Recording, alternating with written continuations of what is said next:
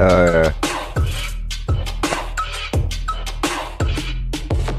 up, people? We out here.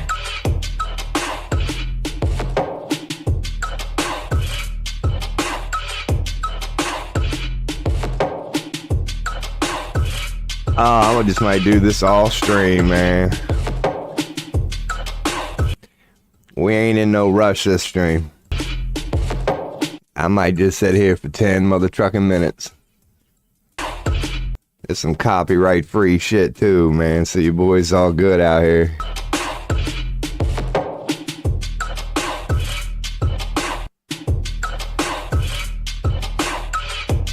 Oh! I don't even really need this light, but I kind of do. I don't know if I can get rid of my ugly ass. Hey. Hell yeah, we out here. Ooh. Oh. Oh. Oh. All right, let me turn it down a little bit for y'all at least. Now let me turn it down for me too. That way we're kind of just on the same level here, man. That shit ain't nothing but a background hum for me either, man. Hopefully it sounds pretty good. It's your boy Robo out here, man. I could turn on that light, but fuck all the bullshit. I'm here for shadow working.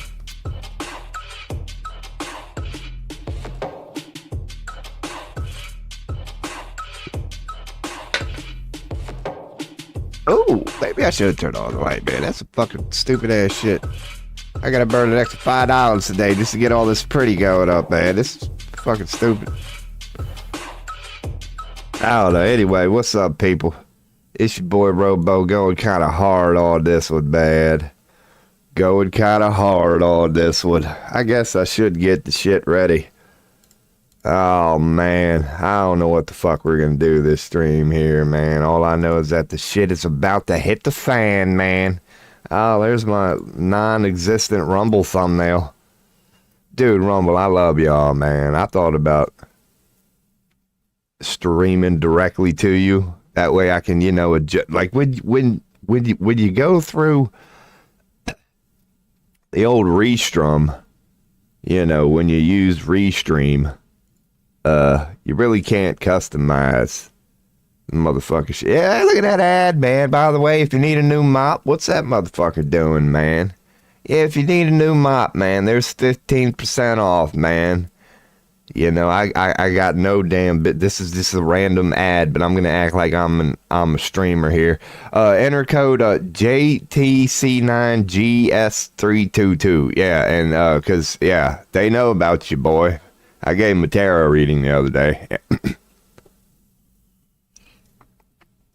Yeah, man. I don't know what the fuck we about to do, man. I'm about to just hang the fuck out, man. You know what? I'm off to a great start today. Please use a keyframe frequency which could cause buffer. What is the whole fucking keyframe shit? Apparently my keyframe's all jacked up, man. Who knows? Fuck it. I'm gonna have to worry about that. Look at that, I'm already getting pop-ups, dude. The only thing I did was fucking tab out. God damn, we live in a fucking... Yeah, man. I don't know. Your boy's taking the gloves off. I don't even give a fuck. I'm gonna try to, like, not be this D-gen fucking troll. But it's not easy for me. Especially when your boy just woke up, man. Now that's what I was about to say, right? So I put in, like, I had a job interview on Friday and shit. Done went to a job interview. So, you know, it's not like I didn't expect it. It's fucking Monday. Likely to assume they're gonna call. Well, yeah, I'm laying in this bed right here, right? I'm laying this bed right here, and these some bitches call had to be like 8:30 or something. I don't know. You know, a nice responsible time, man. It was no more than like 9:30. These motherfuckers done did the right thing. Interviewed me last week. First thing Monday morning, they call me up. I'm sure there's an important message in that voicemail somewhere. But if you remember what I said at the opening part of the story, your boy didn't go to bed till like 6 a.m., man. I was up all night on some random fucking tarot rabbit hole and shit. So yeah, man, as important and almost dire as it is for me to get a job right now, your boy ain't got time for that shit, man. I didn't go to bed till like 6:30. So, yeah, your boy finally rolled out of bed at like 4 p.m. and I done got like 4 or 5 texts. I got a voicemail. I'll check all that shit later, man. I don't even care. I'm not saying any of this is like good things. But if you notice the first title of this stream, it's called Master Shadow Worker. Trust me. Trust me. That's all your boy's saying. I mean, just like, well, you don't seem all emo and miserable. Why do you think I titled my stream Master Shadow Worker? This shit ain't nothing to me, man. When you've been to real versions of hell, you think some fucking bank account's gonna scare you? Oh, man, might have to sleep homeless for a week. Oh, God, such a horrible version of hell. It's like, amateurs. So, yeah, your boy's been to some rather sick fucking versions of hell, man. So what the fuck do I care? This earth, I'm not saying, I don't know. Humans ain't got the ability to fuck with me. But some of their friends, a lot of them, they don't even know that they have. Yeah, I still give them a little respect. There aren't many beings in the dark that you've got to be multi-dimensional, and even then, I don't fear you. Well, most of existence is multi-dimensional, so what I really mean is a higher dimension than me, because we're 4D, right? So they say. We're 4D. I'm willing to go with it. A 5D demon or entity, just the nature of being 5D, that's a formidable opponent. It really is. Because it's got you beat by another dimension. It can see in its current state, which you cannot. But everything's energy. So as long as you remain a master energy working, the dimension need not matter.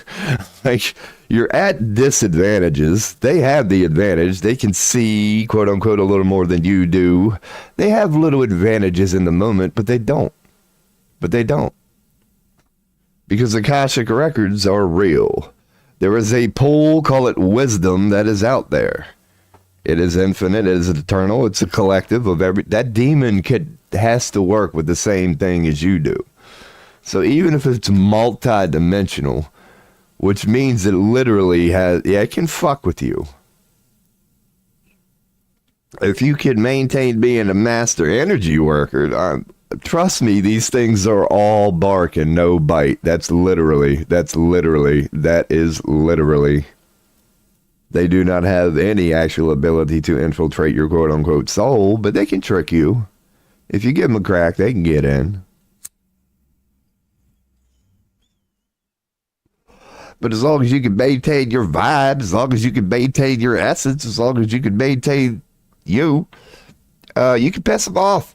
You can piss them off, man. It's fucking adorable. Oh, God, they hate it. They fucking hate it.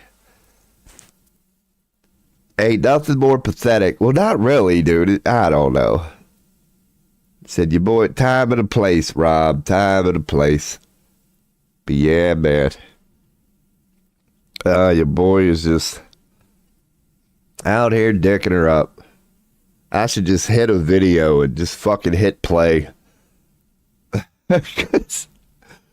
Yeah, I was hanging out with some small streamers last night.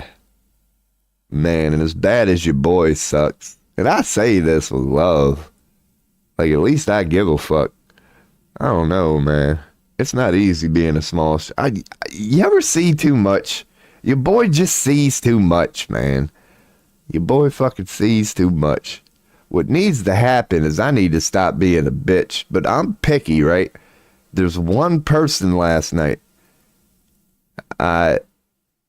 participated in like 5 streams, maybe. I finally paid it forward a little bit. I was the dude in chat, didn't have nothing to do last night, so I was pitching in.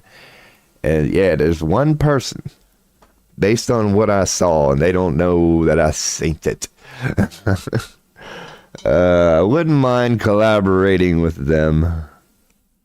Gave them a follow. I'm gonna see what their shit is, man. We'll see. I don't know. I'll go and just say it because it don't mean nothing, but this is me describing me. My being, I am very alpha. I don't flex it. I have a very unique, call it passive alpha, but that's not like from a beta standpoint. It's more of a, when you know you got it, you don't flaunt it sort of thing. It's like, I have a very potent alpha, but it's so potent it scares the fuck out of me. It's not an easy coat to wear. So I tend to, like when I'm trying to learn, I like being in the presence of another male. Because males are more engineering, architectural. It has to fit in a box. Very analytical. That's what the male energy is known for. We are the better builders. We are. Females, if you want to take offense to that, fuck you, because I can talk for longer about your traits. You've got better traits that impress me than the alpha energy. But as far as the alpha energy, generally speaking, we are the architects, we are the builders, we are the protectors. That is our role. And yeah, so when it comes to like learning, I like having a male presence in front of me, generally speaking, because it's without, they're not as in touch with their feminine side as your boy is, as in, usually they're not guilty of doing what I do, which is go all over the place. Every now and then you'll run against your Jordan Peterson, who is an emotional fucking female. During his explanations, he'll fucking veer off to 30 different places, worse than a fucking female, but I'll give it to him. Dude, I'm pretty intellectual, and there are times, and I know y'all know what I'm talking about, Jordan Peterson will be 10 fucking minutes to an answer to a question. And I'm sitting there, and by now he's off in the Narnia talking about fucking Saddam Hussein and Iran, and I'm just like, how? He's done forgot the fucking question, didn't he? This dude, there's no way he can bring this back right now. And I'll be damned if Jordan Peterson hasn't found a way to balance the feminine and the alpha. Oh, he barely does, but he does. Jordan Peterson's way of getting very deep, feminine, and emotional and broad to the point where you swear he's losing himself. No, dude. That last paragraph brings it all together every fucking time, man. So, yeah, he's not easy to keep up with, but generally speaking, yeah, I like one-on-one with males. They're very intellectual. It's a realm I happen to be good at and fucking despise, dude. It's my blood. That's my curse. I don't know. But there's one pattern that I notice regarding IQ.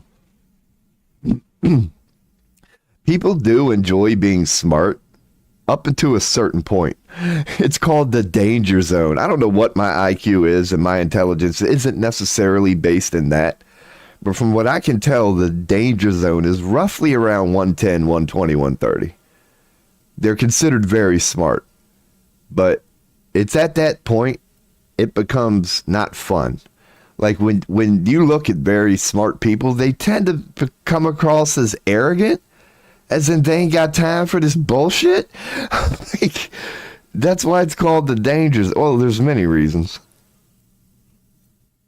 But intelligence is highly overrated, man. It's like, when you feel stupid, what will call you forward will be a thirst for knowledge, and you will go finding facts and information, and you will learn. You will.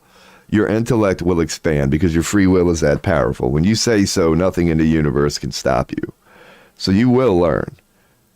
But there's a fucking diminishing return. There's a threshold.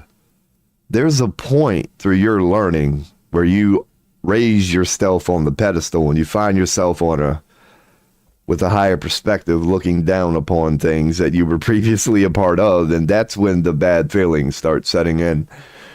That's when, as you speed up, as you sharpen your abilities, if other people don't, that intelligence that you thought that you sought that was going to set you free will bind you. Because they won't be on your level. So you're going to have to go back with inwards because balance is a constant. Okay, your intellect has done this. Now you're going to have to work on a thing called patience, compassion, sympathy, understanding, because they're not on your level no more. Regarding that knowledge you sought, you sped your consciousness up in that certain area and they're not up to par with you. Unless they're good with the bait. Because again, being an intellectual, I'll tell you one thing. Facts mean nothing. They mean nothing. It has not been properly discussed from what I could tell, but we're getting there. Facts, just like time, just like location, are an illusion. They may serve you in the moment, but everything changes. And by everything, I mean everything. And by everything, I mean everything. And by everything, I mean everything. So this fact, this truth, no matter what it is, don't hold on to it too tightly because it will change. I can promise you that. So intellect is fun. Being an intellectual, and I hate it, looking at it, it's fun. It's a form of intelligence, yes. It's not the only form of intelligence, and it's by far not the most inferior. When it's used for the purpose it was designed for, it's a rather, it's a sight to behold. Intellect at its finest. A super AI, you could say. Just cold calculation, hitting it out the park. Quantum computing and all that. That's a form of intelligence, yes. But if that's the only form of intelligence that you have, you're an adolescent. You're an amateur.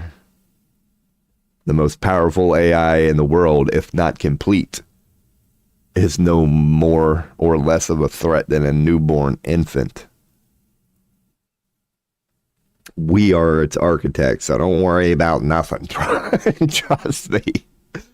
Humans are making AI, so the only people who would be intimidated by it would be humans.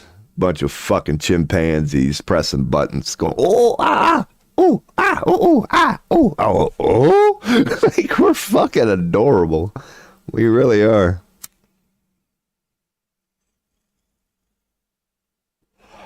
Oh, man, so it's your boy Robo, just out here dicking shit up, man. I might start actually trying on Rumble. I've already kind of touched that, man. Because, see, fucking Trovo fucking banned me a couple weeks ago. I ain't even tried to get back on that piece of shit site. I actually thought it was funny. I have yet to, make a proper post, dude. When I do, I'm going to give them hell. I still have saved that video of the day they banned me and everything I went through. Oh, God. But, yeah, anyway, Rumble. I need to step my game up, man, but I'm not going to. Again, I'm a shadow worker. I'm so fucked up. But yeah, man, I'm noticing just people are fucked up right now, man. People are so fucked up. They seem weak. They are. And I don't mean that as a bad thing. I'm on your team. I'm so damn weak in my own way. But I am very powerful in certain areas. And yeah, man, I see just...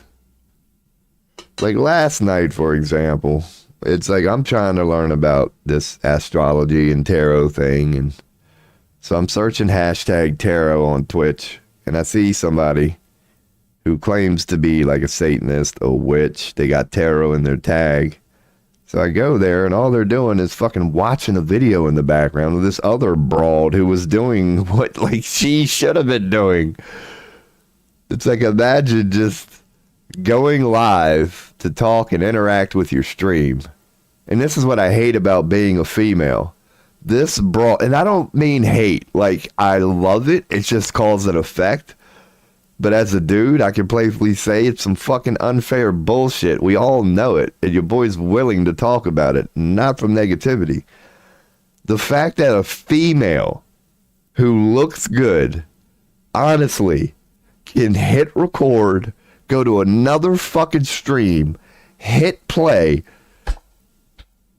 and just sit there for 2 hours watching their show.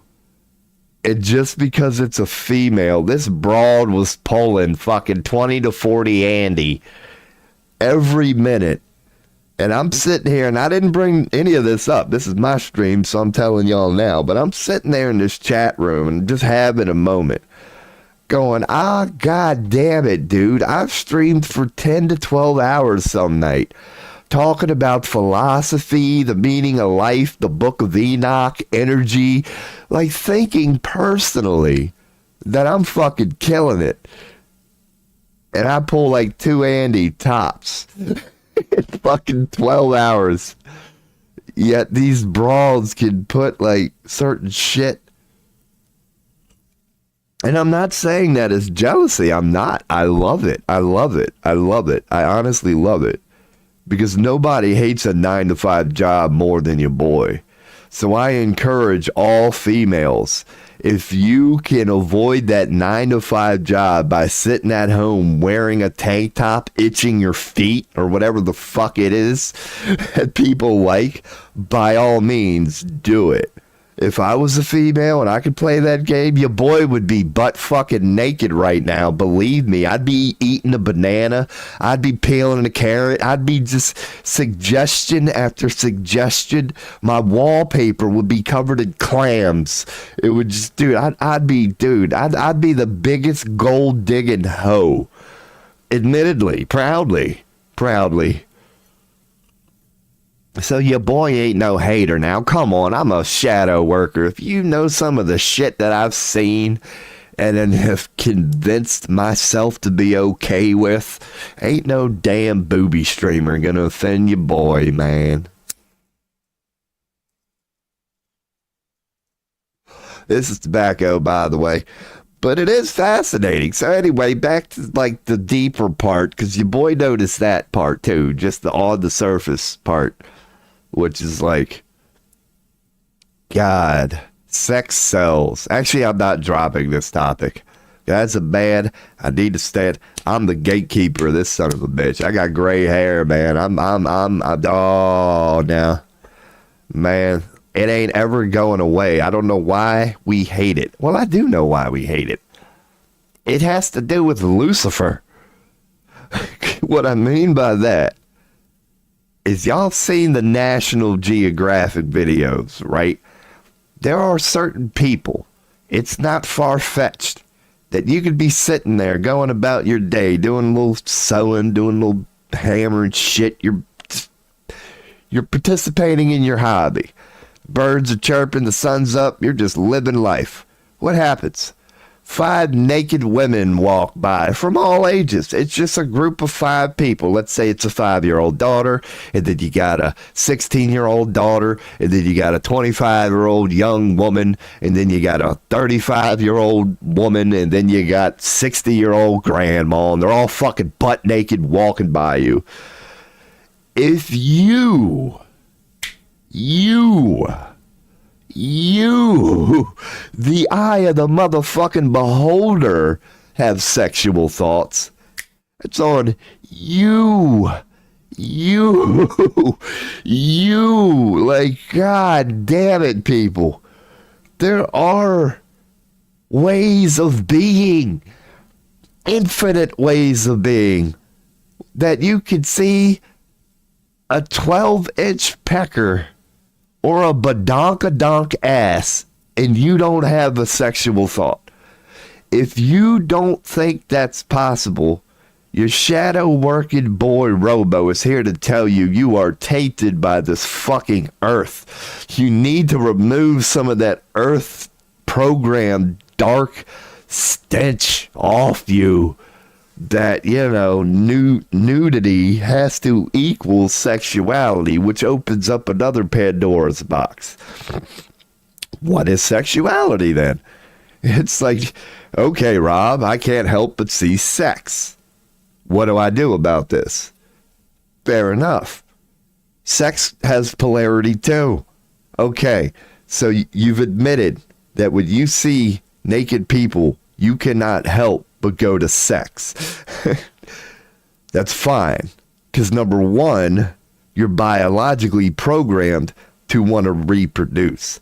There's nothing more God wants you to do, the holiest of holies, than fuck. And I mean that. I'm just putting it from a certain way. But what I say is true. God wants us all to fuck and fuck and fuck and fuck some more. If you don't believe me, read the Bible. Go for it. What did it say? Be fruitful and multiply. Google it right now. Be fruitful and multiply. It's actually in the fucking scripture. God wants you to fuck. It programs you to want to fuck. To some extent, it don't take much, does it? It don't take much to get you horny. You are programmed to fuck. That's a heck of a power. Not easy to harness. I recommend being good at alchemy. Because what you have to do in that moment is you got to recognize that there is a calling within you. It's biological, you could say, but everything is connected. So the only thing you can do in that moment is just realize what's going on. You are a biological 4D physical being. You are of a certain sex who is, you can get into the gay thing and it's a conversation worth having, but just bear with me on this one. You're designed to be attracted to the opposite sex and co-create. It's not your fault, my child. That's how you were designed. The trick is to be aware of that. To be aware of all the energies that are going on, the subconscious energies, the non-physical energies, they purely morality and integrity and principles, who you are as an individual. There's all that going on in the moment too. Just because you can doesn't mean you should. Should I? There's a whole bunch of personal things going on in those moments. But don't deny just the biological thing either. If you're sitting there looking at a son of a bitch going, why can't I help but picture him with an erect penis that I want to suck dry? Like, realize that could be the personal you offering personal things, but don't ever deny the biological part in there. You know what I mean? Ground yourself with that. Realize there's a biological thing within you that's encouraging you to be sexual. And in that moment, it's up to you as the eye of the beholder to take all that waterfall of energy regarding this one topic called sex. It's all going on in the moment in your existence. And yeah, there's a lot of shit going on in those moments. But I don't know where I'm going with any of this. I tend to do that. I know it has to do with sexuality and the vibrations and everything that makes it up.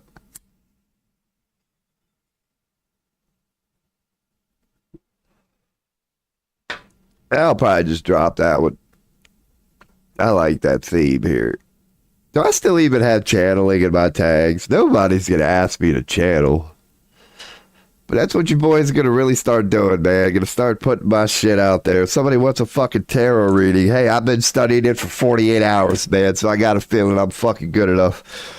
But anyway, I've been live for, 29:56. Look at that. It's 30 minutes right now, like clockwork.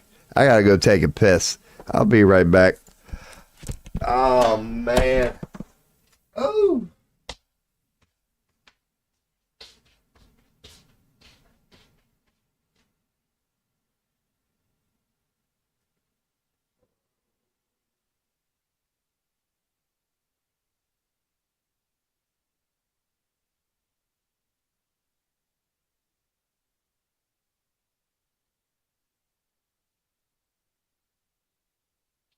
Oh, God. Hell yeah. We out here. Oh. God. What in the shit? Oh, man. Alright, I'm back. I didn't mean to ruin your day, but I'm back. Fucking hell, man. Oh, ain't nothing like waking up and ignoring reality, man.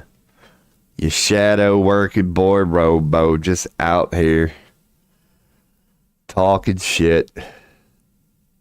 I might hang out a while today, man. I really might. Because I done adjusted some of my tags. So I know YouTube. Yeah, maybe, I don't know. I could go to my dashboard and put more in there. Man, because I'm not realizing, but, you know, your boy don't shut up, so let's just go.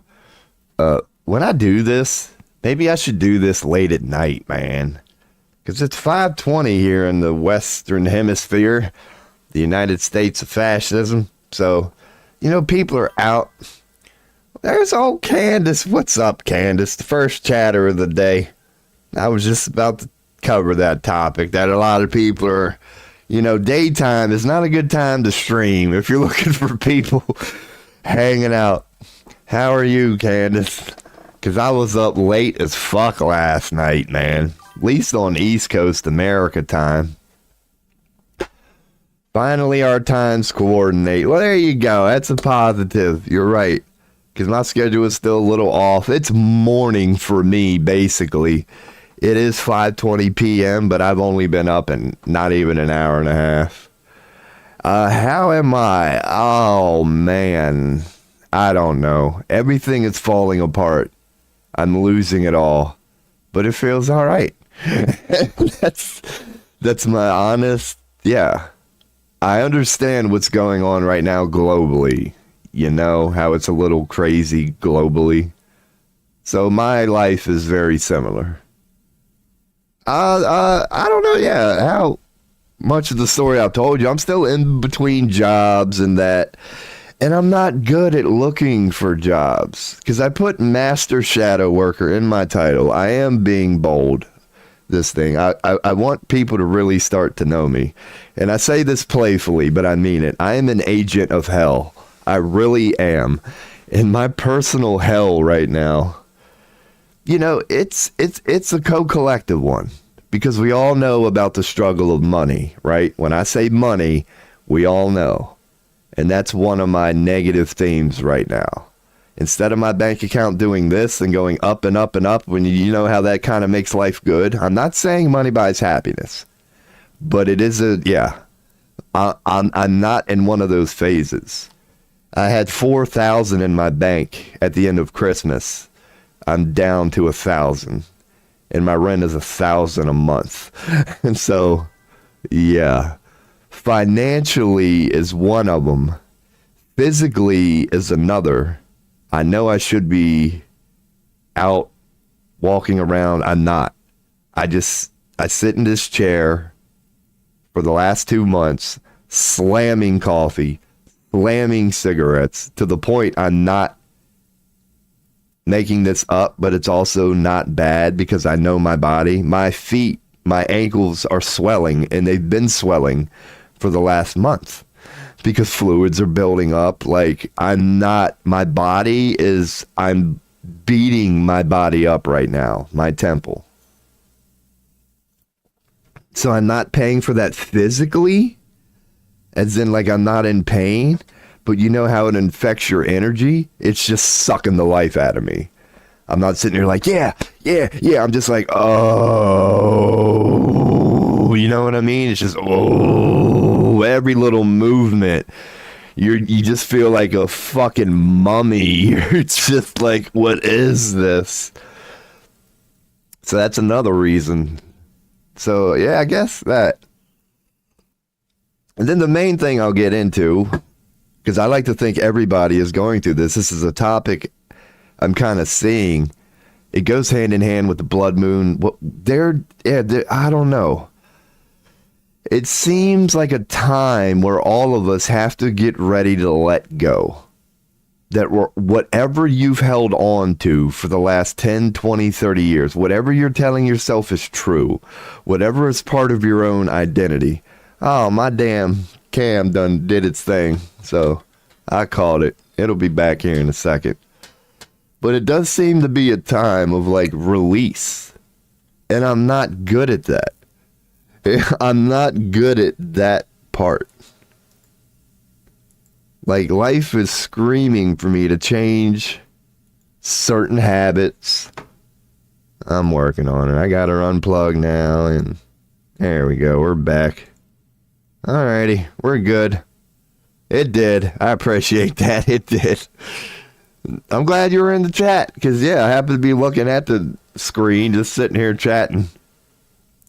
Yeah, I don't know if that's my USB or my webcam. Yeah, somehow it loses signal every now and then. So yeah, I know I need to change. I know what I need to do, for example. It's like, and life will challenge you. And like, because I know what life wants me to get out and do this.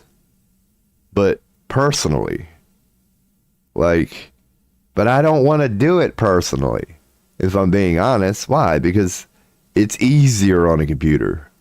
If I make it big on Twitch, I don't have to leave the room. I just got to get up and make coffee and hit record, and that'll be my life. But I can feel it within me that life is like, Rob, you got a neighbor right next to you. You got a town right next to you. You need to go outside. If you start, like, I can do what I'm aiming to do in this stream locally. And I can tell God, this life force wants me to really do that. It's like, if you want to, truly change lives, get in front of somebody.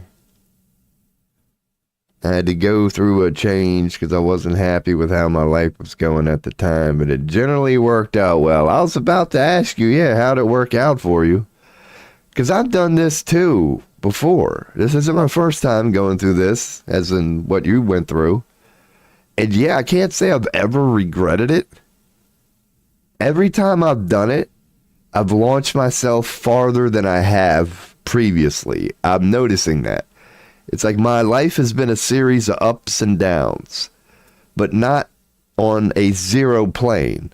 It's like a stock that, will go up a lot and only go down a little. And then it'll go up a lot, but only, so even though it's like an up and down trajectory, it's still a long-term upwards trajectory that's filled with ups and downs within it. Yeah, that's why I'm not really afraid, because I've done this so many times. As bad as it seems on the surface, oh no, eviction is a few weeks away if I don't get an income coming in. Then how am I going to pay to, all this stuff and the move, and how is the math even going to add up? I've been through this so many times. I'm not afraid of it as I used to be. Yes, that's my problem, is the comfort zone. And that's the part that I own. You could say that's my deepest problem right there. Always has been. Birth from many things. Birth from trauma. But when I run to the comfort zone. This is one of them. Yeah, I run to these comfort zones all the time. Those low vibrational, you're not challenging yourself anymore. Like you're yep, I'm guilty of those. Once you set it up, once it becomes comfortable and familiar, you just settle with it. You do it on Monday, and you do it on Tuesday, and you do it on Wednesday, and then that week will pass. And yeah, I'm definitely guilty of that. And some people like to call it, what is it, like hyper attention disorder?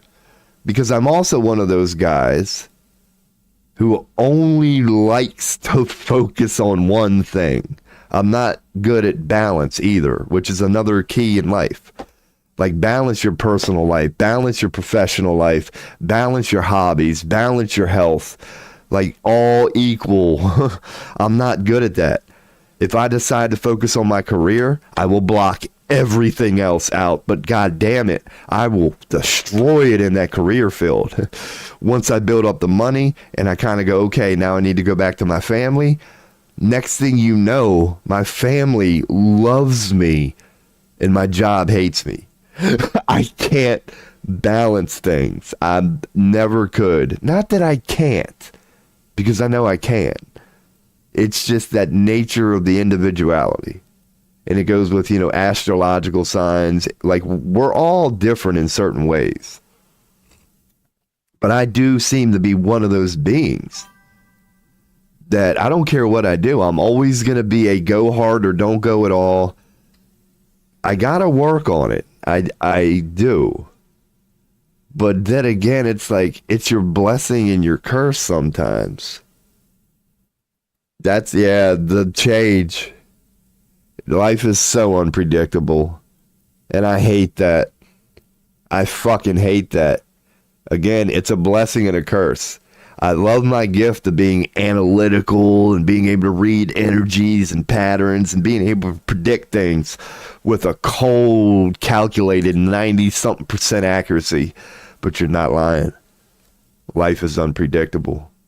Nobody gets it right 100% of the time. And it doesn't mean you're not good. It's just not designed that way. You are never going to get it right 100% of the time, not even God itself. And that throws me off. Because my knee-jerk reaction, maybe being a male or whatever, blah, blah, blah, blah, it's like, oh shit, this doesn't look like I thought it would look. Oh fuck, let me get out the calculator again. And it's like, no. Go with the flow, dude. When things seemingly happen out of nowhere, that doesn't necessarily mean things are going wrong. It only means they're going not how you pictured it. I'm guilty of that. I kind of like life being unpredictable, unless that unpredictability is so terrible that it makes me become homeless. Yeah, I don't do good with it. You could argue all of this. All of this started for me with a snow. Yeah, an unpredictable snow. Like, we knew it was likely, but you know how forecasts are. It's like, whatever. No, we actually ended up getting the snow. Just out of nowhere. Fucking unpredicted. I didn't see it coming. 2 months later, here I am. I didn't adapt to it. I'm not good at it.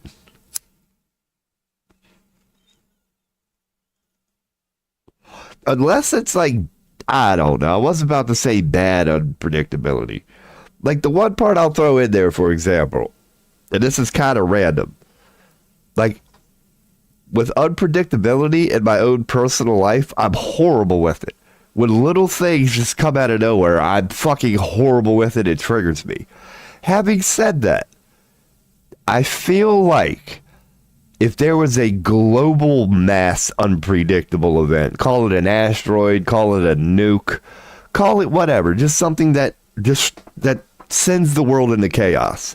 Why do I feel like I'd be good on that? Like, if it's an unpredictable global thing we're all going in through, I feel like I would be just the person to go to in that moment. But when it comes to my own personal small shit in life, I hate it. I cannot stand it when shit doesn't go the way that I picture it.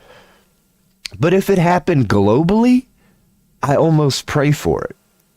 And maybe it's because of the state my life is in, you know? Like, if my life was going amazing right now, maybe I wouldn't be open to such a perspective of just something coming out of left field fucking us all up. And we've all got to pick up the pieces and come together. That seems to be big. And I don't know what my answer... I have many different answers as to what that is. But yes, there are tons of discussions going on about that right now. From so many different perspectives. Some are calling it an asteroid. Some are calling it just, geological. Some are saying, no, it's metaphysical. Some are saying it's metaphorical. Some are saying it's mythological. And I think they're all right. Because it's like all these things do seem to just be, that's what everybody is saying right now. It's the end of so many journeys. Something has to happen. What it's going to be, none of us knows. But all signs are pointing to buckle the fuck up, Earth. Like, it's basically inevitable. We just don't know what it is, but we know it's coming. We know it's coming. Are we going to do it to ourselves? Is it going to be cosmic? There's something coming, and we all know it. I don't think it'll happen. I love that, because I'm also open to that. I really am. All right. I like that. So you got your opinions on it too, and I thank you for sharing it, because I am not against that. I definitely agree with the one in the ocean, because there's a lot of prophecy that say one of these whatever from heavens are going to hit pure water. That seems to be consistent. That's not the only one, of course, but they say one of these are destined for pure water. It's got to be an ocean. It's got to be an ocean. But I'm also, your first line here, personally, I don't think it'll happen. Everything I say, I'm open to that too. Because, even though an asteroid wouldn't surprise me, that's the end of the world, I don't think it's that. I still want to say it's metaphorical.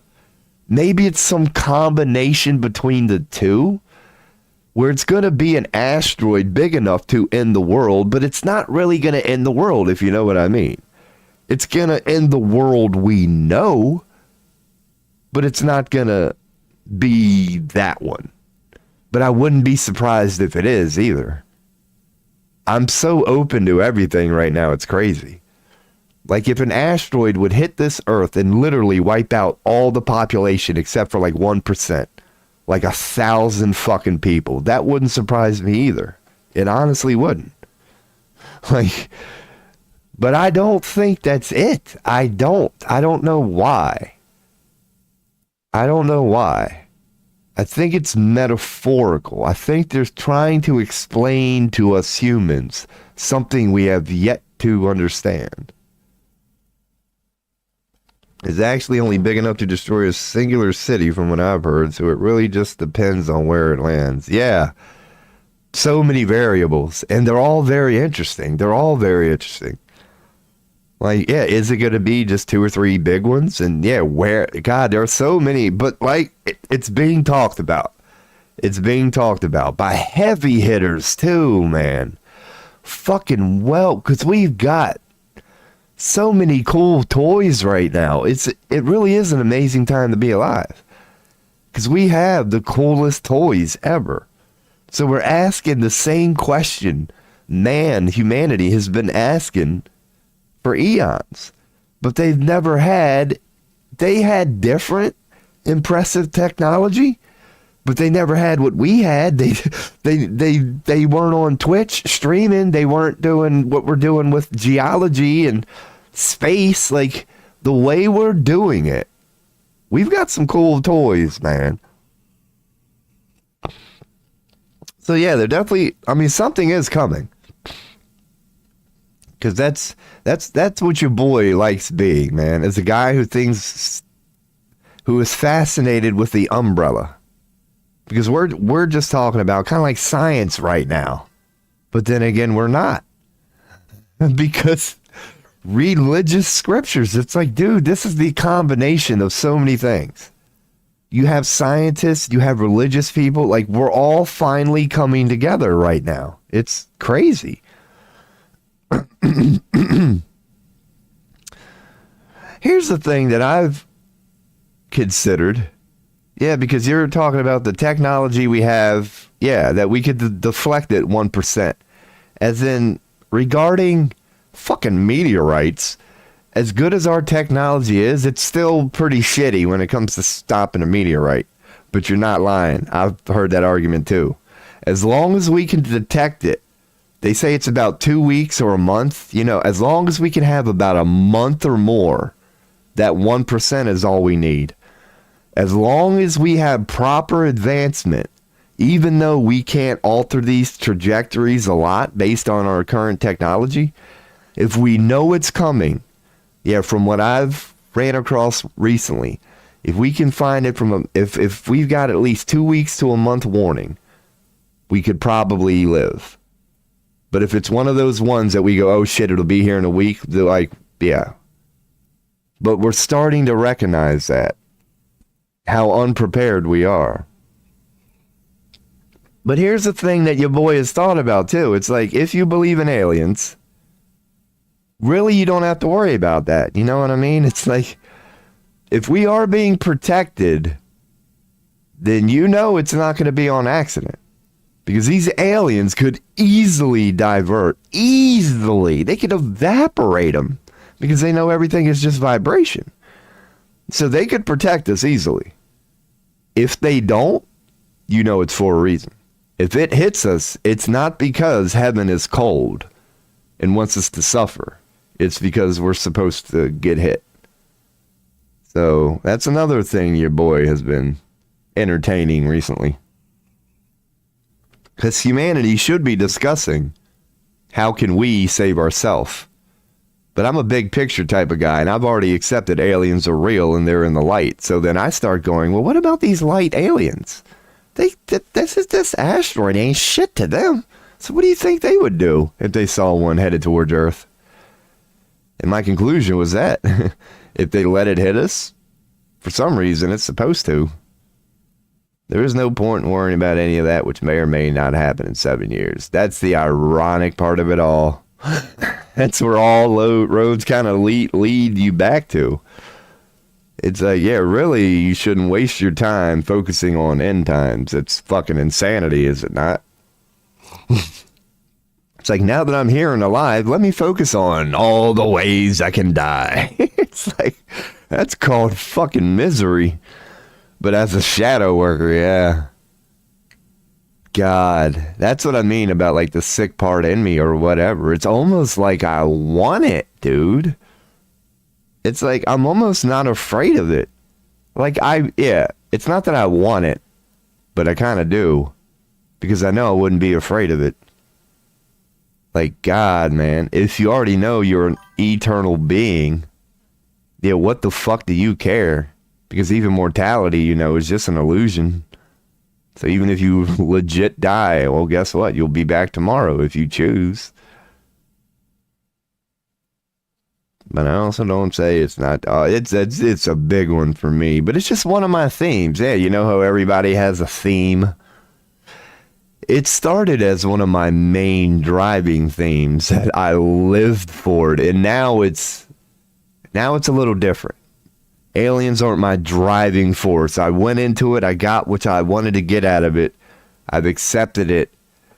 And yeah, I believe in them. But it's just because it's a part of my theme. It's my general mentality of believing that there's something on the other side and wanting to believe there's something on the other side. Wanting to believe that truth is stranger than fiction. Because I've asked myself that many times in my life, especially when I was going through it. I'm like, Rob, what the fuck is your fascination with aliens? And that was the conclusion I came to. It's the sci-fi in me. I want it to be true. No matter what reality I went to. That even if I became a quote-unquote alien, if I became quote-unquote one of them, even as one of them, I would hope there are aliens. I'd be in my little UFO flying around space looking for aliens. I really would. Be looking for higher dimensions, something greater than myself. In their eyes. I believe from my alien perspective, and you can relate it to religion and mythology, that from an alien perspective, yes, I believe they were told not to touch with Earth. That they're free to traverse the galaxy, because they know they got plenty of time. Infinity lasts a rather long time. So they were told, leave Earth alone no matter how bad it gets. No matter what you see, no matter how much you want to help them, don't. They need to be left alone for a little bit. They're going through a very delicate experiment. That's my perception on aliens, going with it. That if they're real, and in my world they are, the light ones know to leave us alone. They do help us, but there's rules to that. It has to be like a co-agreement, and they have to get approval from what man would call God. But they do get approval to help us when we need to be helped, even though they're technically not supposed to. We're supposed to be in this on our own. But with the story of the Anunnaki and the Book of Enoch and all that, there are dark angels, entities, aliens out there. So when they're told to leave us alone, them little fucking shitheads don't always listen to that. That's where the Book of Enoch came from. And I do believe in that from both perspectives. I believe the mythological one is true, and I believe the alien one, so to speak, is true. That a couple of shitheads in what man would call heaven, space, whatever, a couple of them fuckers went rogue, man. They really did fuck with humanity, and they made it a little harder on us than it needed to be, and it was already going to be the hardest class in all of existence, and they added even more to that. The information wasn't shared beyond that. Oh, definitely not. You gotta admit that. Area 51. You gotta admit that. It's fucking fascinating. We're gonna build a building specifically for researching aliens, and we're gonna make it top secret. It's like, dude, you're basically just like right from the jump. They just set the plate. Yeah, just how they presented Area 51. Where it's like they let us know and then told us no. They were like, hey guys, there's Area 51 out in the middle of the desert. We're doing that whole alien thing. By the way, don't go within 1,000 fucking yards of it. It's like they make it mystical right from the start. You're like, wait a second. Okay, you told us we got a building, but you're never going to tell us what the results of any are. Okay, so then what the... Okay, whoa. It's... Yeah, and now here we are. It's never been properly discussed. Now we have our government treating it like JFK and Epstein. They're like, hey, regarding that alien thing... we'll let y'all know when we feel like it. Just like Epstein and JFK and everything else you're asking for. Yeah, we've got it, but we'll let you know when you're ready for it. It's like the fucking pyramid scheme, Illuminati bastards. They certainly aren't helping this alien thing. Even well-intended humans who want to get to the bottom of it, they purposely have made it fucking stupid as hell. It's like, God damn it, man. So you're saying you've got proof, but you won't give us the proof, and now we're all out here looking for proof. It's just, yeah, I'm a person who believes it. You've heard this talk. Well, maybe you have, but I'm seeing it come up more. I've said it frequently on this show that if you want to know your boy Robo's opinion, who's at the top of the Illuminati, you could say, it's a fucking alien, dude. Like, that's been my opinion. And again, it kind of goes hand in hand with Book of Enoch, whatever. That I think there's a lot of truth to that. That, oh man, like, they're controlling certain people. Not everybody, but they don't need to control everybody. They just need to get the people who make the systems, who we've given the power to. I believe there's some truth to that. That many of these high-ranking, they're the best of the best regarding humans. Dude, if you're fucking with an alien, you could put Elon, you could clone Elon 1 billion times and put it up against one alien, and that alien is going to make him look like an adolescent fucking child. The smartest, all of humanity's combined intelligence would get destroyed by the most elementary of aliens. It's like, and that's the part, yeah, that I'm open to. That, dude, if there is an alien, they could be controlling all of these fucking Illuminati, esoteric, Aleister Crowley, I know how to control demons. Oh, you do? Oh, the arrogance of man. The arrogance of man. You can control the gates of hell itself, can you? Like, yeah, negative beings who might want to fuck with you. You can stop them, can you, humans? Turn on your news, you little shitheads. You can't even take care of yourself. Yet you have the arrogance to believe you can somehow understand the gods. But it is a fascinating topic, man. And yeah, who knows what because we're gonna find out. You know that. Reality is the ultimate truth.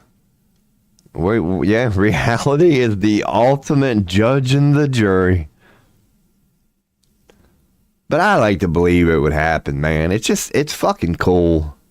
I would hope. Could you imagine if we are the only beings in the universe? Us, humans. Fucking shit, dude. This universe is doomed. If we are the only life in the universe, there's about to be no life in the universe. At this point, we better hope there's a heaven and some aliens.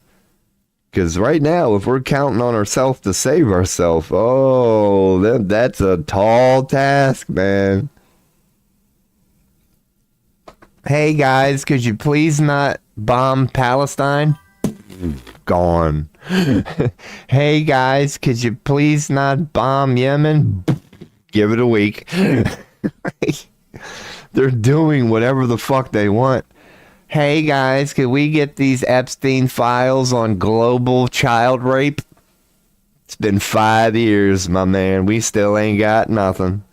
These fuckers run this bitch.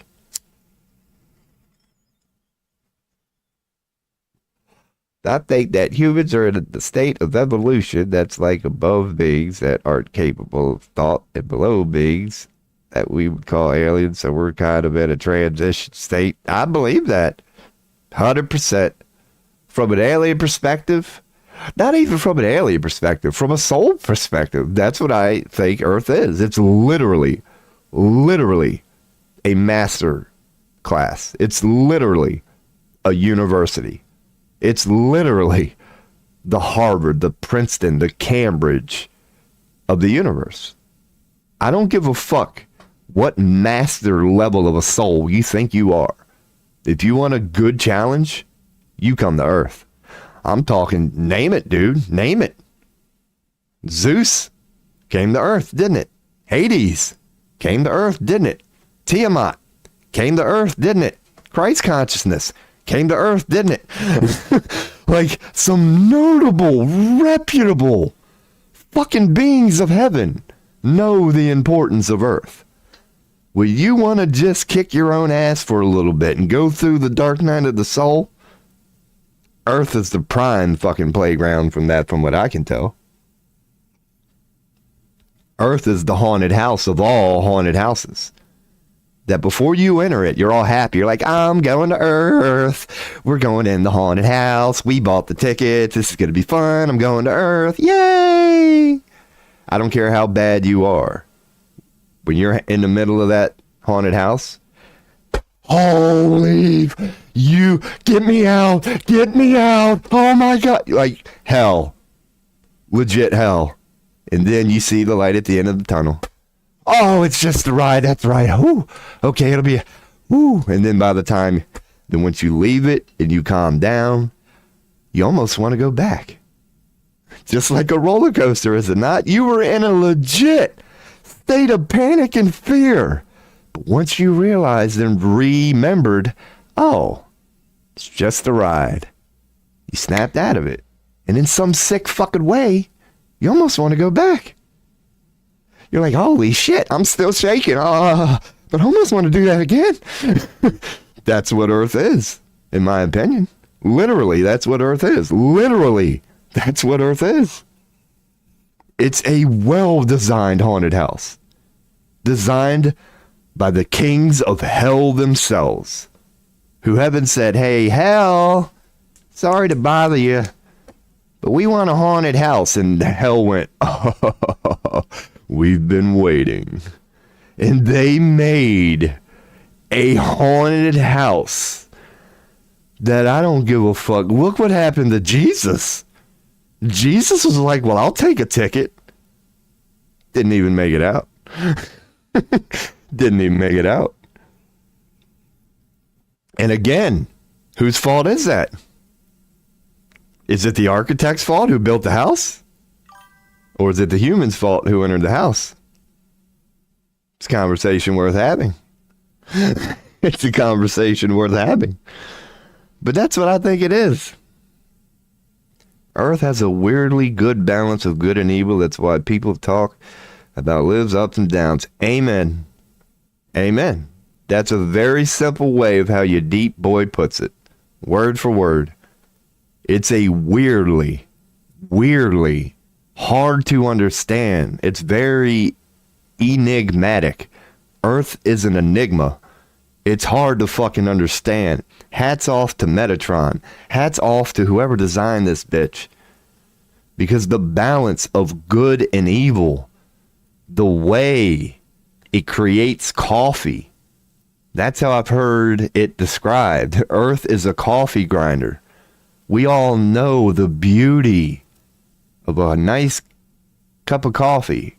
But do you know the violence that has to happen for that to happen? In order for you to enjoy a cup of coffee, you have to take a beautiful coffee bean, and you have to fucking destroy it. You have to grind it. You have to turn it into something it's not, which from a negative standpoint, you could view as like dog eat dog. It's destroying it. It's eating it. It's consuming it. Or the fine line is, or did it simply refine it? That coffee bean came out something different. It's no longer a coffee bean, but now when you put it in your coffee, you can enjoy it. Earth is literally a refiner. People go in it to get destroyed, just like a coffee bean. It's not punishment either. It's just, you want to refine yourself. Like there's so many different ways you can put it. But that's like a kind of accurate one. Earth is a refinery. It's meant to break you fucking down. Not from torture, because it's literally refining you. It's the phoenix rising. It's taking your old, whatever the fuck you were, it destroys it purposely so you can rebuild it moving forward with your new wisdom, with your new whatever, the new you. It's a great place to rebuild and redefine yourself. It truly is fascinating how it works. And from what I understand, one of the most impressive parts about Earth is our birth. Just the fact that you can have a day one. We all believe that it's the birth of linear time. We all know infinity is eternal. It's a circle. There's no beginning or end. It just is. Earth is special because we have somehow found a way to wipe the fucking slate clean. That's not easy. People know of a thing called Akashic Records. They are out there at all times. How did we come up with a system that infinite wisdom is always out there, but when you have that experience of what we call birth, it's silenced? The only thing you're left with is a tether. Hence linear time. Even when you tell yourself, can I remember? You can't. You have to go within to remember who you really were, because if you use any of this shit, it's not going to work. That part is impressive to the universe, in my opinion, that many planets have tried to do this, have tried to create a reality where upon arrival, you would have no connection to what man would call God. But when you do that, it's not easy. Like, Earth is a very well done atmosphere where a soul can experience what it's like to be disconnected from God. And that is not an easy task because God happens to be everywhere. So how you design a reality where a being can feel disconnected from the omnipresent, omnipotent creator of reality itself is an impressive engineering feat, to say the least. How you can silence God, so to speak, is fucking impressive. This haunted house we've built here is impressive. It's a very impressive version of hell that in its most energetic, dark forms, there's almost no hint of fucking God. And that's not easy to do because God is everywhere. Like, as sick as humans have, this is a perfect playground for a little bit of shadow working. That's why you can't blame these Illuminati for coming here. Because if you want to, for whatever reason, want to mock God and get your Satan on, no better fucking place than Earth, based on the way this son of a bitch was designed. If you want to mock God for a little bit, there's no better atmosphere. Because it was designed for souls to forget who they were, aka God, when they get here. It's the perfect fucking playground if you want to do a little evil. But yeah, Candace, I love it. I love it. The first chatter of the day. That apparently there's people who like deep ass son of a bitches. I love the feedback. Because I will start throwing this out there to everybody. Because I don't put it out there enough. I am not against using Discord, but I'm a plan it out type of guy. I'm not really like, hey, join Discord right now. But if anybody ever wants to one-on-one, like, do this one-on-one, like, by all means. By all means. But we would have to plan it out. And all I need is 24-hour notice. That's all I need is 24-hour notice. If you ever go tomorrow, and that goes for anybody. But anyway, I'm losing my train of thought. Why? I got to piss real bad. So the floor is open. I'll be back in half an hour. No, 30 seconds. Oh. Oh.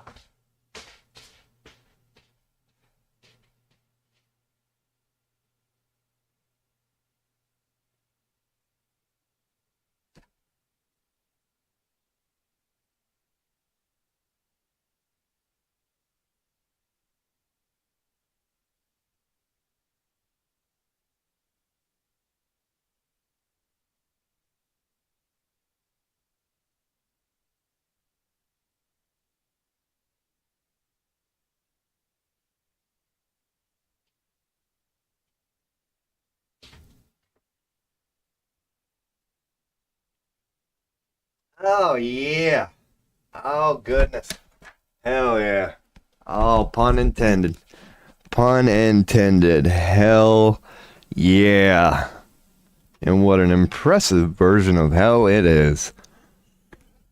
Not for everybody. Not for everybody. Your boy does not mean to come across as negative. But I do love acknowledging some shadow. The fine line between focusing on it but not letting it consume you. And that's not easy. But yeah, man, we out here. Every time my life went down after a while, no matter how short or long, that wow, was it always went back up. I think that's just part of that life balance. Yes, it is. 100%. 100%. I got a feeling if you talk to everybody in your life, yeah, I don't think you would find one person that would be immune to that. And myself either. I really think that's like the point, you could say. I don't think there's a person in your reality that you could find. Generally speaking, I'm not saying they're not out there. Because I know all roads are needed. Some people do live nothing but a great life. Some people live nothing but a bad life. But I do believe the vast majority of us go through those ups and downs, like you say, because I've been through them. Dude, I can't tell you how many homes I've lived in, how many times I've moved. I mean this literally. I know that word is overused, but literally, I couldn't tell you how many jobs I've had if my life depended on it. I really mean that. If you paid me $1 million right now and gave me a week to list every job I've ever had, I guarantee you I'd leave some out, giving it my best shot. That's how many jobs I've had. I would not be able to list them all. Like, my up and down personally has been... But this is why I can now present myself as this, and I mean this. My life has been hell. My life has been hell, mainly financial. Mainly financial, because hell comes in many forms. I wasn't beaten. I wasn't raped. I wasn't psychologically abused. But being able to participate in reality out there, hold down jobs, maintain social life, relationships, friends, I suck. It's been the source of all my pain. It's killed me. It's sent me to hell. The only reason I'm still here is I never had the balls to kill myself. But I went through suicidal moments. I can't even count them all. How many times have I been suicidal? I don't think I could fucking count them all.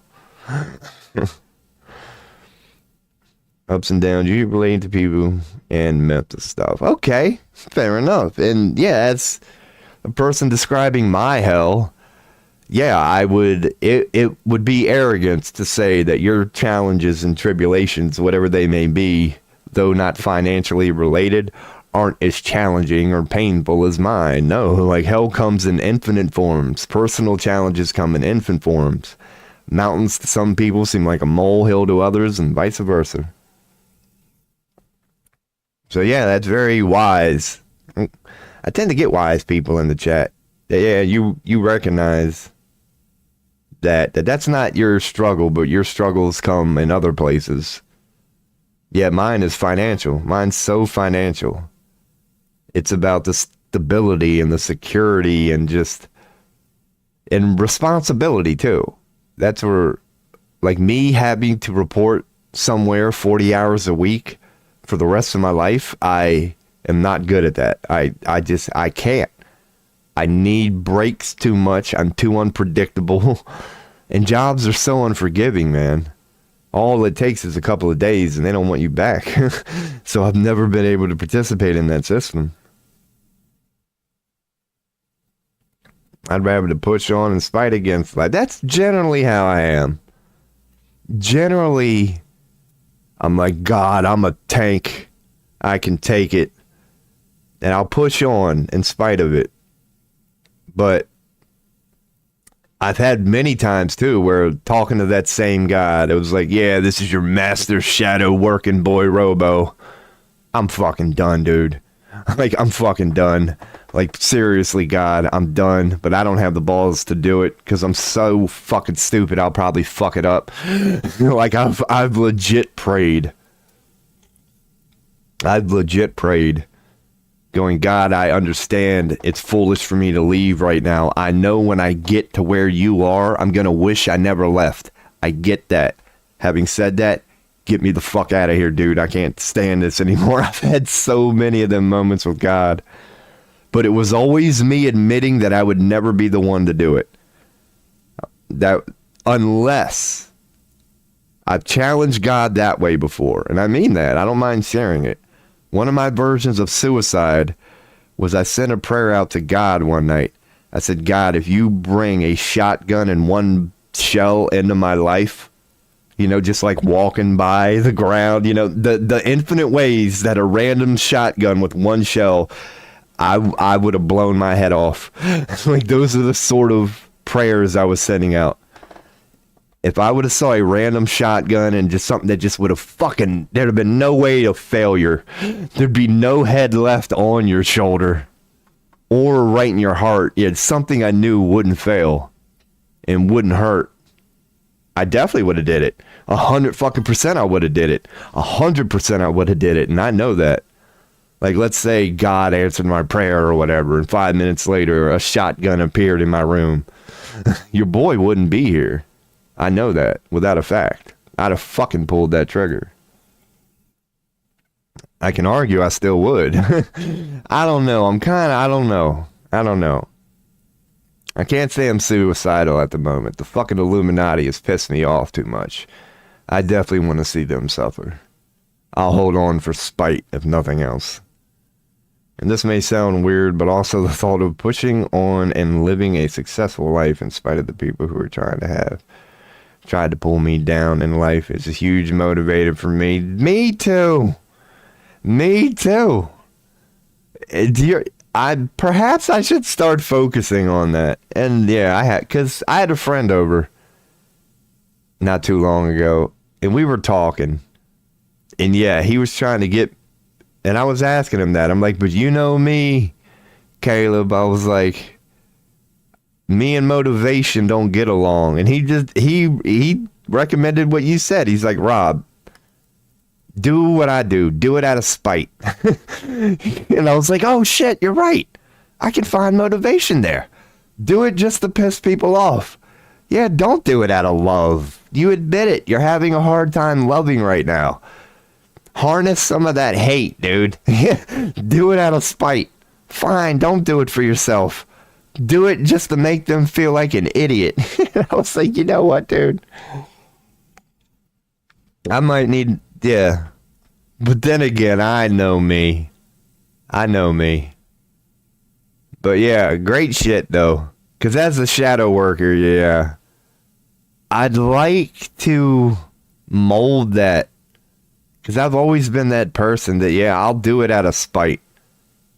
Spite will finally be like, fine, fuck it, I'll do it. But you ain't going to like me when I get there. That's always been my approach.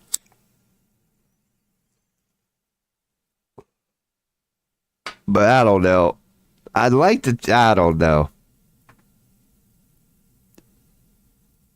Pull me down. It is fucking, God, I'm cocky as shit. Now, do you talk shit, Candace? Like, when you are killing it, are you cocky? Because I'm that way. Like, when I'm not doing too good, like at the moment, I haven't been on Facebook in 2 months. You don't hear from me when I'm not doing too good.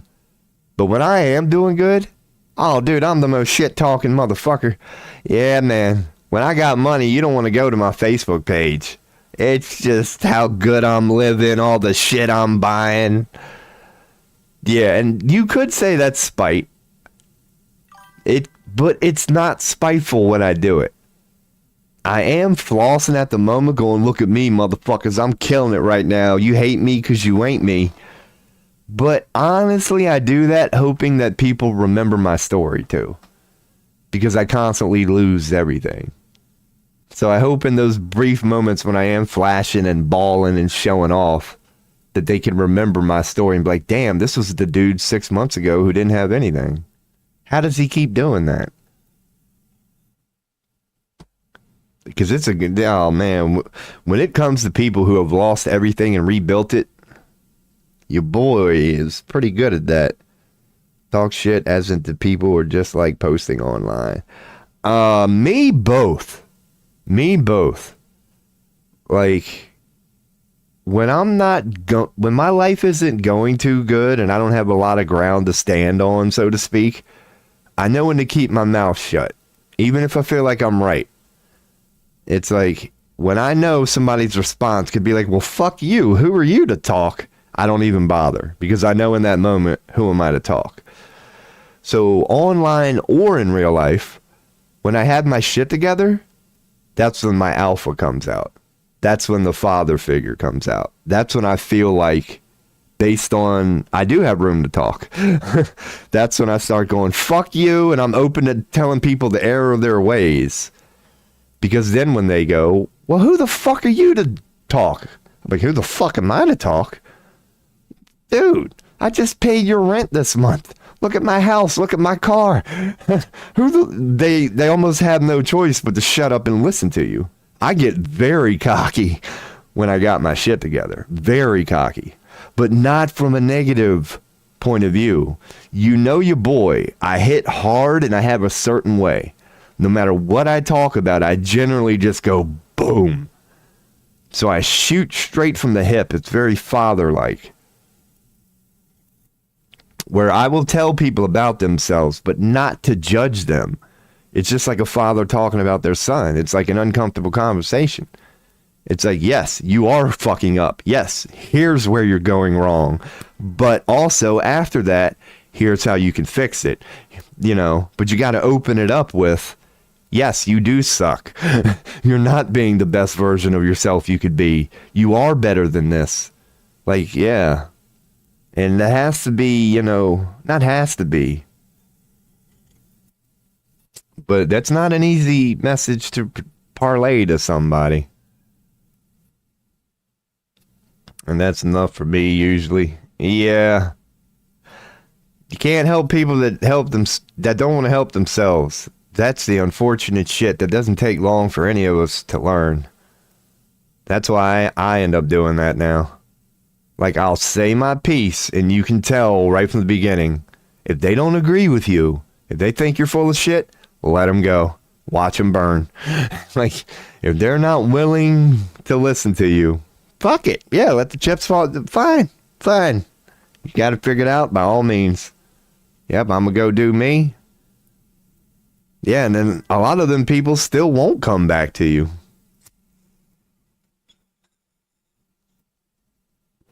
It's almost like they're afraid to go back to you because they know you're going to be right. A month later, they don't even want to approach you because they know you're just sitting there tapping your head, just waiting like, yep, come on. Yep. You know this I told you so conversation is coming, don't you, young buck? So let's... Now they're scrambling for scraps so I don't bother. Oh, yeah. I don't worry about them people either. Especially as an alpha. As like a legit alpha. When I see, you know, people getting cocky or using alpha the wrong way, it's adorable. Because, yeah, indeed. You know it's coming. Even though they don't see it. You're like, dude, oh, man, you're abusing your power right now. Yeah. And you're now, it's turned into pure arrogance. There's a fine line between good fatherly advice and just an arrogant fucking prick. And you can see when people cross those lines. And yeah, don't even worry your pretty little head about it at that moment. If they feel like they won in that moment, yeah, walk away, son of a bitch. Yep. Talk to me, and yep. They will get theirs. And I like to think that's coming globally. I like to think that's coming globally, man. There's a lot of people who have been given power. The people have bestowed power on people. And it went to their head. And they will pay for that. Thanks to the laws of the universe.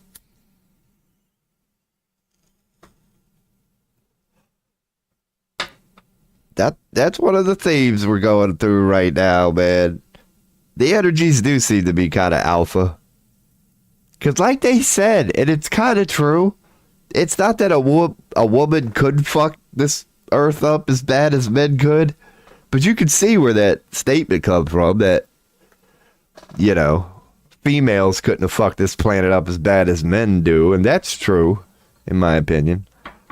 It's kind of veering, but yeah, I believe that that the dominant energy right now, it's changing. The divine energy, we're in the gray area at the moment. It's finally 50-50. But for the last minimum 2,000 years, you could argue 21,000 years, the alpha energy has been the dominant one. Clearly.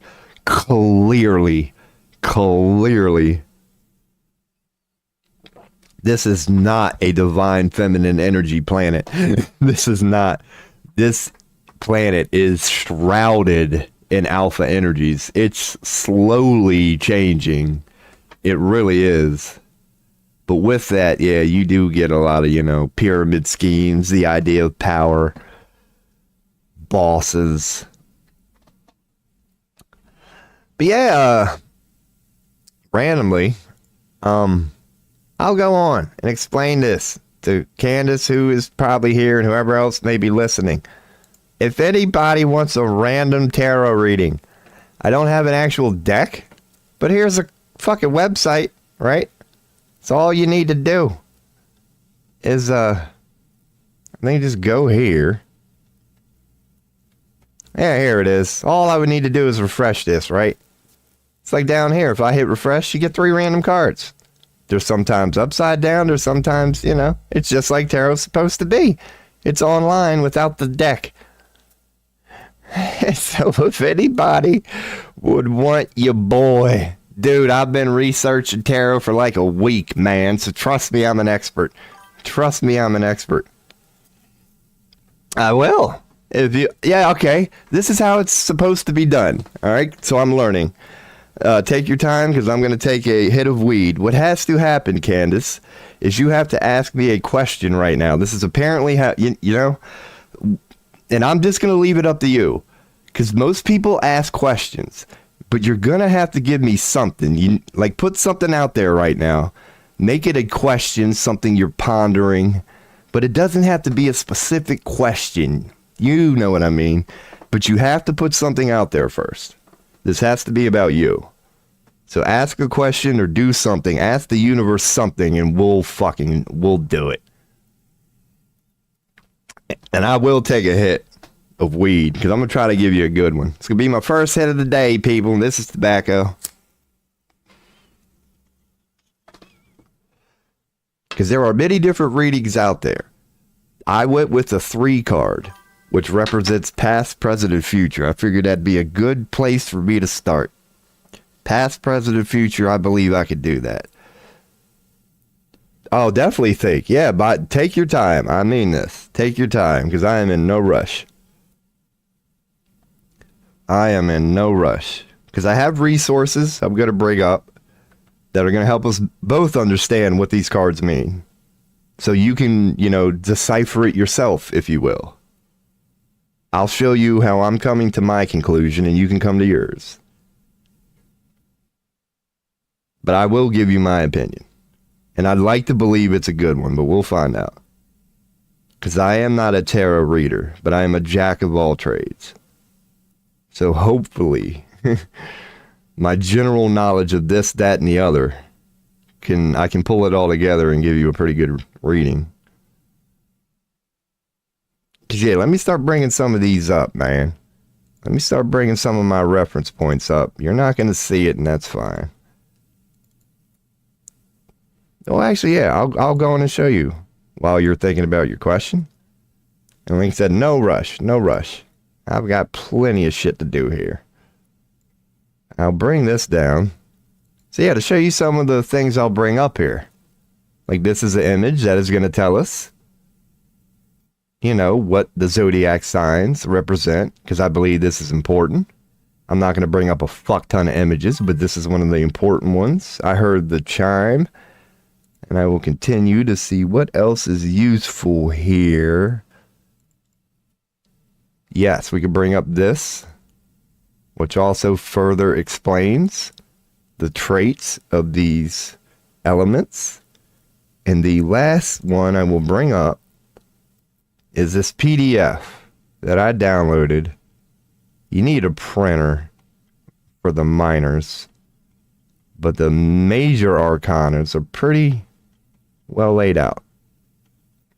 Okay, so these will be our reference things here that will tell our novice ass if we have any questions what's going on here. We're already getting pop-ups. All right, so that's my YouTube dashboard.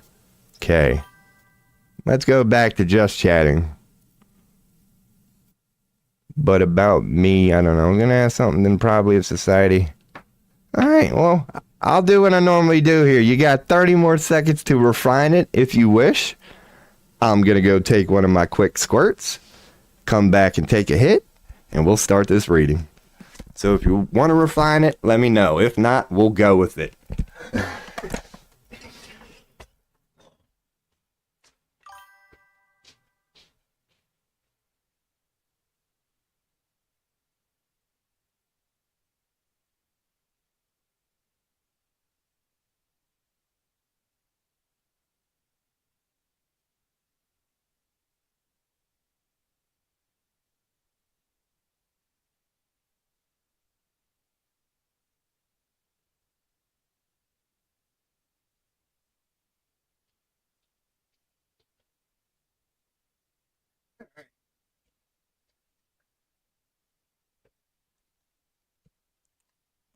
Fantastic.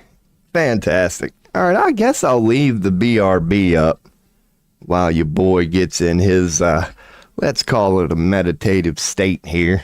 I'm going to need a little bit of it. Okay, that's your final answer. So if I was going to ask something, then probably if society is ever going to go stop acting with no thought and being so mindless generally. I love that one. That's a perfect question for a shadow worker. Because I ain't like a typical tarot dude. Whatever. Yeah, good. All right, love it.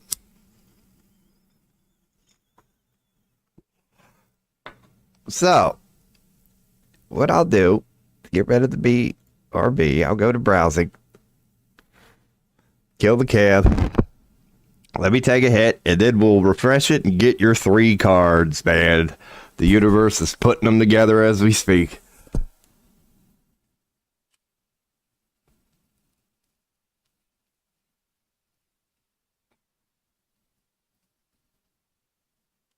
Oh, yeah.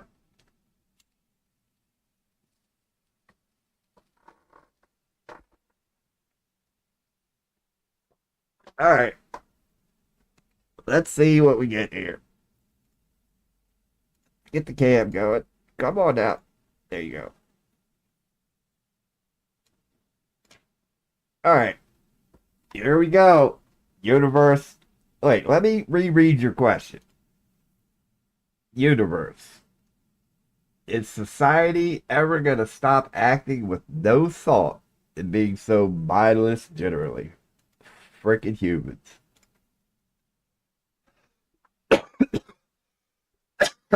All right.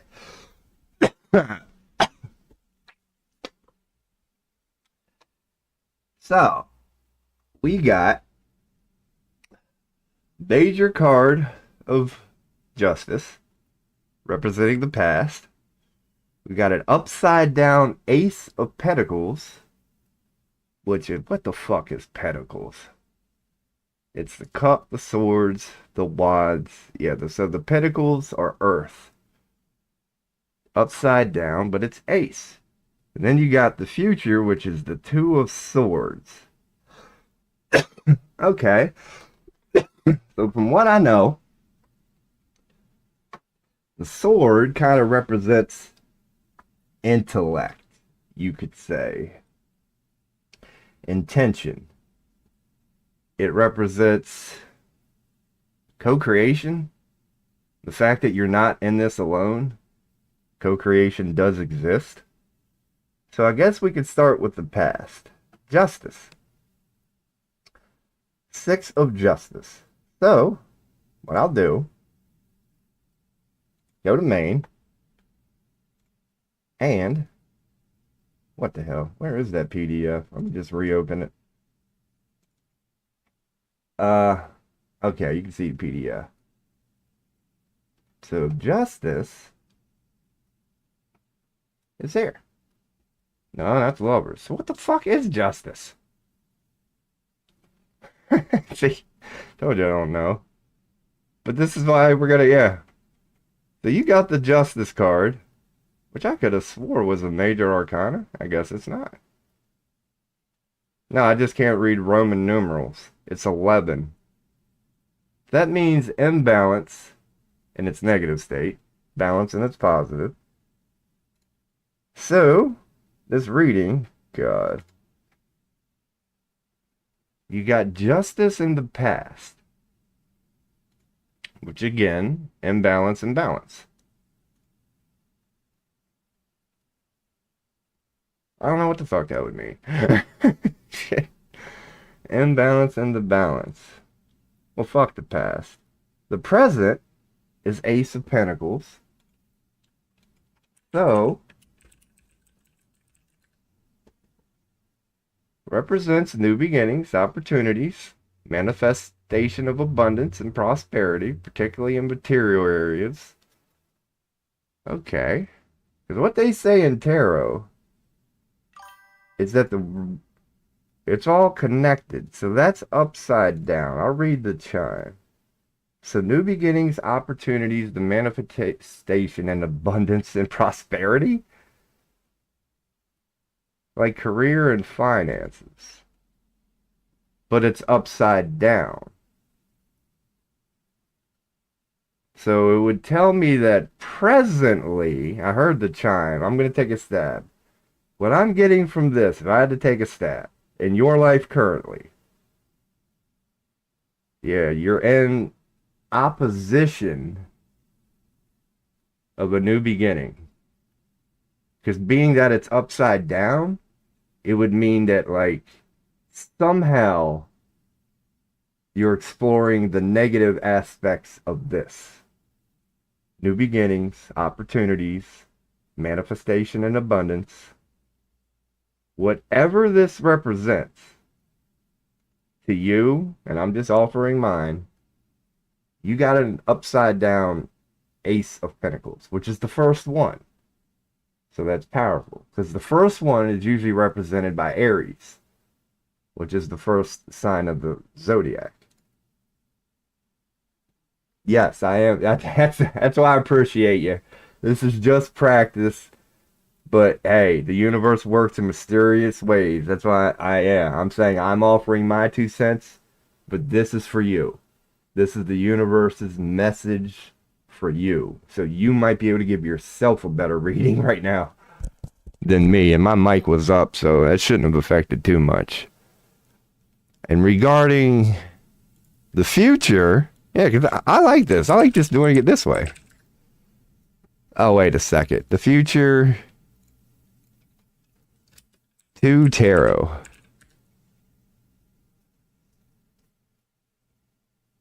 Taking a few. Okay, so whatever. So 2. So that would be a major one, though. Because it's supposed to mean something, right? There are more minor cards than there are major arcanas. And you pulled 2 majors. Now, I know in tarot, the more majors you pull, the bigger the deity it is that you are in collaboration with. So if you get like a 5-card reading, for example, and you only pull 1 major card, it probably means you got a spirit guide hanging around you at the moment. But if you get a 5-card reading and you pull 4 major cards, it means you got an archangel, likely. You know what I mean? It's like something that's up there. That's what tarot says regarding major cards. And you only had 3, and 2 of yours were major. The first one was Justice, and this one is the 2 of Swords that I will bring up now. And the 2 of Swords represents, I thought it was High Priest. Well, no, that is, you're right, I just lied. I just lied. So you got 2 minors. You got 2 minors. So apparently, so that would mean, yeah, take from what you will, from what I'm learning about tarot.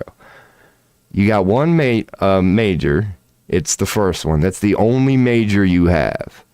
So that would suggest if there is a deity or entity that's helping you in any of this, it's going to be regarding your past. That this shit, you're in control of this now. Your present and future, there's nobody helping you. But there is somebody helping you with the past. And it's only 1. But then again, this is only, a 3-card reading. So that's 33%. So you could view it from that perspective and go, damn, out of 3 cards, 1 of them was a major. 3 minors, I'm sure, are common. So you got 2 of future. And they just say it represents a lot of cards. So this is where I'm just going to go with it. Being that you got 2 of Swords, which represents the future. Yeah. I would say that, yeah, it's going to be an independent journey. That you're yearning to help others, combined with your independence, if done correctly. You will find a way to go within and find your own gifts for your own reasons, your own hobbies that you're doing for your own reasons. You'll explore you for your own reasons. And when you find it, it will be of such use to others that will they'll come to you. That is your way to help others. Would be to become, that the present, you got something helping you with the past, so don't worry about that. Your guides are helping you with this. Don't focus on that. Your present is admittedly flipped upside down, but you got the ace. So you're acknowledging that you're going through what everybody else is going through right now. You're well, but you're not. You're a little confused. And the future is, if you become this thing in the white, still with your two, just find, your intentions for your reasons. Do you, and by doing you, that yearning you have to help others will take care of itself. That's what your boy got out of this. And it's probably way off because I've never done this before. But that's what I'm saying in that. And I would say, back to the chat. So, I'm reading it. First time, think it's interesting. I don't know either. That's why your boy's taking stabs in the wind. But this is what tarot is honestly supposed to be, honestly. It's a hermetic, mystic, whatever. That's why a lot of people don't... It's hard to prove, if you know what I mean. It's really faith-based. It's 100% faith-based. Well, maybe not 100. But you have to believe that the mystic, that truth is a little stranger than fiction. Because even tarot readers will tell you, from what I've been researching, that, you can literally be shown how to do it one time and give a decent tarot reading. I've heard this from, the videos I've been watching. They say it's very hermetic or whatever. It's very faith-based. It's a mystical magic. It really is. It's not like alchemy. It's not based in cold, hard, let's prove it. It's mysticism. It really is. It's believing in the unseen.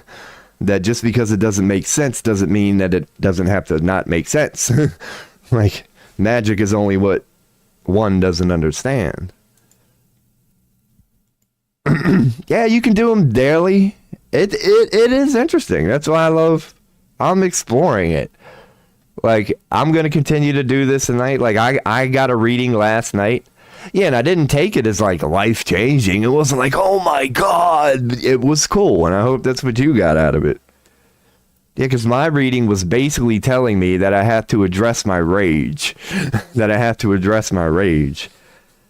asked a general question kind of like you. I was like, do you have any advice for a shadow worker who's working with shadow? And, she was bringing up something. And my question was, is it fear-based?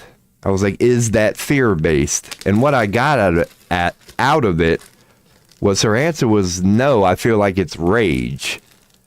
And I was like, oh, shit, you're right. Because rage is a frequent, not that I'm a rager. I can control it. I really can control it. I don't flip out. I'm not one of them guys. But I'm a ginger.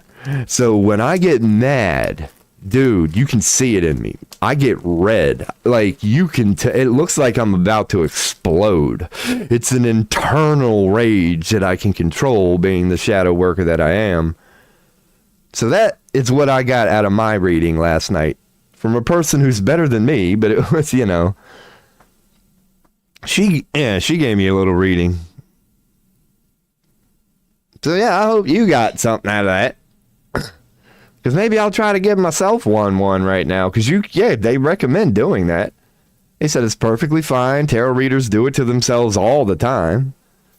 That's the thing about tarot, too. Is it's so open. It can apply to anything. You could ask for a tarot reading for your next hour. You can ask for a tarot reading regarding your whole life, regarding your next month. It's endless, how you can play with it. And practice makes perfect regarding anything you do. And that's why one theme here on my stream, your boy Robo, is I keep saying I wish I was 18 again. It's like, man, because, and I don't mean this from a financial perspective, but from a how impressive it is perspective. But for example, if you just buried your head in a book for a month in the internet for a month and you learned enough about astrology and tarot, or just one, where you could give local readings, dude, when you look at what they charge for a proper astrological reading and a proper tarot reading, dude, you could set up a table out on your fucking street, charge $5 a reading, which is a 90% discount, and probably make $200 at the end of the day if you're willing to sit at a table. You know what I mean? It's like, dude, this shit, from what I've seen, I can see this taking off. There's like, because who wouldn't want a fucking tarot reading? Before I read your comment, I can see two things happening now. I can see humanity getting esoteric and metaphysical in curiosity. And I can see the esoteric and metaphysical community, which has currently been doing their own thing, blooming at the moment. And the two are meeting. That the more questions about what's really going on the deepest of levels are being asked more and more every day.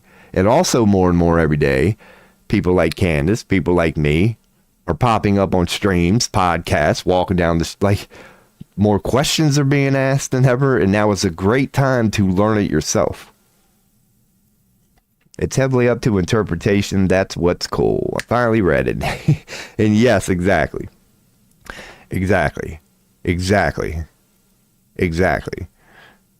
Do it your own way. There's no right or wrong way to do. How mystical do you want to be? You know what I mean? That's why I don't mind doing it through ignorance, because you don't need to know it. You just need to be open to the mystics giving you what you need. That's all you, yeah. And I'm pretty sure we both got that out of whatever the fuck just happened with that reading of ours. Because I'm about to do one for me, just for the fuck of it, just to show the world what it's like. Because I believe this is, because one thing I'll go on and say now, I mean, get ready. AI's taking over. It's going to be way worse than we think. Kiss your jobs goodbye. Guess what door that's going to open? Are you ready to be an entrepreneur? Are you ready to write that book you've been waiting to write? Are you ready to pick up that hobby you've been waiting to do? It's like, I highly recommend everybody right now, whatever it is that makes your blood pump, do it. Put it before your job, because your job probably isn't going to be there very long. Now, that's not fear. We're going to be fine. But I mean what I say. Your job probably isn't going to be there very long. It's going to be fine, but your job probably isn't going to be there very long. So start exploring those hobbies. It would be highly recommended. Adopt that entrepreneurial fire. Not to change the world. You can start with your neighborhood. Hell, you can start with your neighbor. You can start with that person in your bedroom. And I don't know much about this because I'm not a religious person, but I think tarot is being held back in popularity by religion because from what I've heard, it somehow or somewhat conflicts with people who are religious. You're right. You're very right. It goes with the burn the witches. I mean, you know about the burn the witches phase that humanity has went through, and you've known that the cause of basically every war has been religion. So, yes. The people who have always wanted to keep the same people who crucified Jesus, who want that king and queen, pope, pyramid scheme, few wise men who are the only ones who talk to God, they don't like mysticism. They don't like anything that gives the power back to the people, that says, maybe you don't need those kings. Maybe you don't need those queens. Maybe you don't need that pope. You don't need to be in a building to talk to God. You are the temple. You are the child. You are its son. You're born in its image. You are mystic. You are powerful. They don't like you people opening those doors, that you are your own walking church. That it's fine to go to church, There's nothing wrong with the idea of co-collective faith, but never think or never dismiss it, never compare it. It's equal to your own personal faith. 100 people in the room praying to change the world have no more or less impact than a lone individual, honest in intent, staying at home praying for a better world. It's that sort of thing. And yeah, they don't like that. They never have. And you can kiss that goodbye. You can kiss that goodbye. Because from what I believe I know, take it as anybody will. This is pure philosophy and speculation. From what I believe I know, we're headed towards one religion very soon. Within the next no more than 10 years. No more than 10 years. Likely 5. And that's not a bad thing. What I mean by that, it's not a globalist thing. We all already know that every single fucking religion is telling the exact same fucking story, just in a slightly different way. We all already know that. And now that people are talking about that, you're seeing Hindus talking to people who follow Judaism, who are talking to Christians, who are talking to Muslims, and they're not bitching. There's conflict. They got to work through it. But you can see we're coming together. And throughout these next few years, we are going to come up with a religion that will not dismiss any of the other current religions. It's going to be a fractal religion that's going to remind everybody we're all telling the same story about the same God that manifests in multiple gods, that the Romans were right, the Egyptians were right. Any religion that has ever had multiple gods, you're all right. They don't have to go anywhere. They're all a part of this God, this creation force that's birth and love, and every religion tries to remind us that, and through pursuing that, we ironically forgot about that. So we've now chopped up the word of God into 50 fucking pieces for whatever reason, and we're going to bring them all back together again. And it's going to be beautiful. It's not going to be a globalist negative. No, angels of light are in charge of this. It's going to be fucking glorious. It's going to be the combination of every religion, and nobody needs to be excluded. It's going to be beautiful. It's going to be beautiful. We're all going to be talking about, oh, my story said that too. Yeah, mine just put it. It's going to be beautiful. Yeah, each religion's story is similar and are generally based off the same concepts, but I think people have gotten so used to their own religious roots in a way that every religion has been so separated and divided through history that they'll keep on hating each other. That's the cycle we're going to break. That's the cycle we are going to break. That's how we all should know. If you're here right now, be proud. Because even using AI... If you go back through our recorded history, you're not lying, Candace. That is our fucking pattern. And you would swear, here we go again, right? We're going to tear it down. No. We have finally fucking learned not to do what you just said, Candace. I like to believe we're actually, even though we did it over and over and over and over and over and over and over again, I think this is it. I think we finally fucking realize that there's one leader. It's not man. It's God. Like how we are going to finally get there, because we're not there yet. We don't know what it's going to be like. We're not there yet. But we are going to really go back to God. And once we are in this thing's arms, we're never going to leave again. We're never going to. Our story's over. It's over. Now, that's not saying there's not going to be another 20,000 year cycle in humanity, But it's time to collect. It really is. At least for this group of souls, it's time to collect. We're going to enjoy the fruits of our labor for a little bit, and then we're just going to become Atlantis. We're going to have a golden age, heaven on earth that has never been seen before and will be enjoyed for generations to come.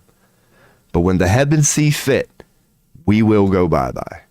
When we're tired of our own gifts, when even heaven becomes a little boring, we'll do it again.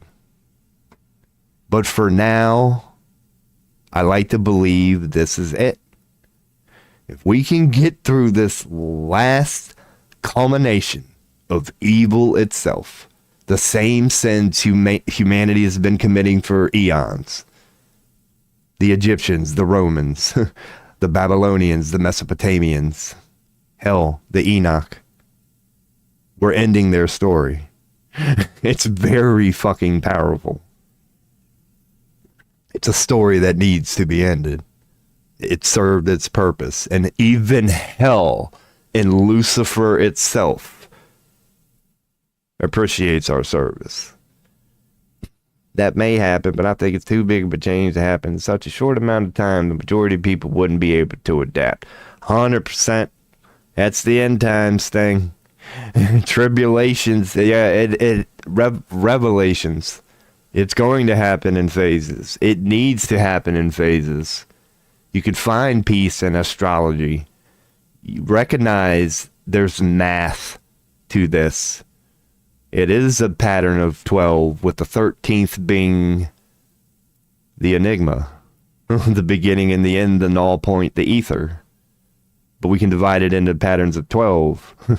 They are affected by energies. There is intelligence to this. There is design to this. Free will and fate can exist side by side. It's crazy. Like, it's crazy.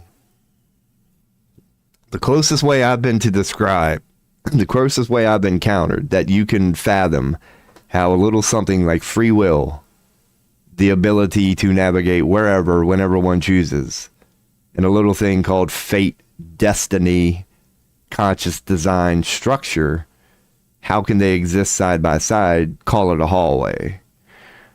Like, navigate that hallway, you will. You can run, you can walk, you can do cartwheels, you can go back, you can run in circles for a little bit, but navigate that hallway, you will. That's the closest way I've been able to describe what it's like to have free will, but yet be confined by, call it something. It's a hallway. That's destiny. You're headed somewhere and there's nothing you can do about it. It's all based on who built the hallway. But you have free will within that hallway. So you can go back, you can go forward. Like, eventually you'll get tired of going back because you've already seen that. You're going to get bored of it. But you're just going to navigate a hallway. However you see fucking fit, you're going to navigate that hallway. But you can't, quote unquote, escape the bounds of the hallway. Call it fate. That's been the closest analogy you boys ever ran across. It can make sense of this fucking deep shit. This multi-dimensional, purely based in energy, but what the fuck is even energy? Sort of thing. Yeah, good shit, man. See, you never know where tarot's gonna take you, man. Like, it's... Because I do believe in that. It's... We don't understand it. But we are coming to better and better conclusions all the time. There is sort of a unique thing, and I say this with humility, yet arrogance. If you follow this stream, you know that I'm fascinated by what the ancients thought. Like, in general, I'd rather see their little punk-ass painting than what we've come up with today, because I believe they just knew a thing or two about a thing or two. But having said all that, I'll be damned if, based on our current technology and the toys that we have among us all, if I wouldn't put those who are curious and well-researched, call it the best of the best, the esoterics, the metaphysicals, the best psychics we have right now, the best metaphysical astrologists, tarot readers, mystics, Tibetan monks, spiritual whatevers, I'll be damned if I wouldn't put them up against any other philosopher, including Jesus Christ itself, and I know how that sounds. It's just my way of giving the awakened ones who are seeking the light at the moment and are realizing their power within. This group that we have on this planet now, I will put them up against anybody in all of eternity. I don't care the realm. There are some bad motherfuckers on this planet right now that would blow your boy out of the water. And I say that lightly, you son of a bitch. Whoever those souls may be, and they know who they are, I'll get you eventually. But there's some bad motherfuckers on this planet right now, man. I'd put them up against Jesus, and I mean that. That's not hate. That's me trying to express the love I have for the current sumbitches on this bastard right now, including the Enochs, who are who know where. Well, not the Enochs, but from the Book of Enochs. There's no need to stress or worry about it now. No, there's definitely no need, but we will. Some people will. Light workers will light. Because I do believe it's very crazy right now, and that all roles are needed. All roles are needed. If you are a healer, if you are good at working with light and love and divine feminine nurturing energies, now is your time to shine. If you're holding cooldowns, I don't know what the fuck you're holding them for. If you're a healer, fucking pop cooldowns. Please? Like, now is a very good time to do that. Healers, I see you. Do it. Now's your time. The crying and the suffering, though not over, now is your time. Heal. Because there are many roles being played right now. I like to consider myself a tank.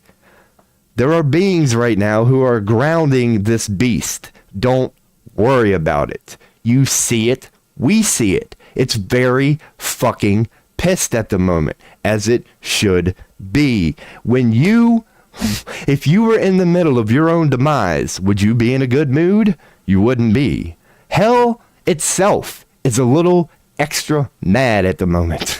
It really is. Why? Because of its eternal curse called light.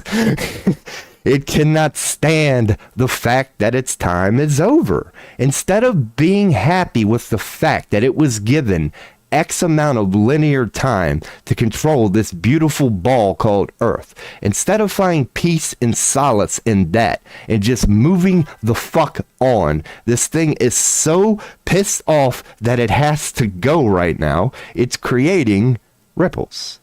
It truly is.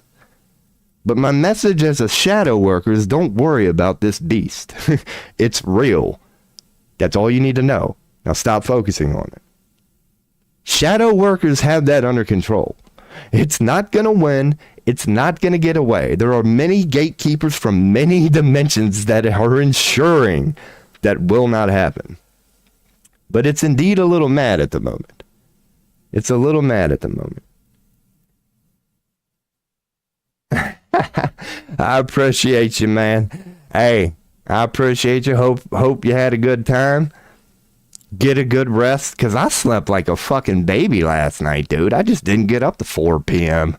So it's like 9 in the morning to me. That's why I'm all fired up. But I appreciate you, man. I hope you enjoyed the reading. It's been the only one today. And as bad as it went, I'm sure it went perfectly. We can do it again whenever. So enjoy, Candace. Have a good night. I'm going to keep going. I am going to keep going. Because, yeah, who knows? I'm going to get myself reading. Good talking with you. Because I'm taking the gloves off, man. I'm taking the gloves off. You know me. I'm deep. I'm very deep. And I'm going to keep unwrapping it, man. So it's been a beautiful talk, man. Beautiful talk. Already over 2 hours. How about her? I know I should make highlights. That's how I would quote unquote blow up, but I don't give a fuck, man. I really don't, because I'm a shadow worker.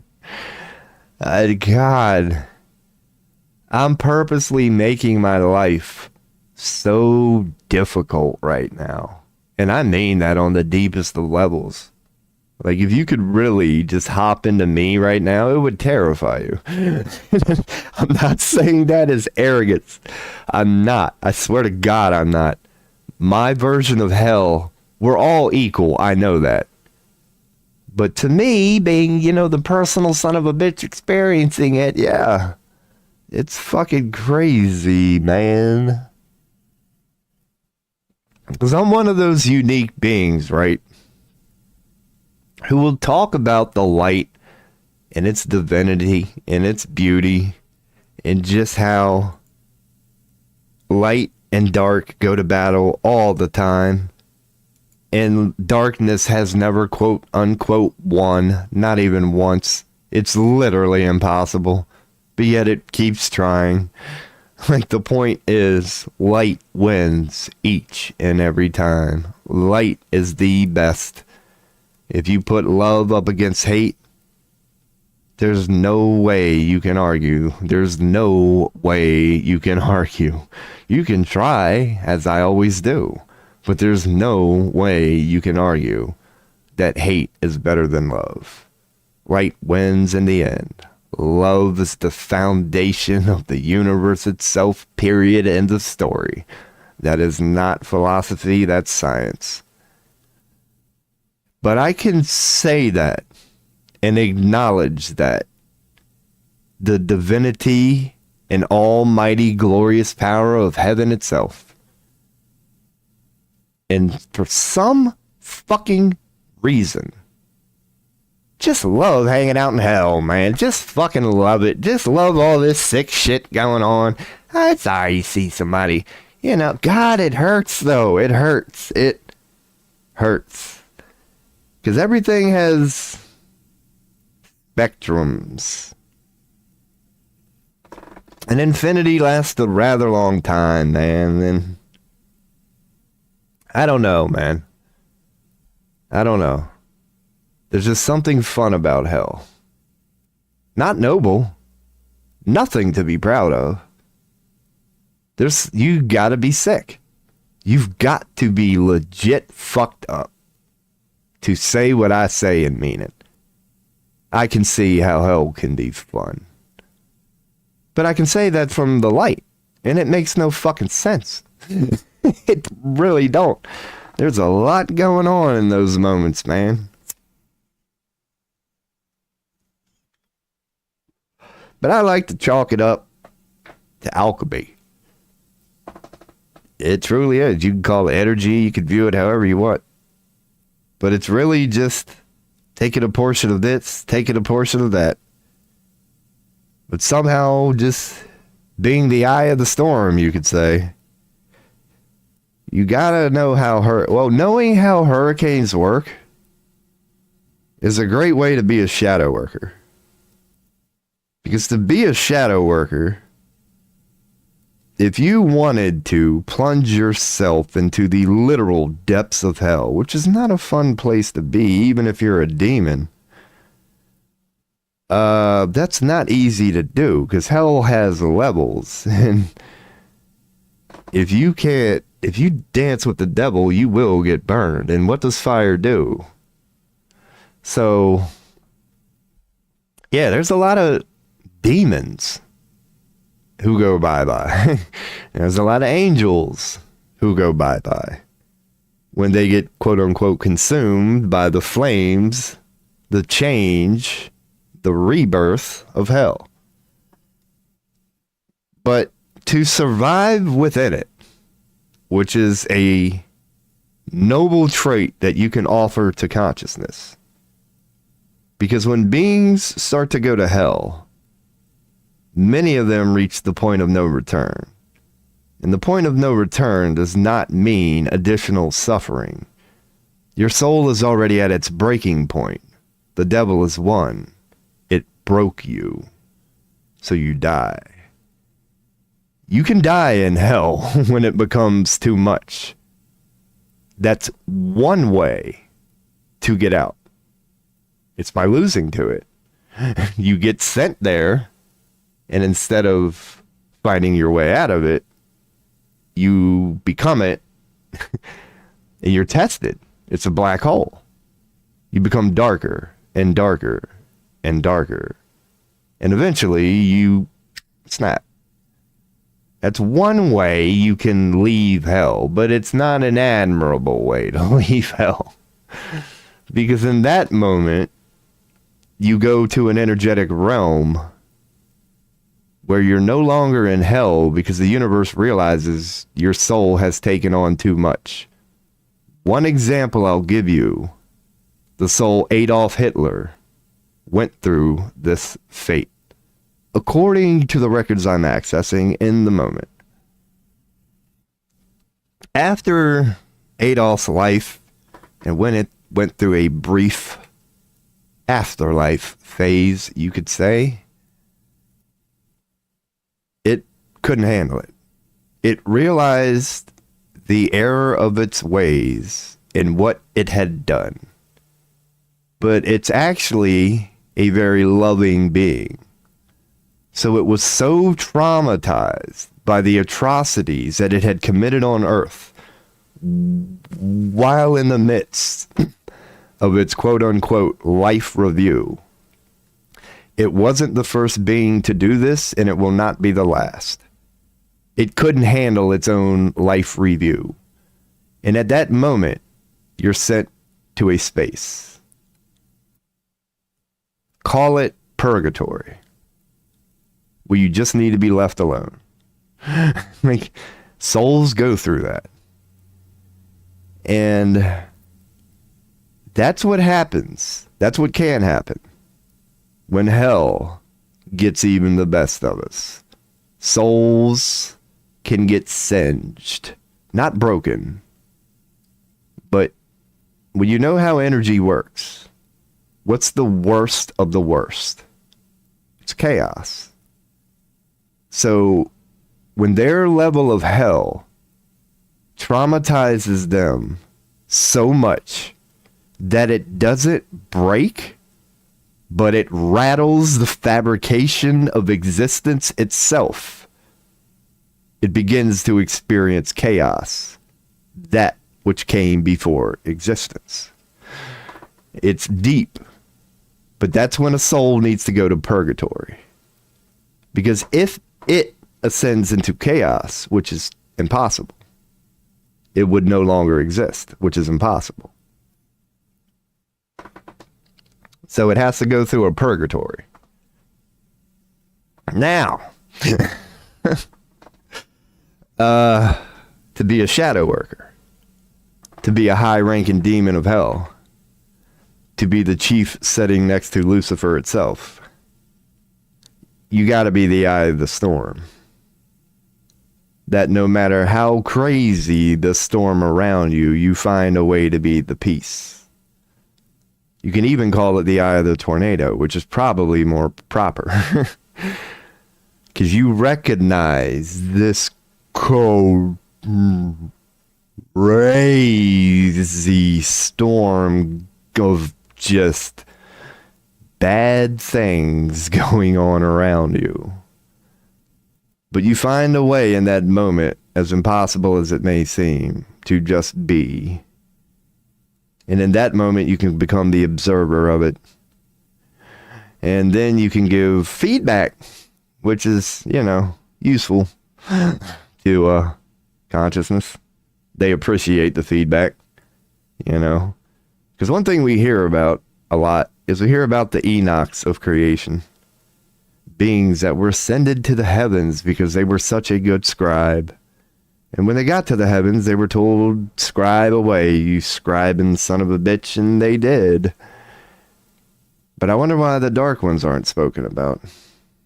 Is it hard to fathom that the darkness would pull a rather gifted scribe from time to time, who, just like those certain light beings, who are able to handle such a light, not freak it, because the light can traumatize a being.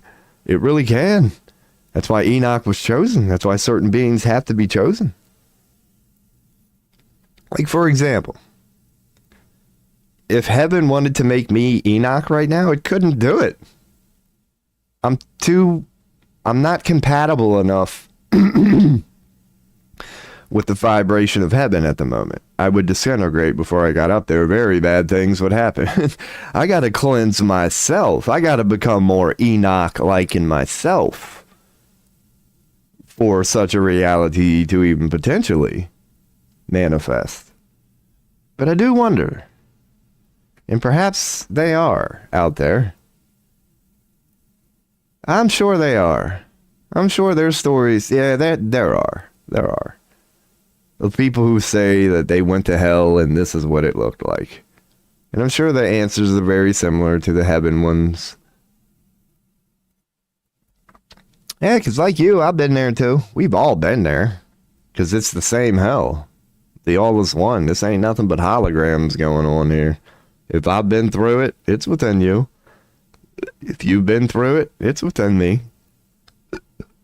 Where you are not only brothers and like, you have no idea how related we all are.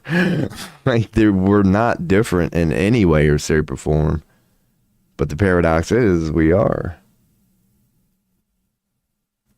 Yeah, man, God, that's some good coffee. I'm drinking way too much of.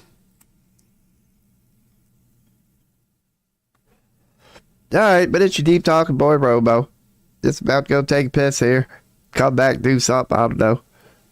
I ain't checked news for today. That's probably why I'm still in such a good mood. Yes, sir. All right, man. I got to piss. I'll be right back. Oh.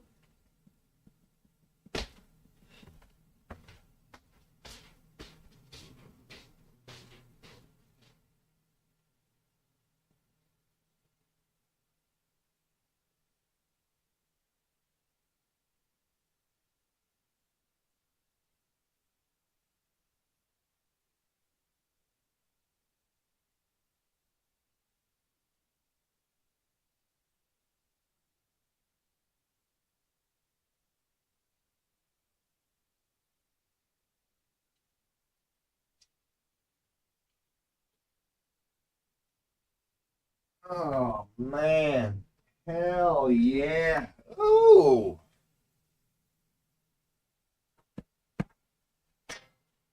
Man. You know what your boy says. Why hydrate and drink water when you can just slam coffee? Oh. And feel like you're 57 when you're only 44. My goodness. Let's do this for a hot second here. Yeah. The one fucking thing I didn't do today. Thank God. Anybody bomb anybody yet? No?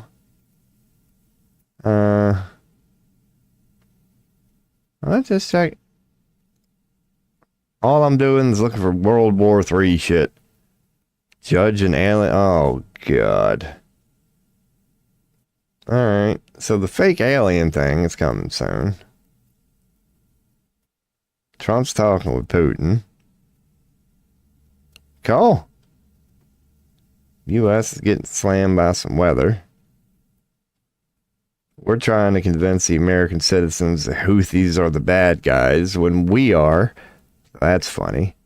Trump's also telling us Americans that Iran is the bad guy, and we know they're not. Well, the rest of the world knows they're not. America's going to catch up eventually. We're so adorable.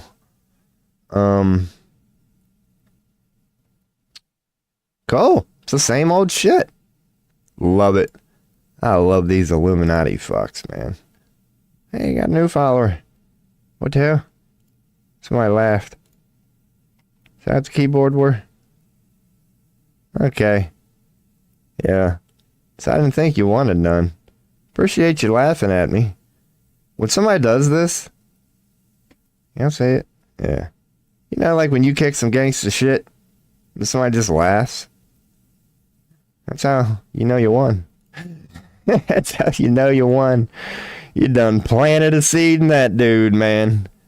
You know he sat there for a minute going, God, let me... fuck it. You couldn't argue it.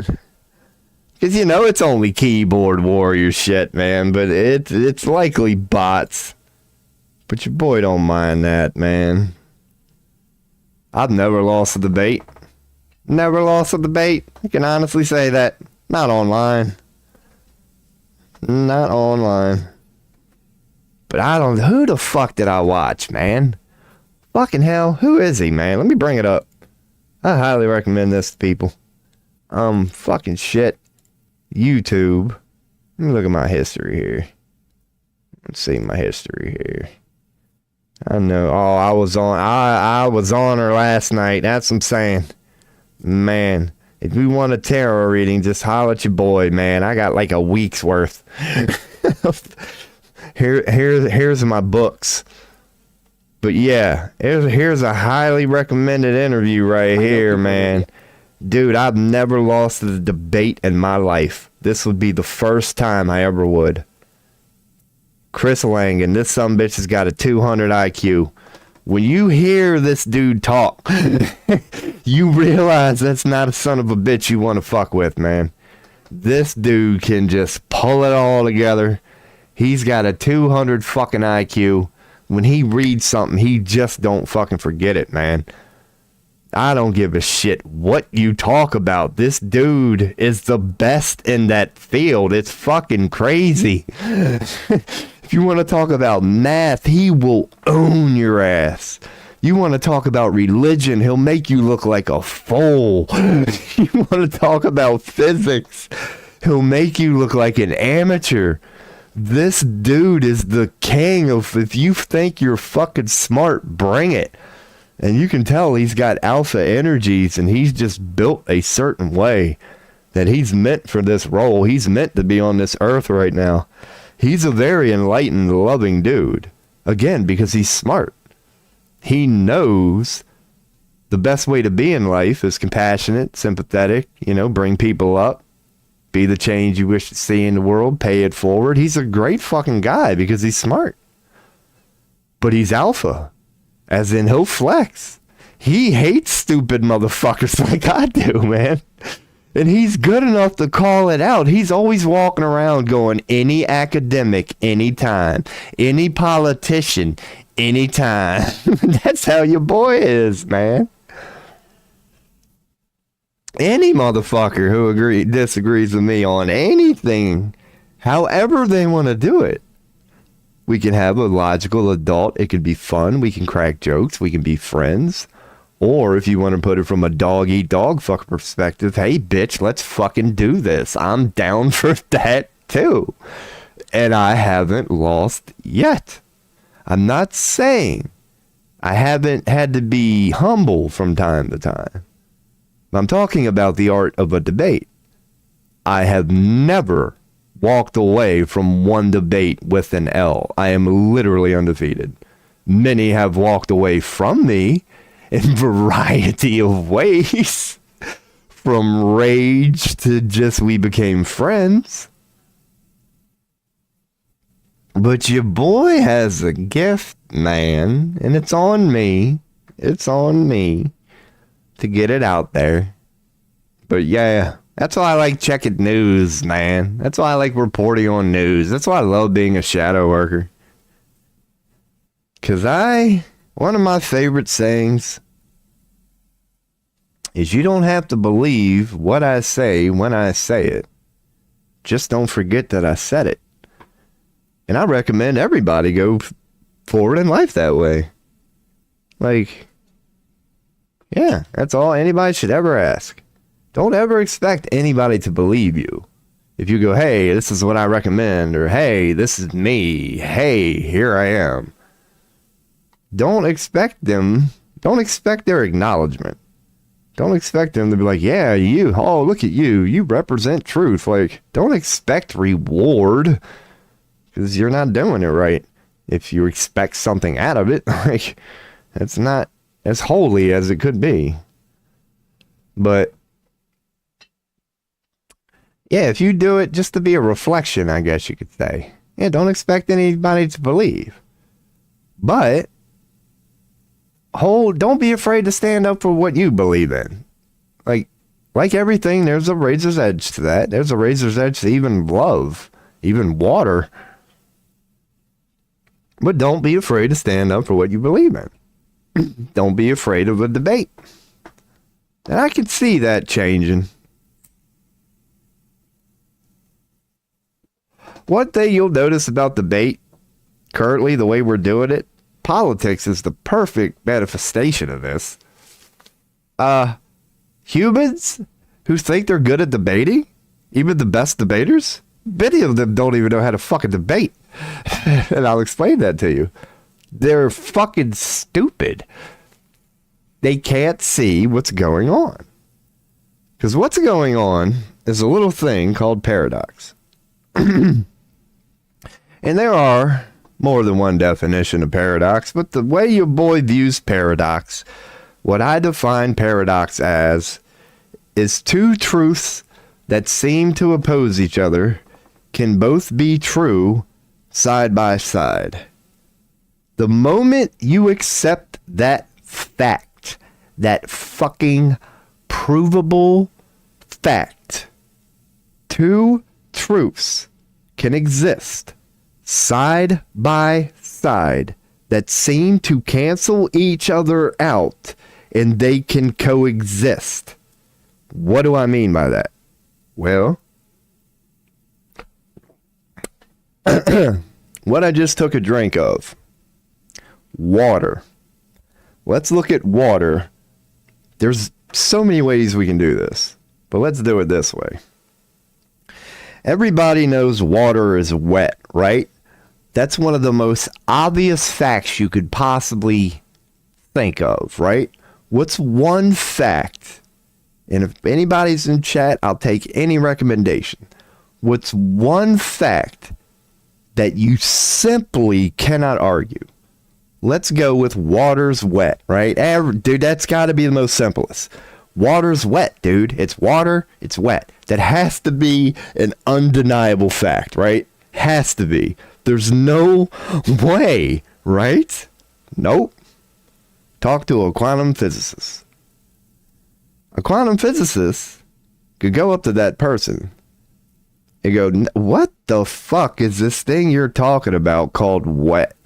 Water is wet? What the fuck is wrong with you, you dumbass? We have technology. I can prove it to you now that what you think is water is only a thing called H2O. 2 hydrogens and 1 oxygen.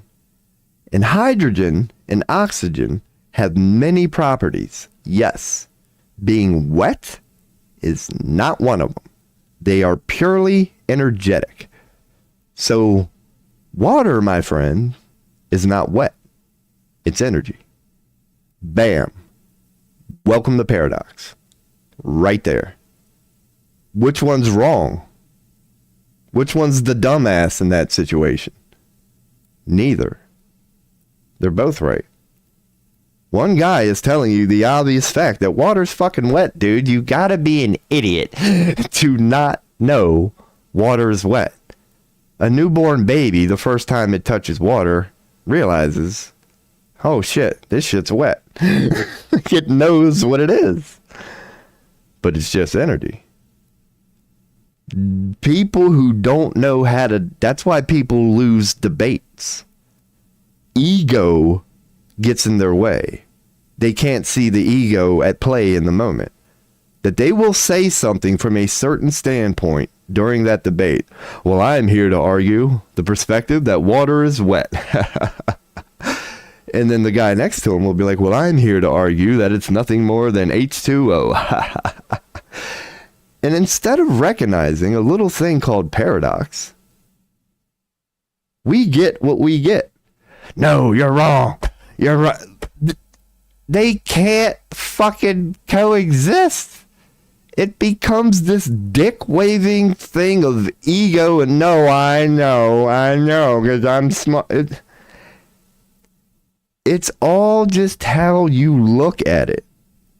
That is why I can say in mean I've never been beaten in a debate. Because there have been times where I've been presenting a fact, and I, unlike many people who participate in debates, when I'm presented with information that challenge my fact and actually makes sense, I'm the first one, before perhaps I even should, I'm the first one to just give up on my argument. If you just get close enough, where I can tell that you've put some thought behind it, I'll go, okay, and then I'll address that. That's how I end up never losing a debate. Because even if in that moment, I agree, you've quote unquote on whatever level proven me wrong, I expand on that. And I can catch that person within there. They'll go, okay, man, well done. I wanted to be up against the competent debater. And that was a hell of a package you presented to me. And I'll concede to that one. You're right. The information you presented to me challenges mine, and I can see where you're coming from. I'm not going to say you're wrong. And then I will expand upon that. And eventually I'll get them. Unless they're like me. Unless they're like me. Because I've debated those people too. Truly intelligent people, and you see it in podcasts and things today, honestly, truly intelligent people, it's an art. Don't let it turn into an argument. You can see it when it happens. You can feel the energy in the conversation sometimes starting to turn into that intellectual dick waving contest. And then the wise one, the truly smart one in that moment will start to back out of it because they realize it's not about ego at all. It's just a well-intended search for opinion and in truth and bouncing shit back off each other. That's how the best of the best learn. Iron sharpens iron. So yeah, that's a random off into nowhere thing about intellect and debate. Cause yeah, your boy actually was fucking fascinated by that dude last night. Just seeing his traits, it's funny. Like I felt bad for the interviewer, man. Cause God, even saying everything I'm saying now, dude, that 200 IQ motherfucker. How would you keep up with something like that, dude? God dang it. I would not flex and... No, I would. But it'd be humble. Oh, I'd give him my best. But I would know these ingenious tactics that I use on many amateurs. I couldn't use that fucking shit on him, dude. He'd see it a mile away. He'd see it a mile of fucking way, man. But he can get got. He made him laugh. He told him a really cool joke in that interview. That intelligent guy, because yeah, you gotta hit intelligent people up with jokes. Because when you try to impress them with information, when you're talking about a 200 IQ son of a bitch, he's probably already heard that shit, man. He read it once and never forgot it. Like, but if you can get him off with a good, well thought out joke, oh man. He actually laughed at that. That was a cool moment. Because he also said, and your boy can kind of understand, and I'm just ranting here until something pops off in chat, if it ever does, because I ain't even getting into nothing. I'm just talking. But, yeah, he mentioned about, because the interviewer asked him a great question. It was something along the lines of, you know, you're the smartest person in the world. Are you cool with that? Or are there times when you wish that you were either like average, maybe, you know, smart but not real smart, or just dumb as shit? And the guy's answer was, I forget, it was fucking deep, but within there, he threw in that he wouldn't wish being him on anybody. And I can relate. From an intellectual alpha perspective, I can relate. Sort of from an empathic one, but I know empathic people can relate. His story was an intellectual one of what it's like to be a very good empath. Like using intellect and the alpha energies, it's very painful to be a being like him. It's sort of like being Neo in the Matrix. You're sort of telepathic. You can see the cause and effect of why people, you can see the big picture and all the factors that play using a architectural engineering matrix point of view. You can see through the matrix using focused intellect. But his pain is literally the exact same, just experienced through a different filter of an empath who's not intellectual at all or whatever. It doesn't matter. It's not part of the equation. Empaths go through that. Energetically intelligent beings, aka sensitive, who can pick up and decode the most subtle of vibrations just better, more efficiently, just smoothly than another. So I'm sure a lot of empaths would share the fate of a very intelligent person who's like, no, trust me, you don't want to be me and see what I see and know what I know. The same would be true for an empath. The ones who go, you don't want to be me and feel what I feel and go through what I go through. It's like, no, you probably don't. You really probably don't.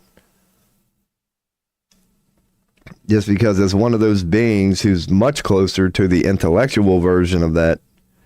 Yeah, I can only imagine the empathetic version of it. Because when I see through people, it is very intellectual. I get emotional cues that tell me to focus on the structure, you could say. It gives me focal points based on the emotional cues that they're emitting in the moment, but I'm still just reading their matrix. It's intellectual. But I have a perfect balance of the empath. Mainly the feminine ones. It's like my alpha energies are encloaked in my intellectual ones and vice versa. But I'm definitely one of them dudes that considers himself in touch with his feminine side. I consider myself to be very extreme. As in, when it comes to being a real alpha, a real man, I can exhibit one to you. But I got a little bitch in me too, man. And I like that's what's going on right now. Dude, it's like 50 degrees outside, but I can feel the fucking temperature dropping. And I had a conversation with God about that too. I went back to the Creator during my transition from this reality to dream. That was my focal point when I laid down. That's the last thing I remember you could say. I was going, God, what's up with me and this heat thing? Why do I like being extra warm? What the fuck is it about the way I'm created? God, like, I love being extra warm. I recognize it.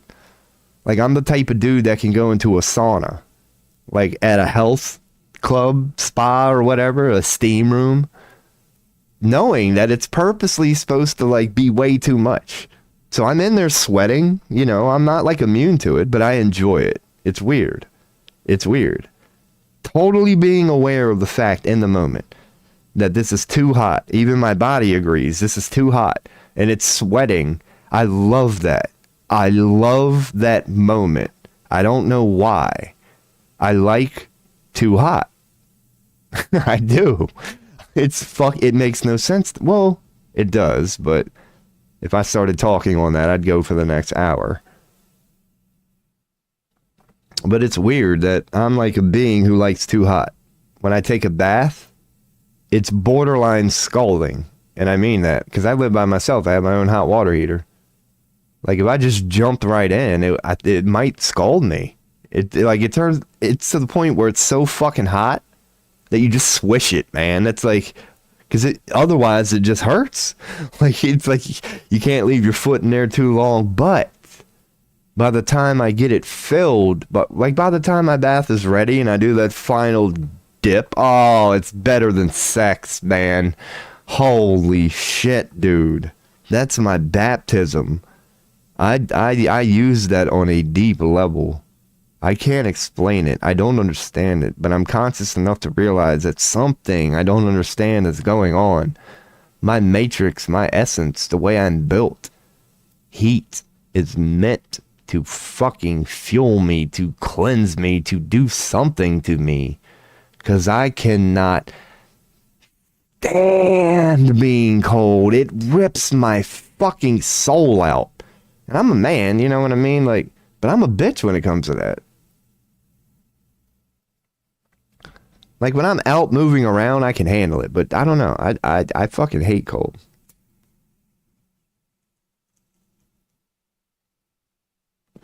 So I don't know what the fuck's going on in this stream here, man. Whole lot of nothing. Maybe I'll give myself a tarot reading here in a second. I just like being deep as shit. I figured today I'd go with a couple of tarot hashtags. I did update some of my tags. Maybe I should start streaming at balls 30 in the morning, man. That's when I was up last night. Just looking for astrology people, tarot people, deep people, and really not a lot of them out there. And I would try to participate in chat. I'll try again tonight, man. That's what your boys are going to start doing here. It's time for me to start participating in chat at night. And I am. I'm looking forward to it tonight, man. I think my Prime sub will be back up in 2 days, the 19th. So hell yeah, man. One of these small streamers I'm going to be following here. They're going to go live. And yeah, I just leave it up to fate, man. I really do. If I happen to log on and be having a good time, I'll use it doesn't matter who I use my Prime stream on, sub on, so to speak. And speaking of which, don't sub to your boy, man. Fucking hell. I'm not affiliate yet, so I won't even get any of the money. So don't ever throw me a Prime sub. Like, I would appreciate it, but it's like, nah, put that to somebody who would actually go in their pocket, man. Because Twitch would just get all that shit. It wouldn't do me no good. Yeah, I definitely cart before the horse. My whole social media thing. Done put myself on every platform out there and pretty much only give a shit about 2 of them right now. That's it. The 4 platforms I'm streaming on now. Kick, YouTube, Rumble, and Twitch. And the only other platform would be X. The occasional Instagram. And I'm not proud of that. Dude, if I was fucking responsible. What's up, Tarot Destroyer? How are you? And I got a feeling that's not going to show up. I'll take care of that here in a second. We got a YouTube chatter. But my Streamlabs thing doesn't pick up YouTube. It's supposed to. It's only a checkbox. Like something. Must be something to do with my computer. That's alright. I got something here. YouTube chat. Here we go. Properties. If I plug in this URL, bam, and throw up the YouTube chat, because I can read everything you're saying, but I like it when, yeah, we'll put that over we'll put that right there. There we go. That's the best I can do for now. So, Tarot Destroyer, I rarely get any activity in YouTube. And I understand why, because I go to YouTube sometimes to try to find small streamers, and damn, they don't make it easy. They do not make it easy. You just got to type in something. It's just, yeah, they don't have any actual list. But I do not speak that, I mean, Tarot Destroyer or Tarot Destroyer VG. Because I'm not doing any tarot at the moment. I'm not very good at it. I suck at it, but I'm willing to, do it. Because I'm very deep or whatever. I'm jack of all trades. Tarot is new to me. Eventually, I want to be able to give a proper astrological reading. But I figured tarot would be a good place to start. I ordered a deck off eBay last night. I had to go to eBay because it was just extra cheaper that way. I was like, all right, yeah, let me, save $10 instead of getting it new off Amazon. It'd have been here like tomorrow. I went with some private seller on eBay, so it won't be here till like 2 weeks. But I do got a Wyatt, whatever, Rider Waite, you know, the standard tarot deck. I got that on the way here soon, but what your boy's been doing here on this page, other than recommending some YouTube videos from time to time. Chris Langan, this guy, Chris Langan. And I know the YouTube chat shit ain't working right now, but I'll go on and give you an example of how it should work. Like when I go to Twitch and type his name, there you go, so everybody can see. Yeah, YouTube chat is working, but I just got to give YouTube this top right-hand corner here because it doesn't show up on this main screen here to the left like it should. So, yeah, man, there's my first YouTube chatter of the day. Because I normally don't show it. I just keep my events list up. But when somebody does, and Rumble, I can do the same for Rumble. I believe, yeah. But what I don't like about this is if I do get chat activity in YouTube and Rumble, I can't hear it. So if you ever say something on YouTube and Rumble and I'm like tabbed out, I'm browsing at the moment or whatever, I'm doing this on a one monitor setup. So just wait until I'm done tabbing out. Like when I'm in my just chatting screen, like now I can see everything. But when I'm in like my browsing screen like this, and I happen to be looking at a web page, I may not be able to see you.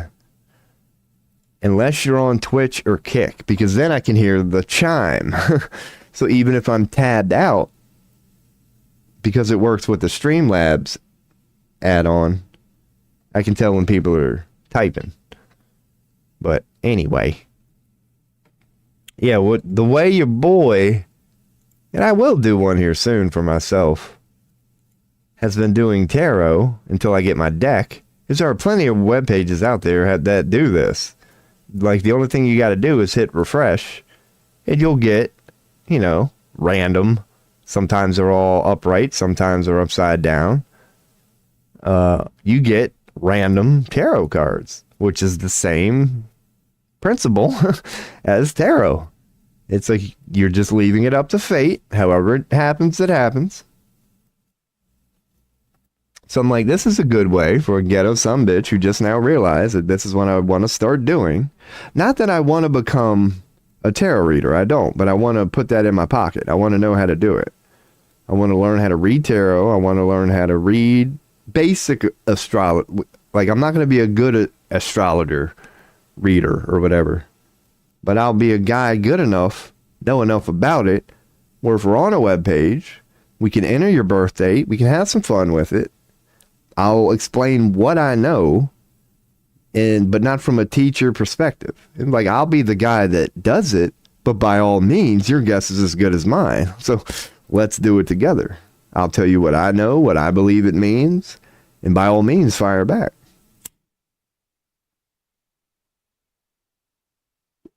Because even if the person is just firing back and giving me their explanation or their interpretation, that happens to be my specialty.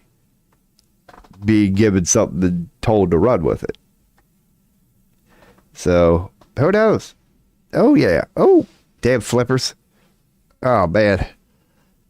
All right, I had to look at my mouse bud. And we have a domesticated mouse house up in here. Domesticated mouse. It's not going good with him, but it's not going bad either. It's not easy. Trying to domesticate a house mouse to a mid-ground point where you train it. It's still a wild mouse, free to come and go, live its life however it sees fit. But when it comes in here, it's got to know where the rules are. It's got to know what areas not to go to. I will coexist with you. Like, I'm trying to train it that way, if you know what I mean. If there's a breadcrumb on the floor and I see it pick it up, I'm not mad at all. Good job. Well, good job.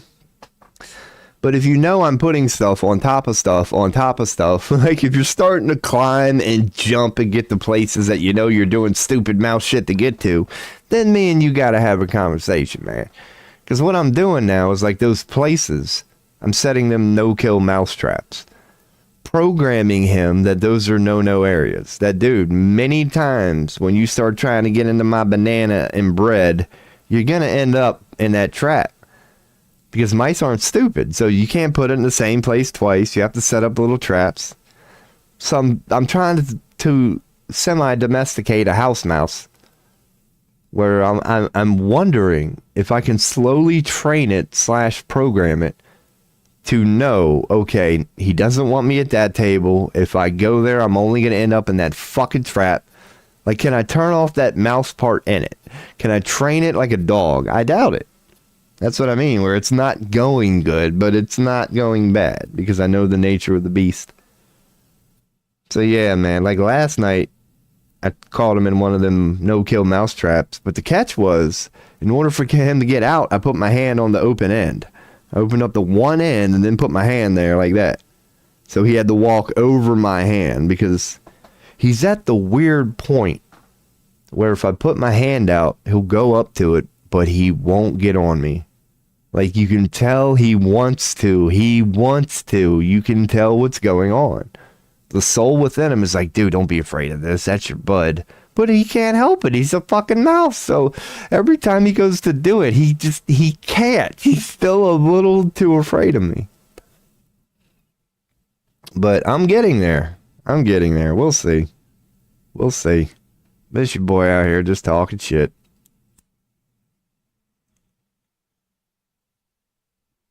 But I guess I will give myself a tarot reading here soon. Here we go. So we did just get activity on Kick, but it's just a bot. We all know.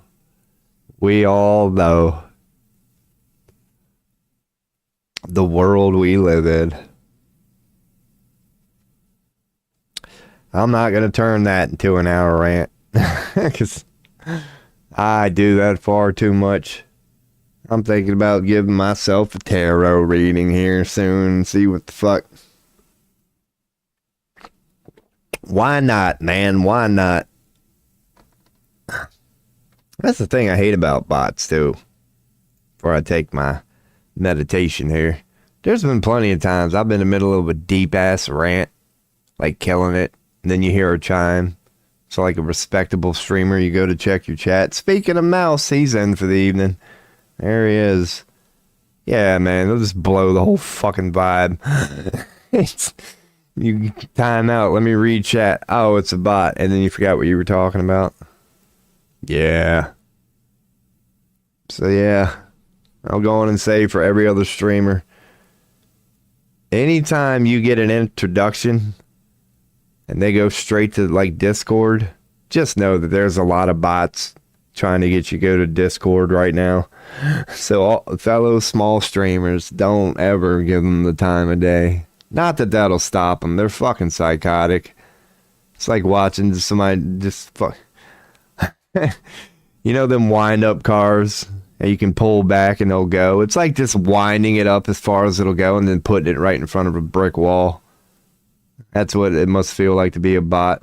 Just all day. Boom, that didn't work. Boom, that didn't work. Boom, that didn't work. Boom, that didn't work. It's like, dude, do you not realize there's a... How many times are you gonna fucking do that? Dude, at this point, flipping burgers at McDonald's cannot be that bad, man. I understand it's probably just AI. That's one of the bad things about AI. It's like, man, I mean, I don't give a fuck what third world. I'll throw up the fucking BRB now. I told you, I end up ranting. It's like, I don't even fucking know, man. They used to pay, what, third world people 5 cents a click. And they would go out there and spam all day just to get their penny per click, which seems insane, but it actually meant something to them. It was worth it to them. Fucking 10 hours a day and just fucking lying to people when you made your 10 cents. Out of your 20,000 attempts, 10 of them worked. Now, logic would dictate you're pissing up the wrong tree, but no. Fucking bot spammer be like, man, 10 out of 20,000.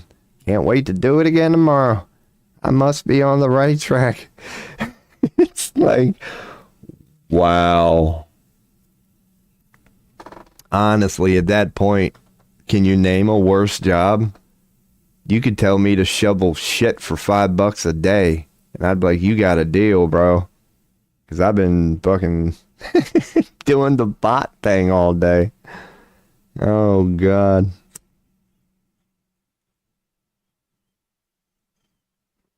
But the point was, these same sick fucks who know how bad all that sucks, now that they can pass it on to AI,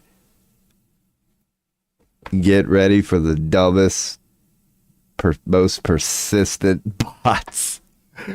It'll be the grand finale. One last wave of just corporate psychosis before it all goes away. Is it right? Oh, man. Thank you for setting the table, bots. Thank you for setting the table. Because when this system collapses, there's going to be a lot of bullshit that goes bye-bye with it that we ain't going to mess. It's going to make dealing with the blow of losing the cool shit a little easier. You won't be able to spam us with fucking marketing ads and stupid shit all day. Will you, marketers? Oh my God. But anyway, we out here taking a rip. Let's get a beat going while we freaking do this, man. What the hell? What are we doing? See, I got a bunch of just random pictures. I'm trying to learn, man. That's just one of the, I am a visual learner. I'm an everything learner. Like, I gotta have it all. Oh, that's the video when Alex Jones said he was about to kill himself. When you gotta, like, steal him. Or no, that Ukraine was about the... What the fuck? I'm just looking for my beat, man. Stay focused on the prize. Where's the damn beat at? There it is. Alright. Have a little beat. I might as well go pee. Yeah, let's do a proper BRB, man. I'm gonna take a pee. Let this beat play. Come back, take a hit. For real. And then I'm just going straight into it, man. We gonna do a tarot reading up in here. Alright, be right back.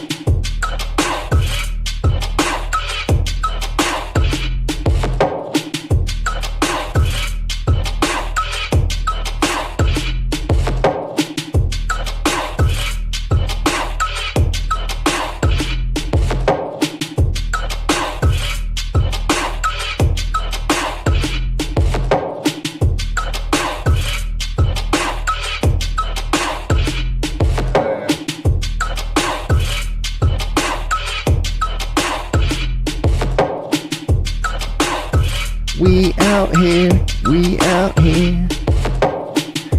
Ooh, I got blow the nose.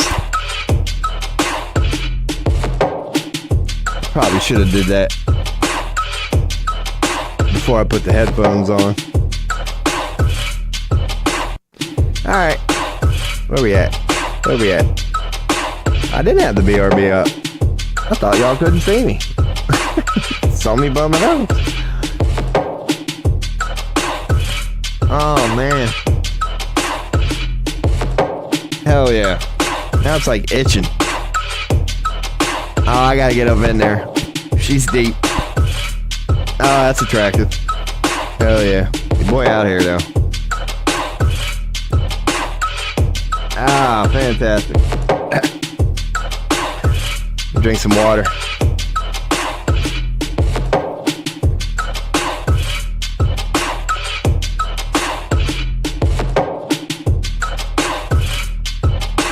I got another tight ass beat I think I can get away with. Let me mute that real quick. What I said was I got another tight ass beat I'm pretty sure I can get away with. I slowed it down. It's an NWA beat, man. I forget the name of the song. It's fucking one of the best hip hop beats ever made. Here we go. But I slowed it down. Adjusted the fucking tone. Alright. Let's get her going here. This sumbitch. Little Dr. Dre. Should be copyright free though. Oh god, it's smooth.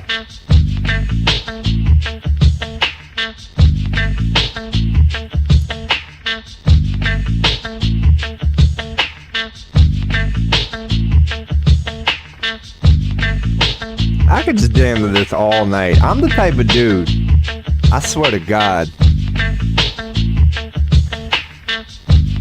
Maybe other people are like this, but I'm the type of dude who can loop the same beat of the same song for like 6 hours. It rarely happens, but I've gone like 4 or 5 hours sometimes, same fucking song, and loved it the whole time.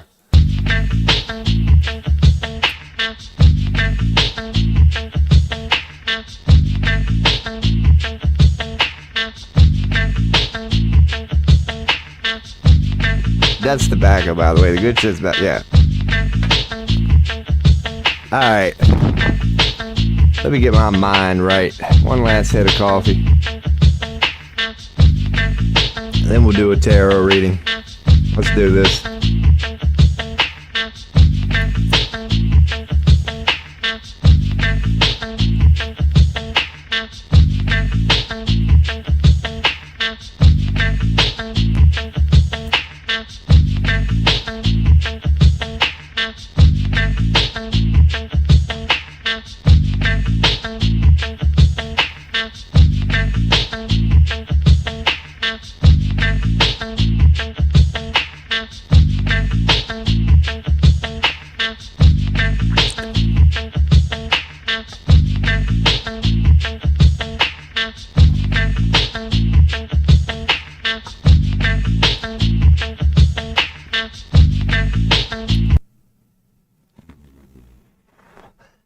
Let me get a Q-tip.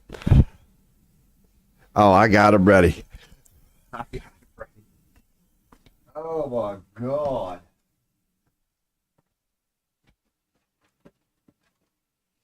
Right here. Right friggin' here. I always keep some in the bedroom, man. Because you know how it is with them headphones. That's like fucking humidify. That's like greenhouse affecting your damn ear. Oh, man. Let me go on. Oh, God. Oh, my God. That's freaking amazing. That is... Oh, God.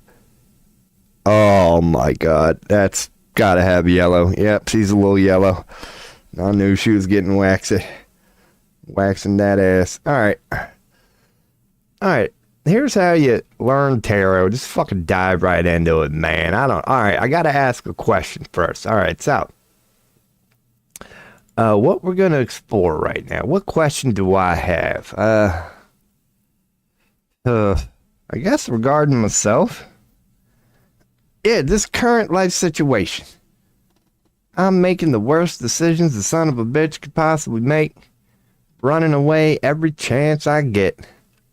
So what do you think about that, sons of bitches? Let's see. If I pull 3 cards here. So what we got, generally speaking, 2 of them are upside down. That's fun. So we got Wand, Swords, and the Star. Ooh. So,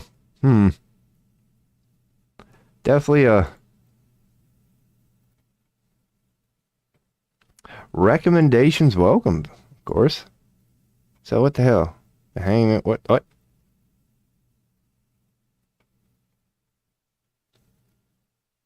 There it is.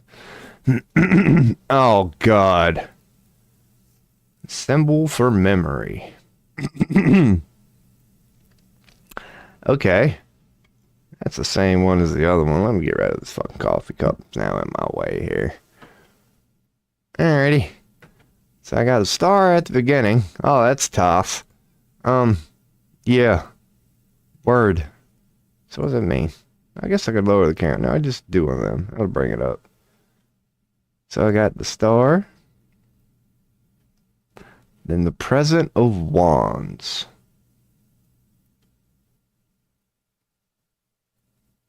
Just to bring it up, let me see the AI's opinion. Meaning of wands. Suit tarot. So it's the fire symbol. Energy, action, creativity, passion, new beginnings. So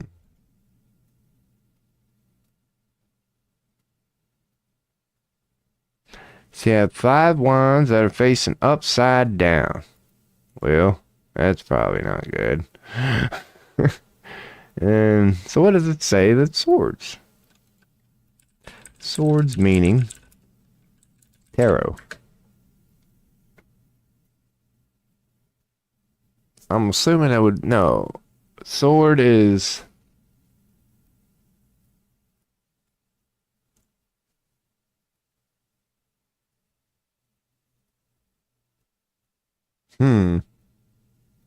wow, and they give you specific card meanings. That's pretty cool. So what does it say 10 of swords means? Signifies the end of a cycle, closure. Okay, that's what the 10 tends to mean in those, because it's the last card in the minor. So, okay. They're saying, okay. So I got to oh man, that's not good. Oh, yeah. Well, then again, it's upside down. Right? So what the fuck?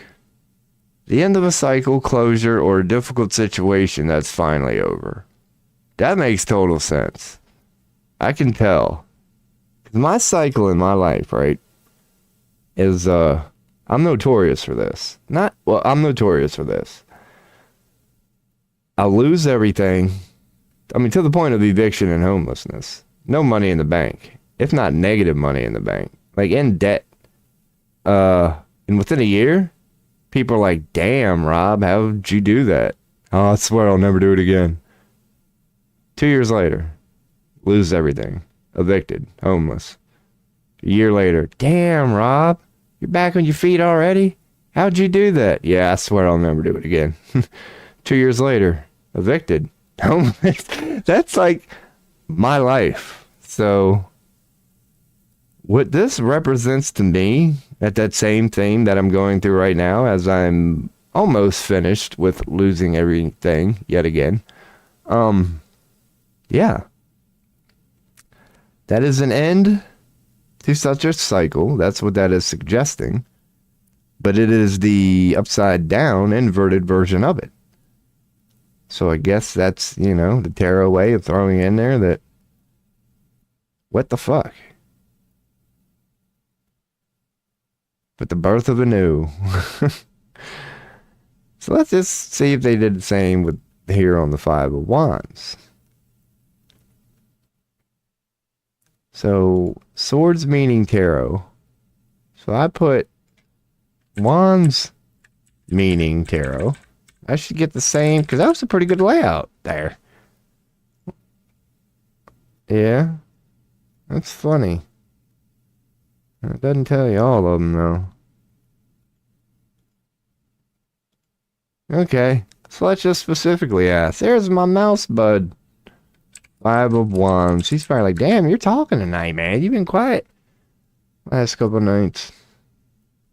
Conflict, competition, and disagreement. Often representing a period of challenge, struggle, and potentially even a temporary setback, but also an opportunity for growth and resolution. Ooh, that's a damn good picture. The fuck was that last night? Yeah, now I just want the image. Hell yeah. Dude, that didn't take long. I know y'all heard that.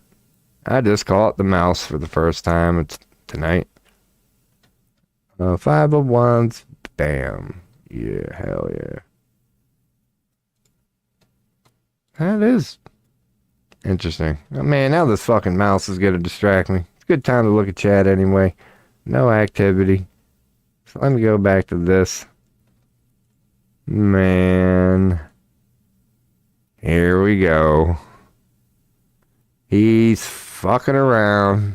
Let's see, this is why I put one on my computer desk, man. There he is. There's my little shithead buddy right there. He likes... Me and him, we're trying, man. So, I don't know what to do now. It said he just came in, and he's already going, you're getting fat, dude. Like, what am I gonna do with you? How do you train? He won't... There's only a certain couple areas I don't want him to go. Like, I get it. You're a mouse. You're only doing mouse things. Still, man. What the hell? Because I have a bigger container I could put him in. I don't know, man. Yeah, I'll give you this one, son of a bitch. But there he is. I'm just going to let him out now.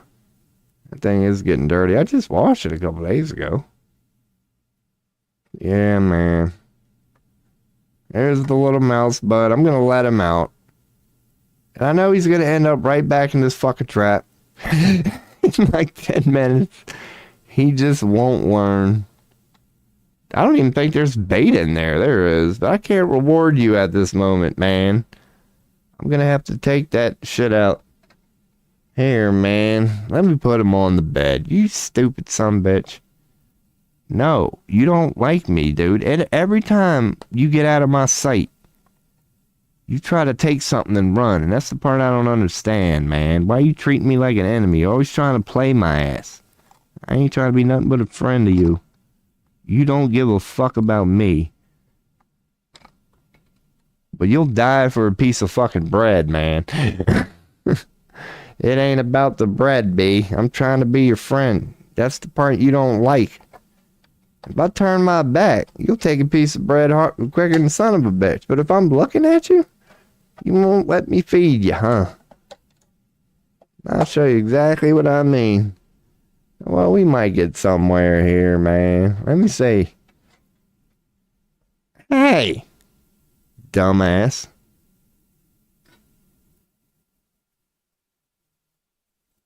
Look, man. There. He'll get it. Alright, where's he at? Hey! Look. Dumbass. See, like right now, he's slowly making his way over here. It's hard for me to look at him and, like, TV or monitor. Come on, man. Where's he at? There, he's coming. Look. Over here.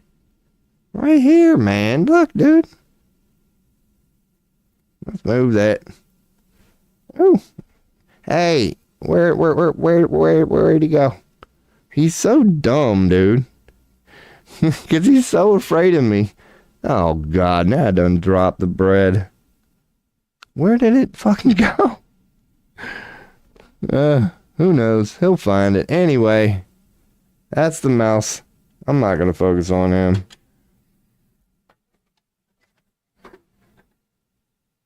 Yep. Oh, but I could. That'd be for me later. Unless anybody wants a mouse stream. If I start getting requests. Oh, man, I could trap him whenever I want to. He don't know it. He's starting to learn it. Like, he pissed me off the other night. I was like, dude, I'm trapping your ass, whether you like it or not. Alright, so. See, it's a fire. Okay. It even throws the healing crystal in there. I like that. Conflict, competition, and hiding from truce. Oh, fuck. I gotta admit that one. I do. Oh, God. That's the present one, too, huh? Fucking shit. I know it's true. Competition, though? Well, it doesn't always have to mean that. Yeah, competition, disagreements. Where there are disagreements, arguments, and no. Internal ones, my God, yes.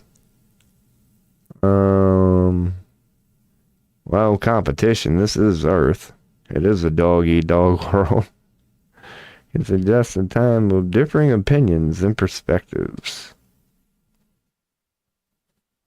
Hey! No! Like the trash can, for example. No, you stupid fuck. See, now I'm gonna have to put the damn... He won't learn. He won't learn. Oh, is that a fucking... No, I don't know what I'm looking at. There we go, you little bastard. See? I'm gonna show his ass now. Not the trash can, you punk. He's gonna walk right into that, I guarantee you. Alright, what the hell? So, disagreement, struggle, anxiety, and resolution. Okay. Areas of life. Everything. Alrighty. But yeah, these are pretty stupid. When reversed, the Five of Wands can indicate that conflicts are being avoided. Oh, God. That's so fucking accurate. Man. Alright, y'all can see it. This part right here.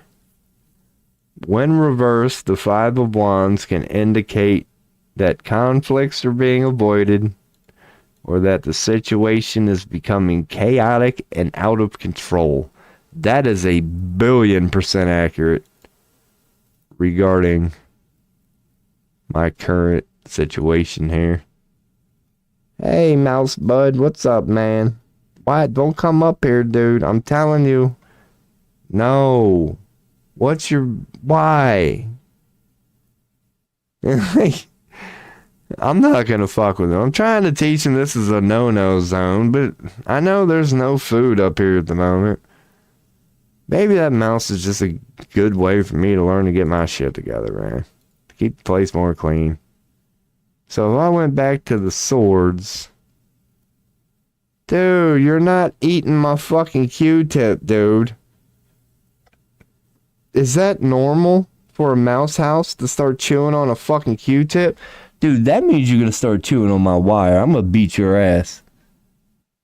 You did not want to show me that. If you like, I thought the only thing that you would fuck with would be food. Wait, which end did he chew? Ew, it's the earwax end. Was that what you smelled? He fucking started gnawing on the damn part that I just cleaned my ear with, man. Fucking mice. No wonder they're always known to spread disease. Probably walk around chewing on turds and just nasty shit. So, God, this fucking mouse. Dude, I got a mouse hanging out of my... He's getting way too brave, man. I don't know whether to be offended or fucking honored right now. What are you doing, you little shit? He's mocking me. He's like, I know that's a no-kill mousetrap. Why are you so afraid of me? You know you're scared shitless. Like, why are you afraid of me? I can't move my hand? He's getting... There's no food here. There's nothing here. Dude, let me show y'all. God damn it. Like, what the fuck, dude? Why? The moment I do this, he's gonna go away. That's what your boy's currently dealing with here, man. Where is this bastard? Might as well just go to this by now. Where is he? Right there. Little shit. Where is he? Oh yeah, he is over. See, that's the no-kill mousetrap. There he is. See? I got a mouse, man. What are you doing, dude? I'm trying to give myself I'm making you famous, though. Hi. Hey, bud. So, yeah. There he is. Man, look at this great setup. Are you trying to play a game, dude? I'll whoop your ass. What is he doing? Well, he's looking for food. You don't like me. You're just looking for food. The moment you realize there ain't no food here, you're going to say to hell with me, man. I know your ass. That's no problem we're having here, bud. Oh, hey, how's it? What? I'm mute. Where'd he go? Hi. Hello. Hi. What are you doing? See, that's a no-kill mousetrap. He's like, I know what that is. He smells the bread, but he knows he can't go in the front or he ain't getting back out. He legit knows what that is at this point. Yeah, man. I bet that wasn't in the tarot reading. It didn't say nothing about no mouse. Dude, I'm trying to give a bad tarot reading to myself, guy. So, yeah, this is what you're looking at. This is what I'm normally looking at. Nothing. Look at that setup, man. That's a setup right there. That's how you stream with one monitor. Alright. There's a brief mouse stream there. Hey, my webcam held up for a change. Normally when I move it around, hell, sometimes I'm just sitting here and the damn thing will randomly go out. There's the old mouse butt. Alright, so what's this fucking thing telling me again? So if I asked it specifically, well, we've already got that picture, so let's, upside... Dude, he ran into the other one that quick. I told you. He went for the fucking trash can. Upside down. What did I have? This dude is stupid, man. I can't do a tarot reading to himself because of this damn mouse. 10 of Swords. Now he's in there and he's all freaking trapped. Upside down, 10 of Swords, meaning. So according to AI, a release from a difficult situation. That's what I was saying. Chance for a fresh start and the potential for growth at the period of thank God. Thank fucking God. So there's some light at the end of that tunnel right there. There's some light. Hell yeah. Dude, that's totally accurate though. That is 1000% accurate. I don't deny that tarot works. Oh, God. Well, let me go back to Barrow. That's what I was saying. That's 100% accurate. I got an upside down 5 of Wands and an upside down 10 for the present. And I got an upside down 10 of Swords for the future. That is so your boy. With what that is suggesting, that in the moment, I'm avoiding conflict, and that the situation is becoming chaotic and out of control. But in the future, there's going to be a release from a difficult situation, a chance for a fresh start, and potential for growth after a period of intense hardship. That's exactly what the hell that's saying, and I 100% agree. And let's take it a step further, because I like these recommendations so far. So what's the, what would that be? 10, 5, 16, 17, the star.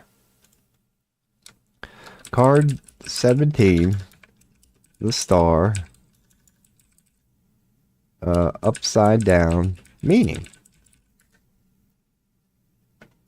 When the star appears reversed, it suggests a feeling of lost hope, disconnection, and self-doubt, calling for a reconnection with faith, self-care, and reassessment of pride. God, this shit's good. But that's, yeah, so if it was reversed, yeah, the struggle for all that, basically. Okay. Yeah. I'm trying that now. Yeah, I'm trying that now. Not so much. Well, yeah. Oh, dude, you toothless boy is out here, man. Now, this is 100% accurate. That is an accurate reading. That's a very accurate reading, because the question that I asked was, yeah, just for a very, detailed answer, whatever. The general picture of where I am now. Where I am now and what's to come. Just a off the bat first question, proper reading. This is what I got, and I can't argue this at all. Everything this shit said is true. I really am questioning my faith and shit. You can check the X, as in my X account, Twitter. Yeah. You can tell I go through phases. You'll see like, oh, he was fascinated by this and that moment. And not that my X has been up a lot, but my recent phase has been recognizing this whole religious thing and questioning my own to seeing how it's being questioned globally. So, self-doubt, reconnection, yeah, priorities. Yep, that's accurate. That's what the star is, huh? Okay. Alrighty. Fantastic. That was a proper reading. Now, I'm sure, I don't doubt anybody can hear it, but again, man, dude, you're not making it very long at all. Fucking shit, dude. It's been 5 minutes, and look, he's back. He won't learn. What am I gonna do with you, man? I keep putting these in the spots I don't want you to go, and you end up there every 2 minutes. Can you not see the pattern here? Why is it your favorite spots to go are the spots that I'm telling you I don't want you to go? I've got a 3-bedroom house, man. It's just me and you. And we go through this every freaking day. Because the thing is, dude, you don't even like me. This is the part that I don't understand. You are comfortable enough with me to play me like a fool, but when it comes to being my friend, then you act all scared. You won't just hang out with me and be a little bit of company and show me a little respect for feeding you, and that's why you're getting fat. But when it comes to, I don't want, then you get brave, then out of nowhere. It's like you're mistaking my kindness for weakness. You'll overcome your own fear when you can do it behind my back. Or but when there ain't no food involved, when it's just, hey, can I have a little company?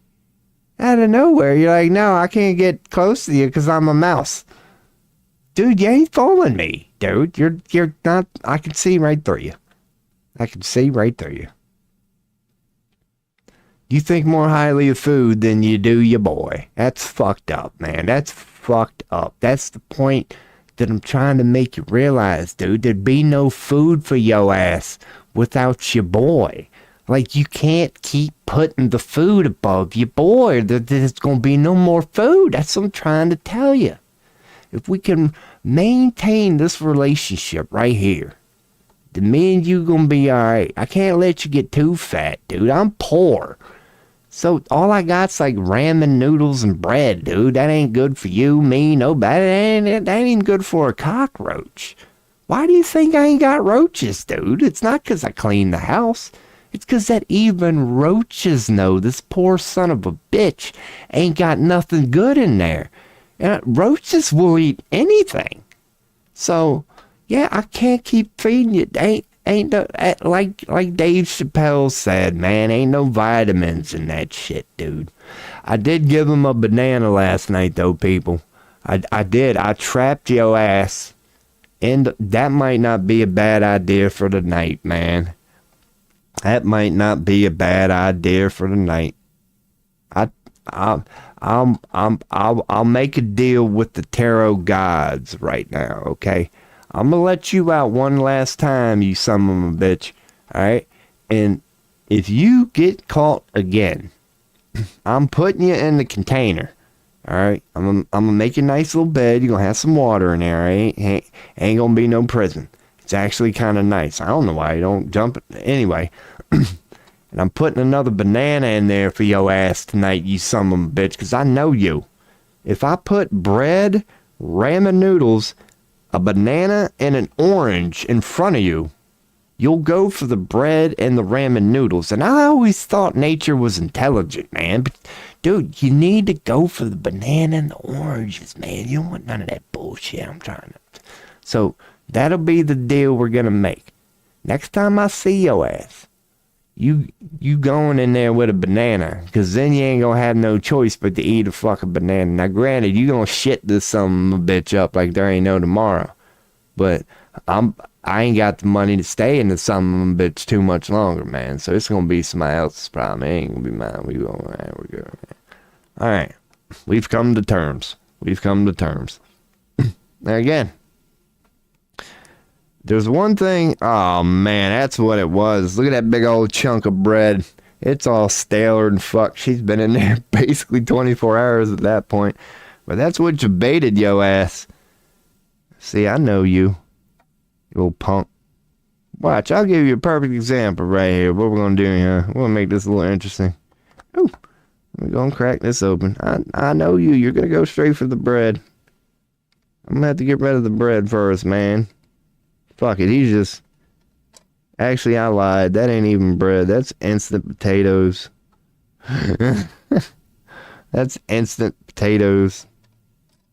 No, dude. Oh, he knew to run there. There you go. Just... Alright, he gone. Good. But, alright, I'll actually leave him a chunk or two in there for this one. So now if he walks in this time... There will actually be a small bite of something in there for him. Alright. But if he gets caught again, I will do that. He's going in the container. I'm going to put a banana in there with him, and I might as well set up a webcam while I fucking do all that shit. It's been known to happen here. I couldn't tell you. See, that's the shit I need to make highlights of, man. But your boy ain't ever doing that. That's exactly what my tarot is telling me right now. That's literally exactly what my fucking tarot's telling me right now. I gotta stop doing shit like that. Things that I know are good ideas, things that I know I could act on, things I know people would enjoy. But I just get up and go, man, ain't nobody got time for that shit, man. Yeah, man. That was pretty cool, pretty accurate. Might do that one or two more times. Practice does make perfect.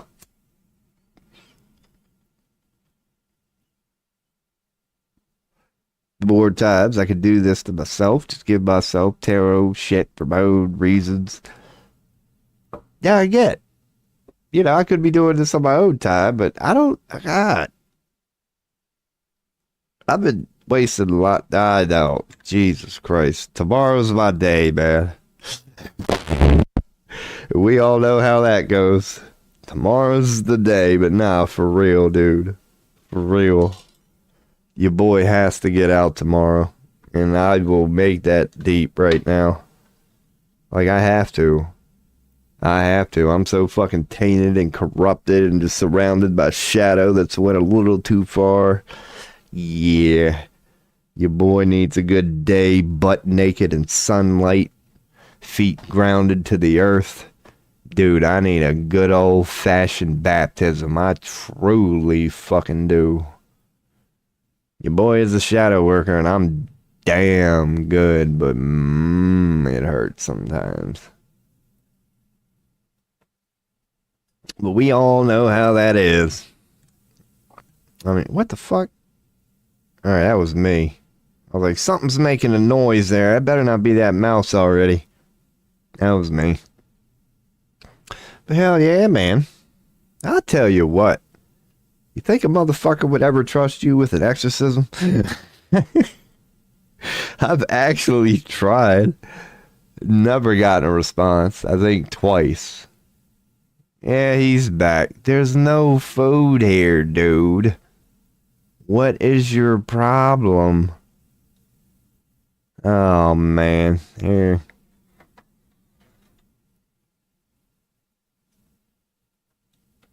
Where is he? Is he gonna just keep doing this? How many times does he need to check this? Is he still here? I think he did check. It went away.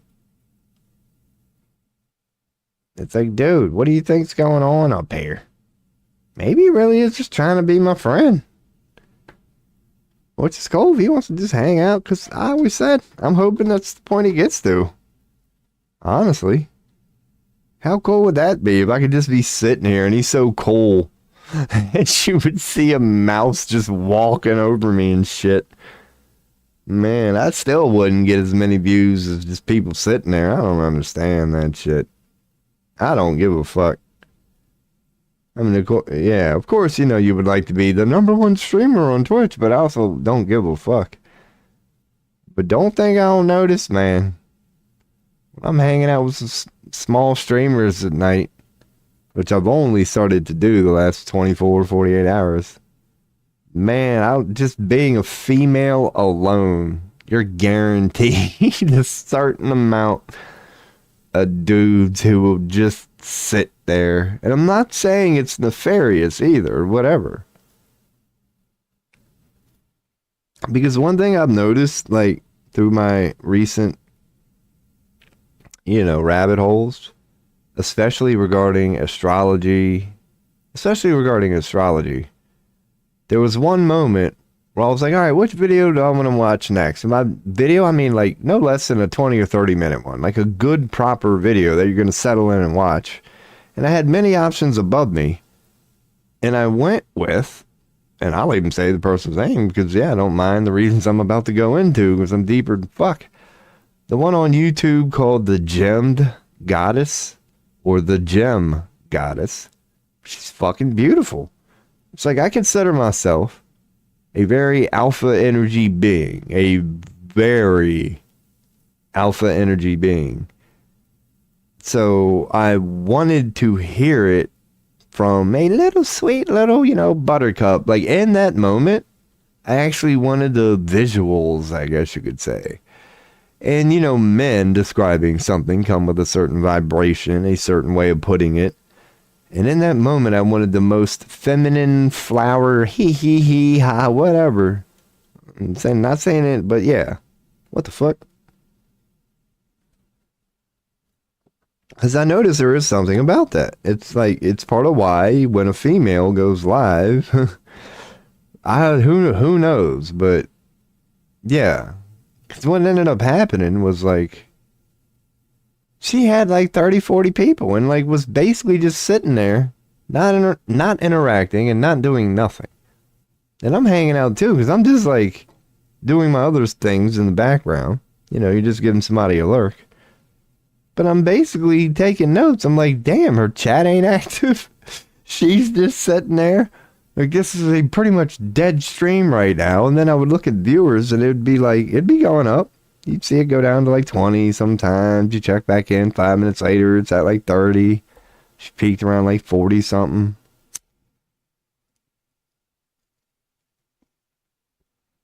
Yeah, that just makes you wonder. Because I'm a deep dude. So I'm just like, holy fuck, man. What the fuck? Yeah, what? Yeah. What? Oh, man. He's going after my damn. All right. He deserved that one. Or I deserved that one. Yeah, them 24-hour-old instant potatoes that I took out as mouse bait. Yeah, your boy just ate that shit. Fuck off. I don't care. But yeah, man. Fascinating world we live in right now. Fascinating world. I know tonight I'm going big. I hope there are a lot of astrology streams, tarot streams, because people like, because I suck at them. That's why, I'm going to give myself a couple more because I don't want to suck at them. Because people who are actually good at giving like readings and yada, yada, yada. Yeah, man, they got to basically beat them off with a stick. Like, God, when it comes to free readings, anybody will freaking take one, basically.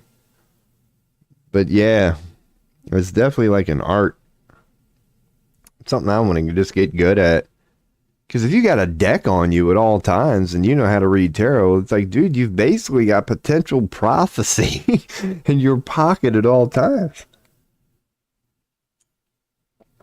You could ask a question at any time, dude. Anytime. If you think about the nature of tarot. Like, let's just say, hypothetically, you're walking around with a little thing in your back pocket. Like, it just works. You can carry it around with you, not even notice it's there, and it's a part of your day.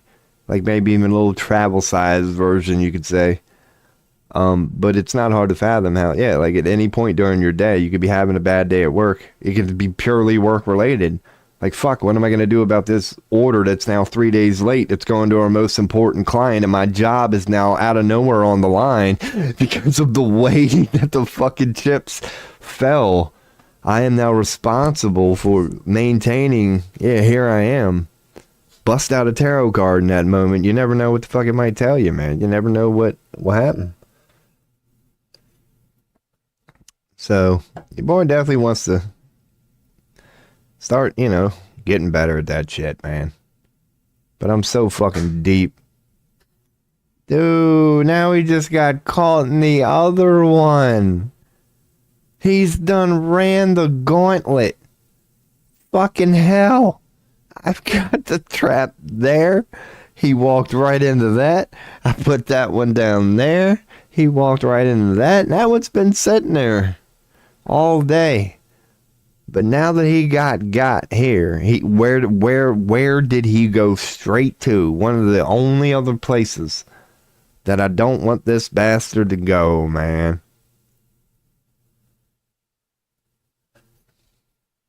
Then when he gets in there, now I'm in the fucking spot now. Now I got a mouse chilling in a no-kill mouse trap, and I know it. It's like, what do I do? Just get up and let him out again? I'm just getting served here, man. He's fucking using my kindness for weakness. He's playing me like a fiddle. He's playing me like a fiddle. But I did say, you're right, Rob. I did say next time I catch him, he's going in the container. So, I'm going to throw this up for a hot second. I might as well just throw this up because it looks cooler.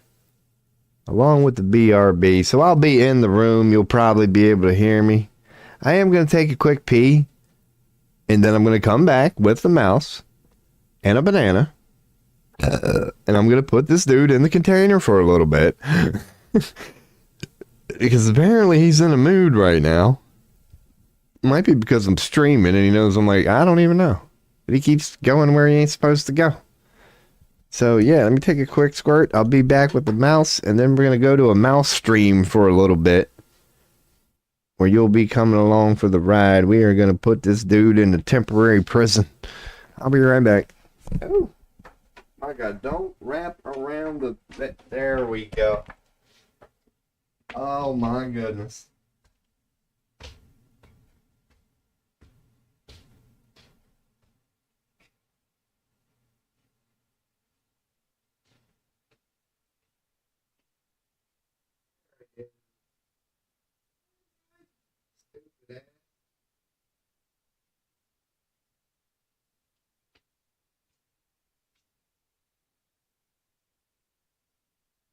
Did he get out?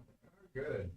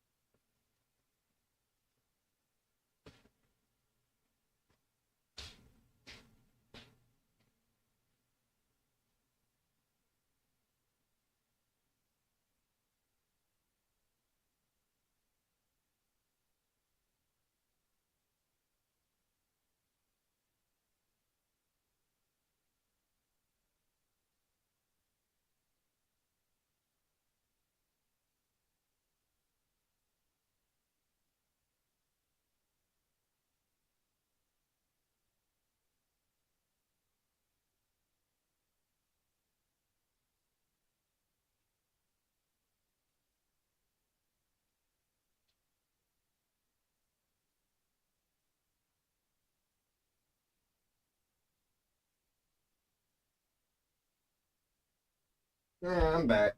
Oh. I should have brought... Yeah. Hold up. Oh.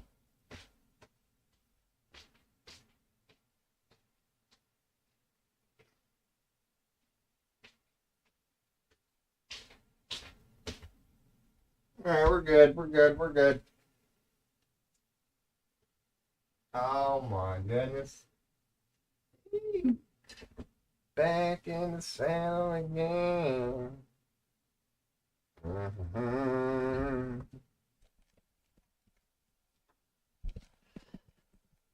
All right, I didn't come back with no mouse. Because he went in the trap where I don't have the end piece to it. So I like shoved the sock kind of in a box thinking that he might contain it. But nah, he got out. That's all right. I moved that one. Ooh. Oh, he'll walk into one here soon. It feels like it's getting cold. I know it's not. Alright, so that was a pretty decent reading, I reckon. Could check news for a hot second. We've done that. Fucking. So the Yemenis have taken to the streets all across the country. Hell yeah. Dude, they're all, I don't know. They can't do to Yemen what they did to Palestine. It's high time America was made aware of what's going on in Ireland. Connor did what? Yeah. Americans to here. Yeah. Americans to here. Definitely. Hey, Connor. Oh. Hey. Hey, how are Connor, you? so- How's it going? Hey, Connor, first of all, did you get into some time with President Trump? And also, I know there's some Irish immigrants in the U.S. without status. What do you think should happen to them? The Irish There's some immigrants. some recent Irish immigrants without legal status. Wait, are we taking questions? Taking over the podium. Ireland and America, we are siblings. We consider America our big sibling. So it's important for Ireland to have be a peaceful, happy, prosperous country for the 40 million Irish Americans to have a place to visit, to come back to their home. So we wish for our relationship with the United States to continue, and we wish to be taken care of by the big bro. You know, the United States should look after its little bro, and that's how we feel. How about the Ireland and trade? What America. about, there's some trade disputes between the U.S. and the EU, and how do you think? We wish exemption. Ireland wish Hey, exemption. we actually have Yes, some and stuff that we I have will to do say, right now. I appreciate it. Connor is here to meet with the president. He'll Yeah. be meeting with him later this afternoon. We couldn't think of a better guest to have with us on St. Patrick's Day. We're both wearing our green. This was not planned, but very festive. And as you know, I'll be having a briefing later at 1 o'clock, so we'll talk more about their meeting later. But he's going over. Yeah, and it'll be music to the people of Ireland's ears, because never on the main stage has the issues the people of Ireland face been spoke. You know, our government. Okay. I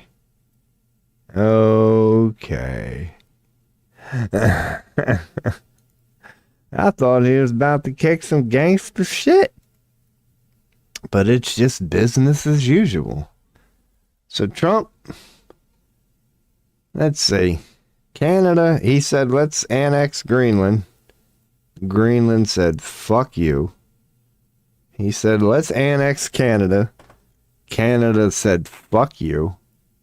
And on St. Patrick's Day, he paraded around Conor McGregor to call Ireland America's little brother. Interesting, to say the least. Oh, Trump, man. I don't know. Conor is influential. Hopefully he can hold his own there in the belly of the beast. Because when they invite you to their meeting and you're surrounded by them and they're kicking their charm, that's how you let them in.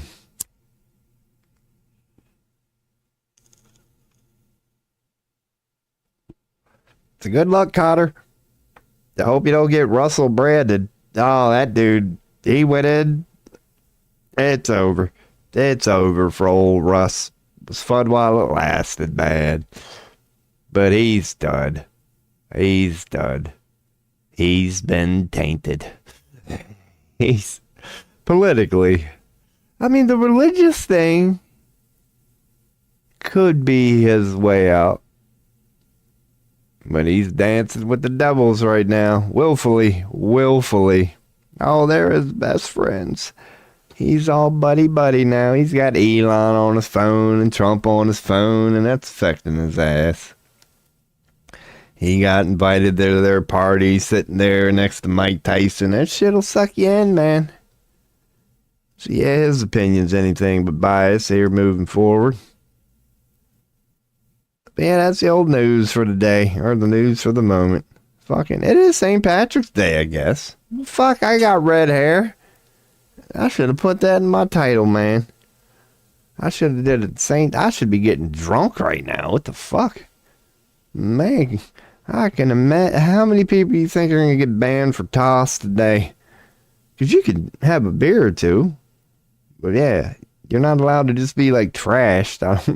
It's a good rule. If you're like completely just gone, like you shouldn't be streaming, man. What the fuck? So there might be a couple of bans tonight on St. Patrick's Day if people don't shut her down early. Be 12 midnight. Just bunch of messed up people going live. Man, imagine trying to be an IRL streamer. It'd be all stumbling and shit.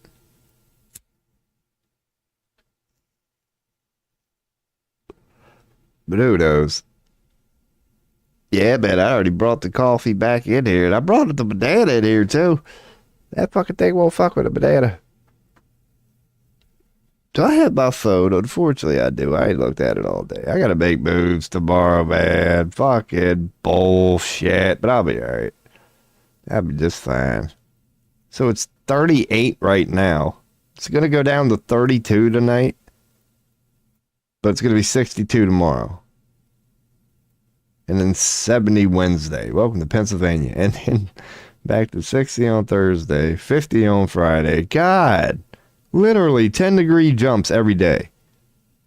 Every day, 10-degree jumps. From Monday to Tuesday to Wednesday to Thursday to Friday. We go from 47 to 62 to 71. That's 9. To 59. To 51. So that's 8. Man, that's crazy. So we're gonna start the week cold. 40 degrees is the high today, 45. Middle of the week, the high is gonna be 71. By the end of the week, we're gonna be back down to 50 as a high. Only in Pennsylvania, man. Well, not only, but so hell yeah. Your boy's getting out tomorrow. Fucking right. That's the only thing I needed to see. And that's confirmed. There ain't no bullshit. No, there ain't a cloud in the forecast tomorrow. You're damn right. It's just going to be cold as fuck until about 11. That's when it'd be nice and tolerable, man. Connect with the birds, connect with nature, get some sun, say some prayers, shed some tears, cleanse, and hopefully ride that wave. I'm going to have to ride that wave. It would be highly suggested for me to fucking get over my shit.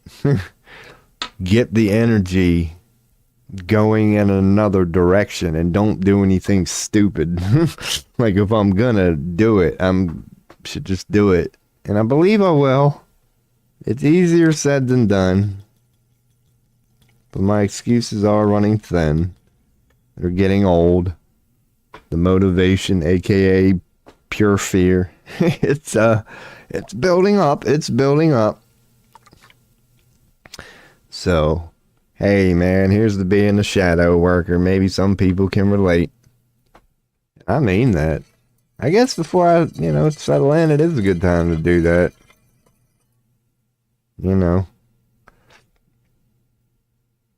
Just going to I don't know. One thing that I've always enjoyed is fucked up people. I mean, you see how I present myself. I'm just a regular son of a bitch. And I love those sort of people. Like, it's not easy to do, especially streaming and whatever. And this is where my IRL things come into play. But yeah, I like it when I encounter just like fucked up people, man. Just people who aren't ashamed of their emo-ness. Like, the more screwed up somebody's life, the better. Like, I'm just one of those dudes. I know it's kind of a bold statement, But it's like, when I ask for people like to share my gifts or whatever, when I'm talking to God, I'm like, you know damn well that you need to bring me the rapists or the people that have been raped.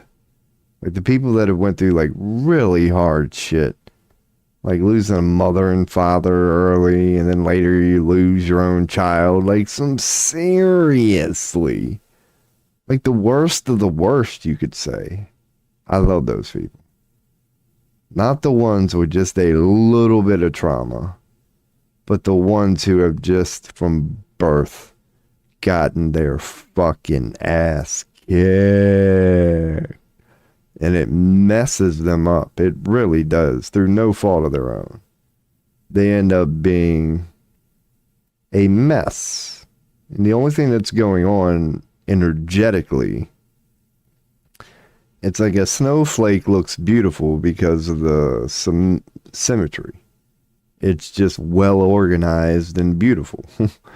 Like a person with a lot of trauma, I mean real trauma, not lollipop shit. A person who's been to legit hell, they will come across as fucked up. They're not firing right. There's something off about them.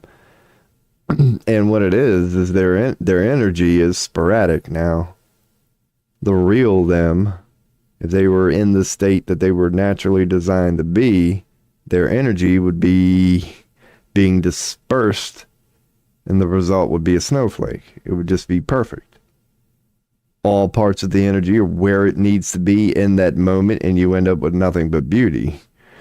But when you're a little traumatized, that energy now ends up becoming chaotic. It's sporadic. It's no longer grounded.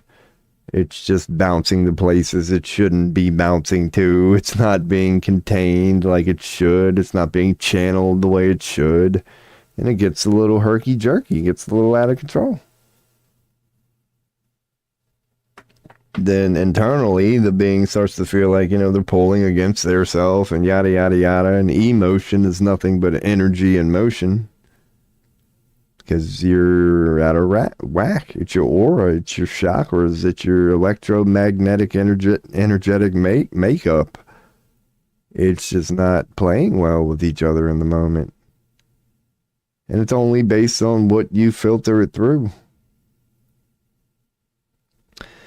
A simple way to understand the concept of individuality is with a light bulb, a wall, and a glass and an empty Coca-Cola bottle. That's all you need is a white wall, an empty Coca-Cola bottle, and a light bulb to understand the oh so complex subject of individuality. Just picture God being the light. This light bulb is the creator. Call it light, call it love, call it energy, call it the ether, call it God. It's the source of everything, light. And what do you call the wall, the white wall? Let's call it the reflection. Let's call it reality itself, whatever you want to call this. That would be what the projection screen is. And then you got the white light called source, God, whatever, over here. So what do you put in the middle? The fucking empty Coke bottle. What do you mean by that? How does this explain individuality? Well, if you take that Coke bottle and you shatter it into however many pieces, even though it's the same bottle and it's the same screen and it's the same light, based on what piece you pick up and put between that light and that screen, even though it's the same bottle, based on the piece you picked up, how it's formed, how it's molded, what makes it unique from the rest of those countless pieces, the light will now through that filter, the piece of the bottle project a different prism of light on that screen. That's individuality. Right there. A wall, a bottle, and a light bulb. We all come from the same bottle. God, creation, whatever, light, love is indeed the source. Whatever you want to call this is the reflection, is the screen. So we're all part of the same bottle. That bottle got shattered. That's why we all have individual fingerprints. That alone will help it make sense. How do we all have, even identical twins, our own unique fingerprint? Because you're part of the same bottle, but there's no other piece like you. That explains individuality right there. Based on who you are, and it changes from moment to moment. Your existence, your matrix, it's a filter. The light called God, love, the universe, whatever, that is within you is filtered through you in your experience, your reality, your unique prismatic reflection is the story you're telling. That your light, your energy, your matrix, your field simply cannot yield the same result as anybody else's. Why? Because you're a piece of the bottle. Every piece you pick up will give you a ever so slightly different. No two pieces are the same. That's creation in a nutshell right there. A very simplistic way to understand it. One of many, one of infinite, literally. There's no such thing as truth, just how you look at something. That's one way you can look at it. And if it rings true to you, then guess what? It is. And even that truth won't stay forever. That makes a lot of sense in the moment. But it'll mold, as all things do. Yeah, that's one of many ways to explain this fucking crazy little experiment of ours called Earth. Rather impressive design. Very impressive. But a creation nonetheless. See, yeah, man, that's enough of your boy's ugly ass. Get that proper. I should probably adjust this from time to time. Ain't nobody got time for that shit, man. Ain't nobody got time to be productive.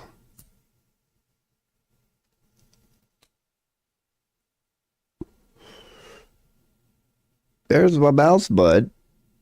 Just looking around, man. What's up, pal? Hey. Hi. Dude, you're not going to get up on that container. He's on the blanket. Hey. Come up here. Hi. Come up here, man. Are you comfortable enough with me yet to come up on the blanket? If you do, I'll feed you. Hi. Hey, bud. He's getting close. He actually is. It's not worth moving the webcam. But you know how you can sit like with your leg propped up on the other where you're not really cross-legged? You're L-legged. That's what I am right now.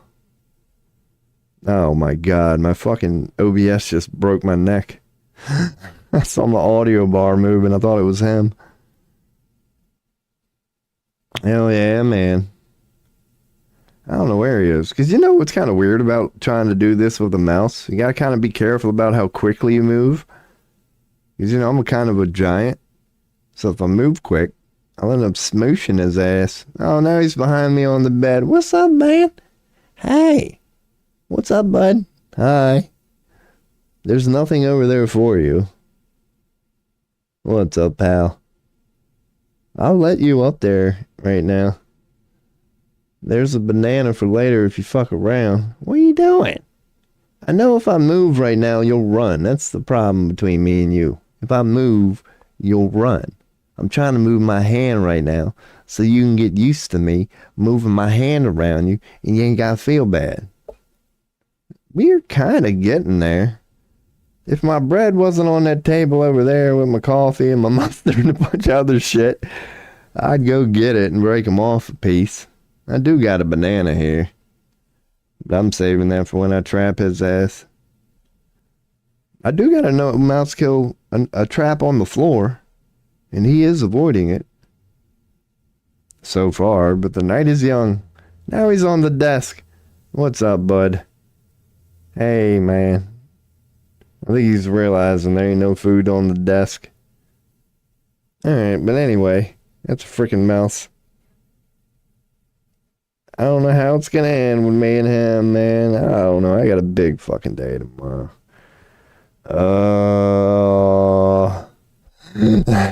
Boy. Oh my God, I know everybody can relate. You can't ignore that calling within, but so the way you can look at that, denying yourself, denying your calling, is the Three Little Pigs story. That's how energy will affect you regarding that. If life wants you to do something, yeah, you'll get a little urge, you'll get a little inspiration, and you'll know you should do this. It'll likely be shrouded in fear. It'll be one of your insecurities. It'll be something that you know damn well you should do, but you're going to challenge yourself in the process. And you'll avoid it. You'll know it's there, and you're like, I'm not going to do that. Subconsciously, you know you're afraid of it, and perhaps consciously you will acknowledge that too, but you run away from it nonetheless. And then X amount of time passes, and quote unquote, it happens again. And then, and again, in that moment, you feel a little more powerful calling you towards the same thing. And subconsciously, you know you're afraid of it. Consciously, you might be aware of it too. But again, regardless, you run away. Now, the way energy works, and the reason I'm relating it back to the Three Little Pigs story, is if you continue to do that, quote unquote, run away from the calling within you, that calls you to challenge yourself. It's the Three Little Pigs story. They'll knock the first time, and you can run away by the hair of your chinny chin chin. Energy, this theme, this fate, this destiny. Because think about it. You are everything, right? So when life sends something your way, as in we want you to do this, where is this fucking mouse? I hear him. And you reject it, you run away from it, it's the same as it bouncing off of you, right? Oh, I don't want this. Bing! You put your shield up. I'm going to ignore this. Bing! And you put your shield up. And it does. It reflects it. It goes away. You run away from it in that moment. You do. You deflected it. But again, you're eternal. And my mouse just got caught again. Good. So, if you're eternal, where's it going to go? Granted, you have the ability to run away with it, to put your shield up and ding, reflect it. But eventually it's going to reach the illusion of the outside. And then it's going to do what? Echo, because it's got nowhere to go. You're the eternity. You're the Alpha and the Omega. You are the beginning and the end. It's literally got nowhere to go. So it comes back to you. And that's where you can relate it to the Three Little Pigs. It will first be a minor suggestion from life. Going, we highly suggest you follow that calling within that you know is going to challenge you, but follow it because it wouldn't have called you to waste its time. And you ignore it. And then it comes back a little louder, and it keeps coming back a little louder. Each time it keeps coming back a little louder. And this is where you got to respect the nature of one of the elements, fire. This is where you've got to respect the nature of certain energies, certain representations, such as Saturn, such as the Phoenix rising, such as cause and effect, such as for every action there is an equal and opposite reaction. That it's not punishment. It's simply the way life works for every single person. You're not in this alone. If you keep running away, it will three little pigs your ass. Eventually, the knock will become a pound. It will be beating on your reality going, this ain't funny no more. You are going to let me in. And even in that moment, you have a little thing called free will. You can ignore it. You don't, but eventually, it's not punishment. If you keep running away from your calling, that shield will no longer work. It will blow your house down. It's going to get your attention whether you like it or not.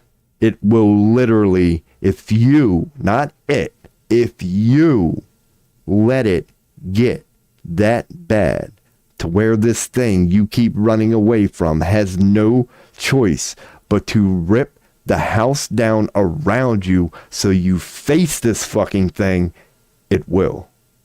It will. And it's not punishment. This thing is not sick. It's divine. It's heaven sent. And it's just sick of you doing what you know in your heart you need to do, but you're running away from it through fear. And that's just not a good enough reason for a little thing called divinity. It doesn't hate you for it, but it's still not a good enough reason. So energetically speaking, if you run away from your calling, it's like the three little pigs story. Eventually it'll blow your fucking house down if you don't let it in. This innocent little pig that if you would have dressed it in that moment, you could have handled it, will turn into a big, bad, scary wolf. Not because of it, because of you. If you just would have opened the door that first time, it never would have had to turn into that wolf.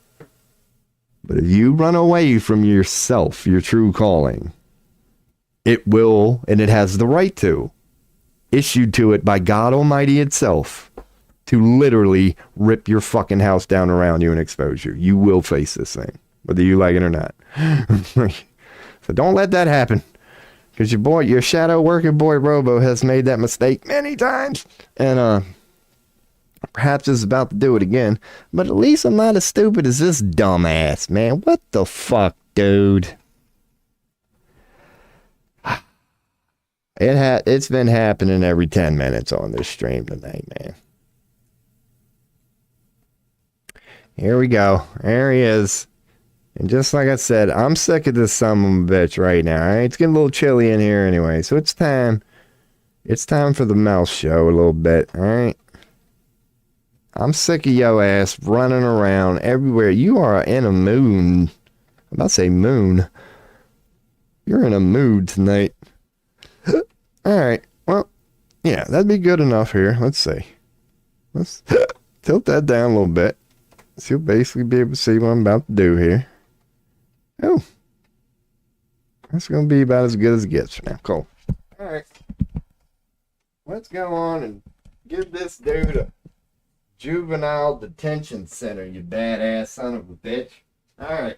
Oh. Damn, I'm old. That's my burritos for later. Here's the old mashed potatoes. Alright, man. This is going to be your Alcatraz for this evening.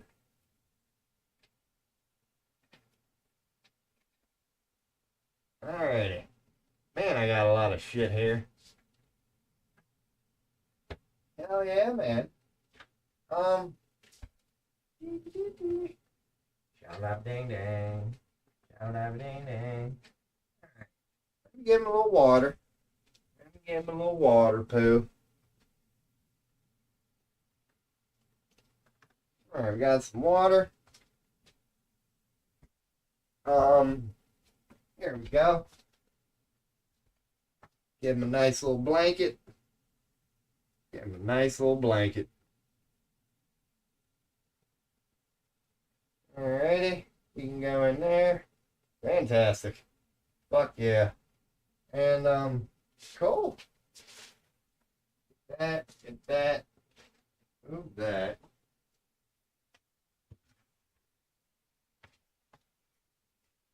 That's all he really needs, man. Hell yeah. Cool. Alright, dude. In you go. In you go, you son of a bitch. That's what you get for fucking around. That's what you get for fucking around. Come on. Come on. There you go. You're good. Alright, I ain't letting you jump out either, man. I know you. You got hops. You got hops. Bam. Suck a dick. Alright. That'll learn him. Fuck yeah, man. That's what he get. Ooh. Oh yeah.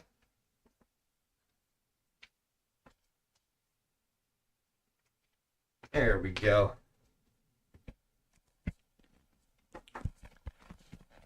And I had to get the heat going a little bit. There we go.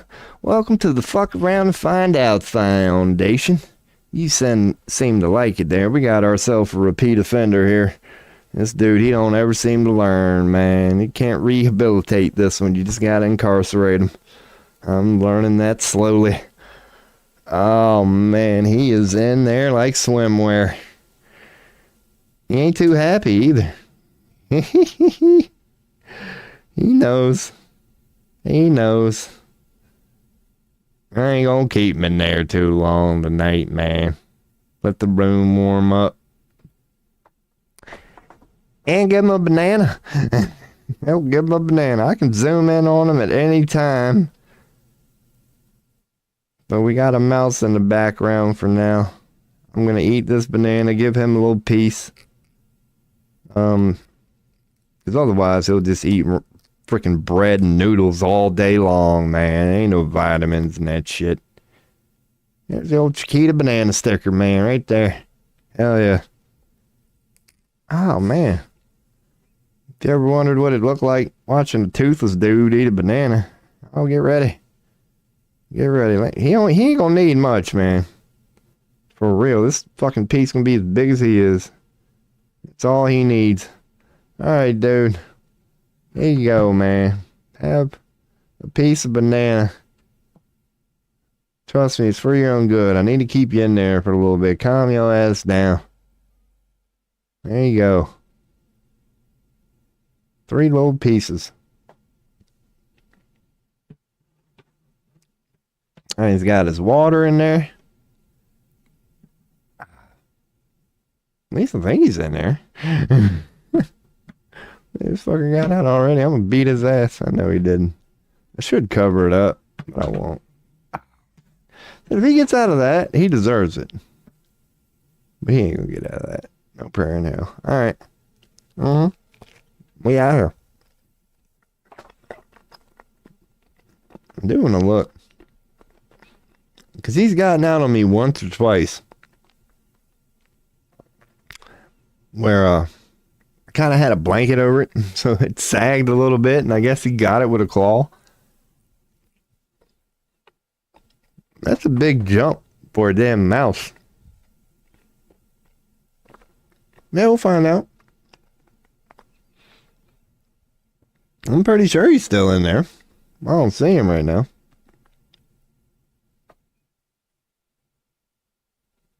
I was banging around.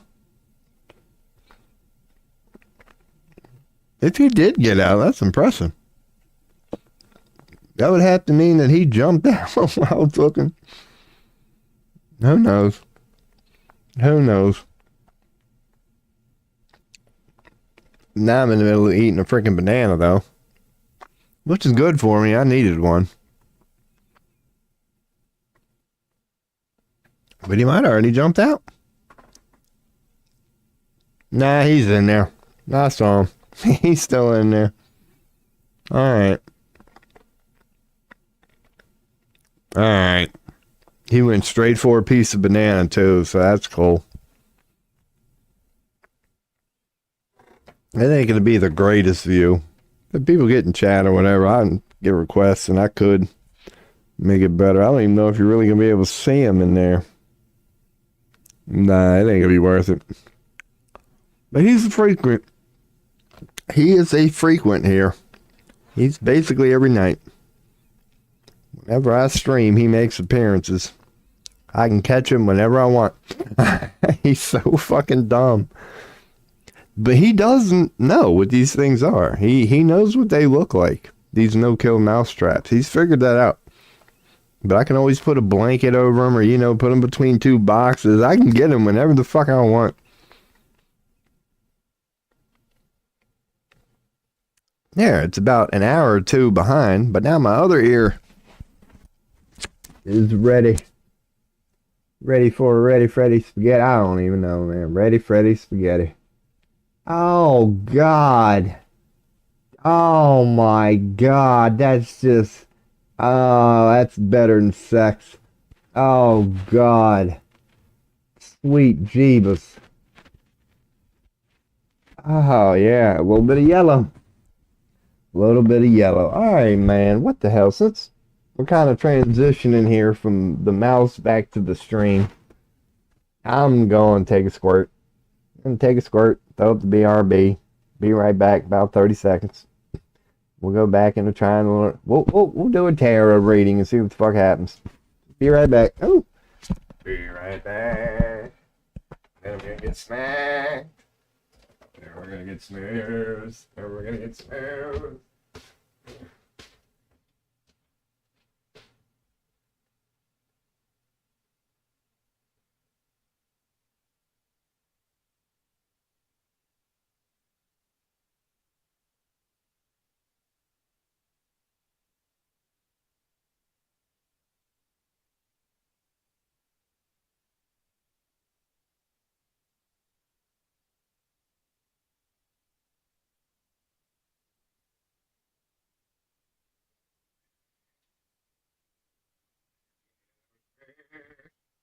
Damn cash.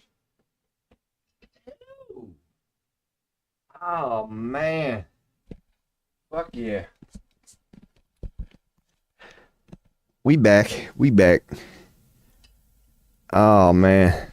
And since I was singing on the way out and on the way back, it made me think, last night, you know that song, Let Me See? It's that hip-hop song, man. I forget who sings it. It's called Let Me See. And his hook is like, let me see, let me see, let me see, let me see, let me see, let me see, let me see, let me see. That's such a simple but good song. And when he ran into my no-kill mouse trap last night, it happens to be next to one of my desktop speakers, a little cheap piece of shit. But to a mouse, you know, that's freaking huge. So he listened to that last night. I was like, let me give him something that I can enjoy. That's kind of like, you know, it ain't no feel good high vibe music. Cause I done caught this sumbitch in the no-kill mouse trap again, and I kind of wanted to let him know that he's in prison right now. This ain't no reason for no damn celebration. And so yeah, that's the song that your boy went with, man. I serenaded a mouse last night, man. He had no choice but to listen to that song. It wasn't loud either. I made sure it was low because he is a mouse. So it's a freaking huge speaker to him. Because this is the thing, man. I have never seen it done.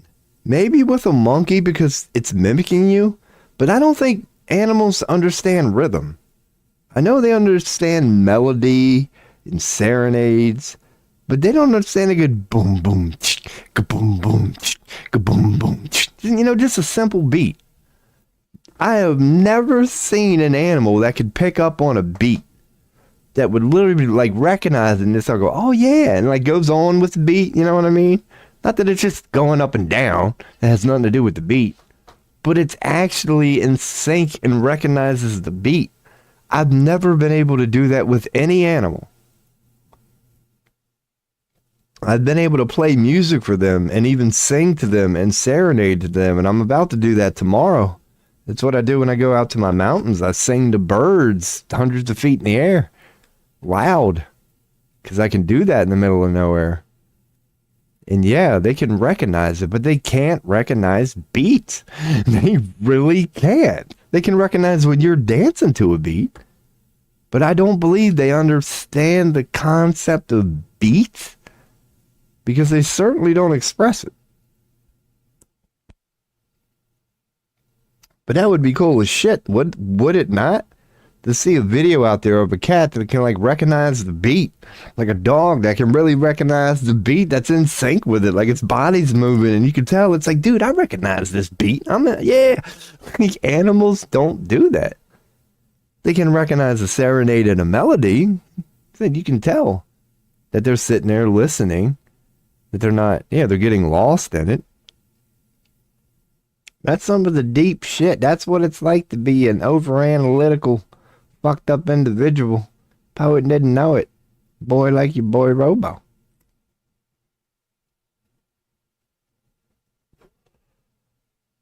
I don't know, man. I don't know. So maybe I'll tell a couple more BS freaking tarot readings here. I thought they would. Shit, I don't even know.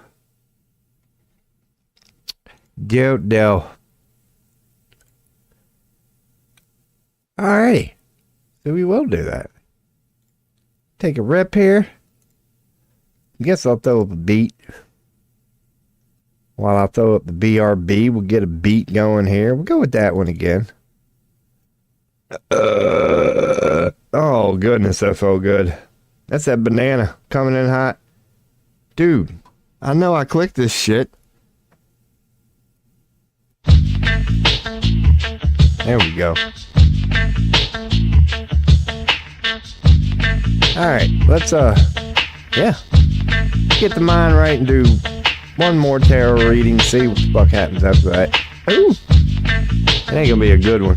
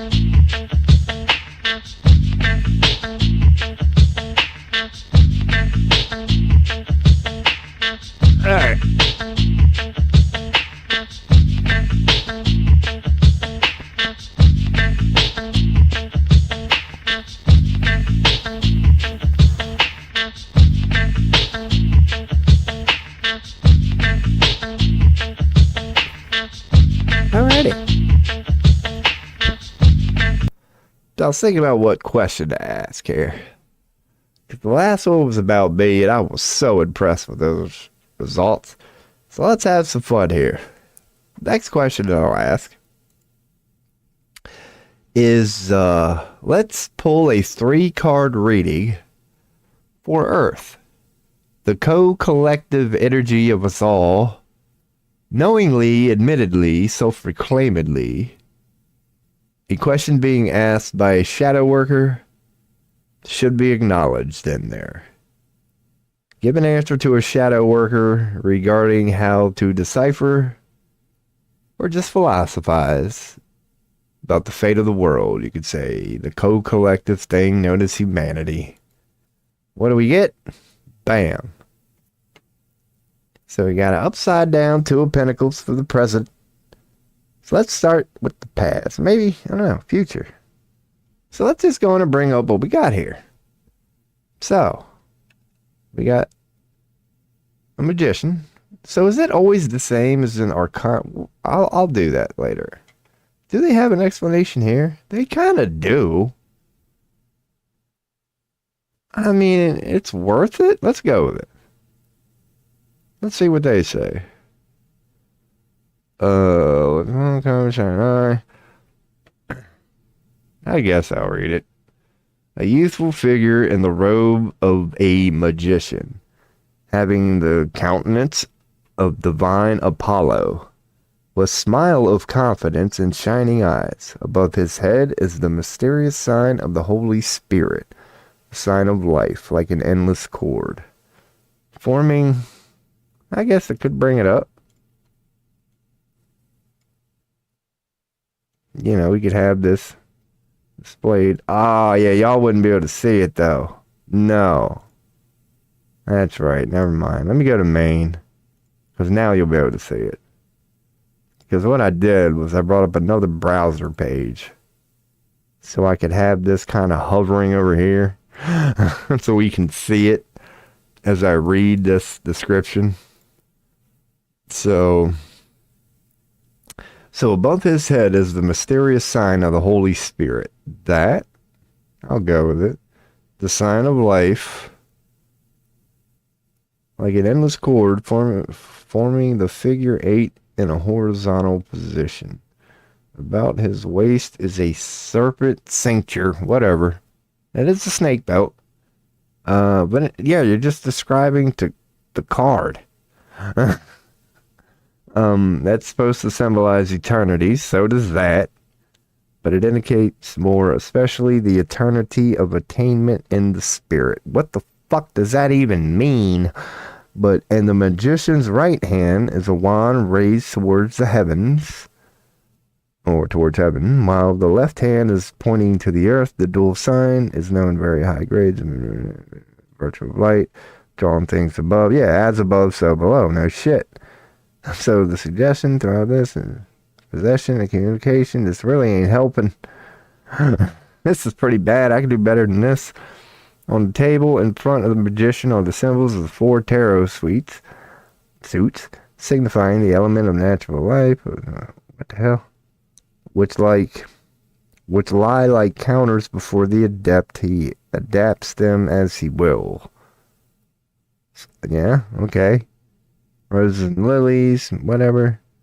Garden flowers, aspiration. The card signifies the divine motive in man, reflecting God, the will, and the liberation of its unions. God, they overcomplicated this shit. Oh, man. It is also... What the fuck? Alright, let's see. What card is this? 1, it is. Card 1, Magician... Meaning, let's just go with that. Because they fucked it up way too much. This AI overview, I kind of like their answers. It's just representation or manifestation. It represents manifestation, resourcefulness, power, and the ability to turn ideas into reality. Acting as the bridge between the spiritual and material realms. That makes more sense. That makes a ton more sense than whatever the fuck it is they gave us. Yes. So, that's a proper description of the magician. It highlights the ability to utilize your talents and resources effectively to achieve your goals. It's about turning spiritual into physical. It's about manifestation, the connection between the two. It represents the beginning of a journey by being card number 1. New opportunities and the potential for creation. When reversed, it can suggest the lack of focus, manipulation, or a feeling of being stuck in the physical realm, so to speak. Read this real quick. Power of creation. And a stupid explanation. Alright. So. That was what we got for the past. Well, that makes sense. So all we're covering here is the past. The question that I asked was, give a shadow worker some shit to work with regarding the future of humanity. So, we've got the magician for our past as Earth. Makes sense. It's all about just making the spiritual turn into the physical. So there's really no story there. It's just what you would think it would be. Card number 1, the magician. That's our human past. No fucking shit. So that's an accurate card. So the present, on the other hand, is a Two of Pentacles, upside down. So let's just type in Two of Pentacles, meaning. You get a very vague, let's roll with it. Balancing multiple responsibilities, adaptability, and the need to juggle different aspects of life. It can also symbolize financial instability, the need to make important choices, and the ability to navigate uncertainty. So it's juggling and balance, adaptability and flexibility, financial concerns. Again, let's bring up the image. It's going to be pathetic. It is. I want to be a little better. To pop this out, shrink it up, bring back this, and then we can close the other one and bring back up that one. So, the Two of Pentacles. Reversed meaning, overwhelm and disorganization. I like how they got a proper. So, summary. The Two of Pentacles encourage you to find balance, be adaptable, and make informed choices, especially when it comes to financial matters. Imbalance and stress, inability to adapt, financial difficulties. Positive meanings, juggling and balance, adaptability and flexibility. So yeah, they basically just give you the opposite. If you're adaptable and flexible, down here you would be inability to adapt. If you upright meaning is financial concerns. It's not really upright. Uncertainty, that's not really upright. But that's the general meaning. Okay. All right. So juggling and balance, adaptability and flexibility. Okay, so,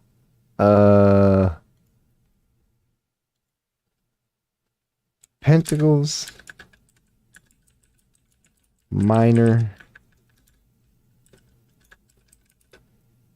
Arcana, meaning. Oh, Arcaba? Dude, Arcaba? Y'all don't even know about the Arcaba. I bet that's some ancient shit right there. And the Minor Arcana, the Pentacle Suite in general, is element of earth. That's the main thing I wanted. But the general idea of pentacles are material matters, career, finances, possessions, and the tangible aspects of life, highlighting practical outcomes and the connection between action and results. Fair enough. Represented by earth, which is all about stability and grounding. Tangible results. It's a physical suite, being earth and nature. Yes, that's what I just said. Physical world. Emphasizing all suites kind of do that, but this is more specifically efforts and the tangible outcomes we achieve. Rolled by Taurus, Virgo, and Capricorn. That we can bring up full screen. The whole thing here is, in general, Earth, from a tarot perspective, and many others, just mean this, being the Earth energy. It's very Earth, rock. From an energetic standpoint, it's the negative. It's the ground. It's, the creation part of energy cannot create. It's chaotic unless it's grounded. Like, that's part of the Earth's property. From a non-physical way to connect it. But specifically, because the other one related to Earth is water. Both of those are related to the physical. Because fire and air are more metaphysical or more intellectual and conspiratorial thought. Earth and water are more about earthly things. They settle, they have density, they have form, they're solid. But water is the solid that has no state. That's what makes it unique. It's sort of the transition. Because they do go in order, and earth is last. the order is like arguable. Because fire and air, yeah, that's a topic of their own. So one step at a time, sometimes rigid, materialistic, works hard for success. Very patient, goal-oriented, live in the here and now, stable, rocks, practical, physical. So that is the trait of the earth signs. Taurus, Virgo, and Capricorn are very cold, calculated regarding the physical. So, we get the 5 of Pentacles, wouldn't it? Or no, the 2 of Pentacles, better known as the 2 of Pentacles. These are some good images when they bring them up, man. I wish that was a bigger fucking link. I think it is. There we go. We're getting somewhere. We know how to interweb up in here. Is this the whole damn thing? Dude, I like this page. BuildingBeautifulSouls.com. Highly recommended. This is going to be a bookmark for later. They seem got some pretty cool pictures. They got pictures of my own, but I like seeing different shit and just going wherever on this stream. If you can't tell. Speaking of which, I had to check chat. I said if you're on Twitch or Kick, I can hear it when you say something. But if you're on YouTube or Rumble, forgive me if I don't know you just said something. I can't tell unless I look. So we got the 2, which is duality. It is balance and the interplay of opposing forces. True. So now that we understand all of that,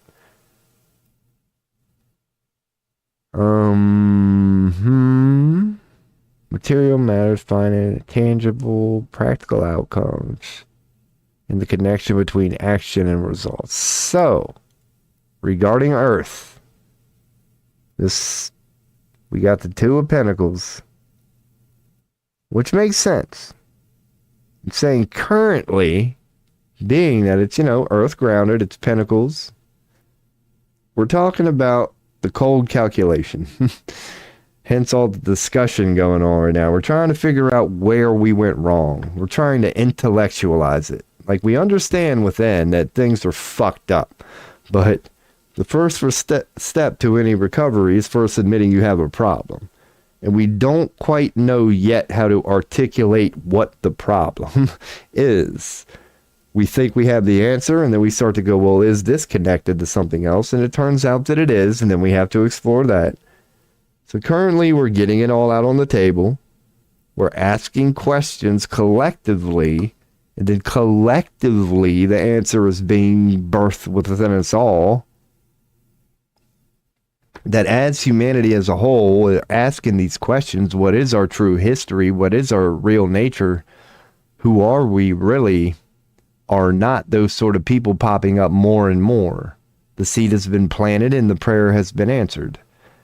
Out of nowhere, we're getting all these gray-haired people who are like, oh, matter of fact, I've been doing this for 30 years. What do you want to know, Sonny? And they're going on these podcasts and they're just appearing out of nowhere. Like, is that not happening to us all? Are you not one of the people right now who just... people, whether they're online digitally, they're an influencer, they're a podcaster, or in your real life, people are just popping up who are rather experienced and good, and they have all the answers you've been looking for and been asking recently, don't they? Where do these people come from? That depends on your definition of time. But it's happening. So that's a proper one there. We got the old 2 of Pentacles. Inverted upside down, and it's about balance. We are out of balance because it's upside down, it's inverted. We're not very responsible, we're not very adaptable right now. I don't know, we are adaptable. I think we've gotten through that part. I think we're more open to adaptability now than ever. Maybe it's not so much responsibilities. But no, definitely the need to juggle different aspects of life. Like, we're actually good at that, in my opinion. Because the one thing that we know that's happening at the moment is like energy, whatever you want to call it, is just so fast at the moment. But damn it, if you're still here, you're adapting well. Because it's a fucking just jet stream of just info and data called reality right now. Time, experience, energy itself is just at the moment, man. It's going so fucking fast.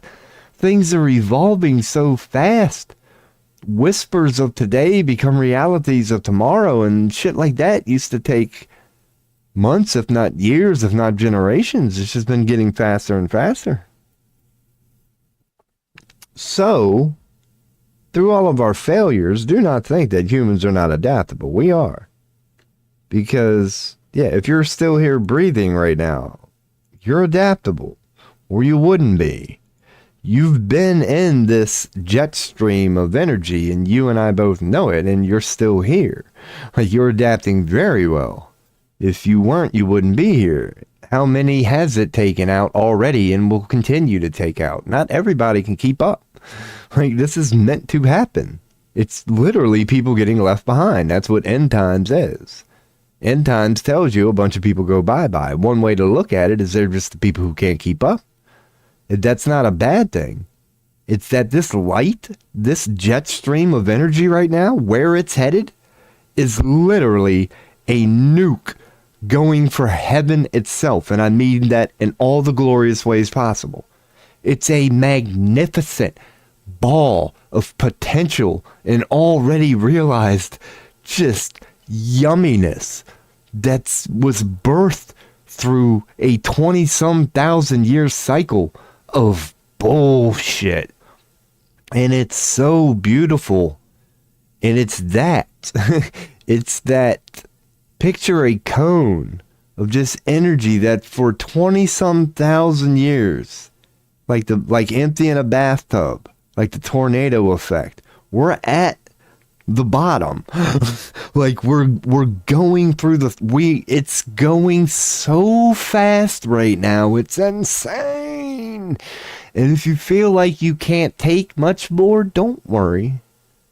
The transmission is being redlined right now. It is. But we're being watched by very wise and delicate hands. So they see our transmission redlining. They see the smoke coming off the car, but they know we're not broken down. So that, yeah, it's very intense right now. But the unfortunate part, but then again not, is we are destined to break our transmission. It's just redlining right now. We're about to burn it out. Like, we are. Why? Because it's time for a new one. That's the only reason. We wanted to get the most out of our old one. And now that we know our old way of being is sort of obsolete and we can do way better than this, we're giving the lemon one last squeeze to make sure we get every little drop we possibly could out of a little thing called hell. And who's to blame us? It's a rather noble act. As sick as human beings are at the moment, we're gonna find a way to make it even a little worse. And the heavens are like, okay. Yeah. We're known as the Cosmic Insane Asylum right now, and rightfully so, because you gotta be insane to fucking attempt what we're attempting right now. But the thing is, it's fine. So get ready to be cocky, human beings. When we join this galactic family, and we got a long way to go, they like to think that we're not ready for them right now. I like to think they ain't ready for us. But anyway, so that's the present. Makes sense. Makes sense. Our physical world is flipped upside down, and we are trying to figure out why. Because the mass of humanity want what's best for everybody. We try to be the best people we can every day based on the hand we were dealt, based on the haunted house we're currently riding in. But we do want the best for everybody, regardless of whether we know how to do it or not. So call it an honest intention, call it an Illuminati infiltration. But regardless, we fucked up. We simply didn't get it right. Now, the good part about that is we are the same people who got it wrong, so we are the same people who can fix it. It's perfectly fine. No matter how bad it is, it's still our creation. That part is inevitable. That's a part of the equation that will never go away or turn off. We are not their puppets. It's universally impossible. But you can play a game. You can enslave somebody. We see it in nature. If you take an elephant and you chain it up at a young age to like a fucking string, it will grow up and it will never break free from that string. Even though it's now a full-grown elephant that could just rip it right out of the ground. It won't try. Why? Because it's playing the hand it was dealt. It had already made that decision. I can never break free from this chain, so I'm just going to stop trying. It doesn't realize in its later state what it has become. But those who can see it are wondering, why don't you just walk away? So no matter how bad these chains may seem to be, individually and globally, soon enough we're going to realize it's just a chain. We're not actually held down by anything. We can just rip it out of the ground and take it with us if we want to. It's just a chain. So that present card there makes a lot of sense. We ain't even gotten to the future yet, man. We've just covered the past and the present. But again, you got to respect tarot, man.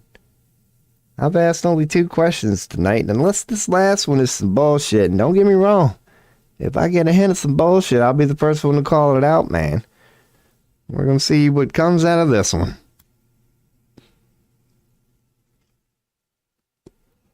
And the question is humanity. The question that I asked was, we're doing a tarot reading, and I have a shadow worker, a self-proclaimed shadow worker. So please, universe, give a self-proclaimed shadow worker a 3-card tarot reading, past, present, and future, regarding Earth. Because my first question was about me. This one's about the co-collective me, called Earth. So, this is our answer. And yeah, the last one is the old future. I hate that son of a bitch. Fucking future. Goddamn future. But see, here's how you justify being unmotivated and a little bit of a piece of shit from time to time. Ain't nothing wrong with procrastinating from a certain perspective. I know it might feel bad and it stings and everything always goes horribly wrong, as it should. But, if you could be the eye in the storm during the midst of such a thing, what you could do is you can tell yourself, the reason my to-do list is longer than the Gettysburg Address is why do today what you can put off until tomorrow, man. You always give yourself something to look forward to. You ever start cleaning the house and you just get in a really good mood where it almost turns fun and you're a little disappointed at the end of it? Because you know you got that rare vibration of cleaning and you're kind of done. You're like, damn it, when it looks so bad, now it looks so good. Now that it already looks good, I can't even make it no gooder. Yeah, man, that's what all you responsible son of a bitches get, man. Shit. Us procrastinators, we ain't got none of that problem, man.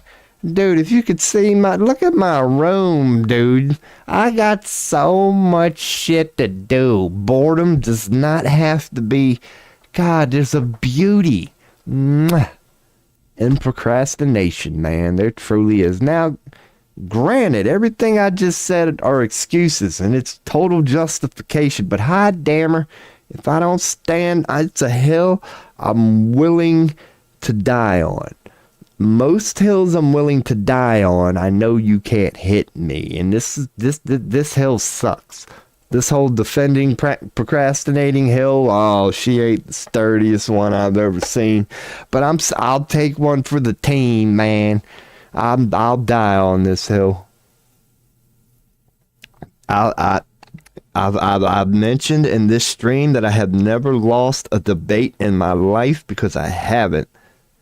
But if I wouldn't even lose that one, man. Who am I kidding? Fucking bring it.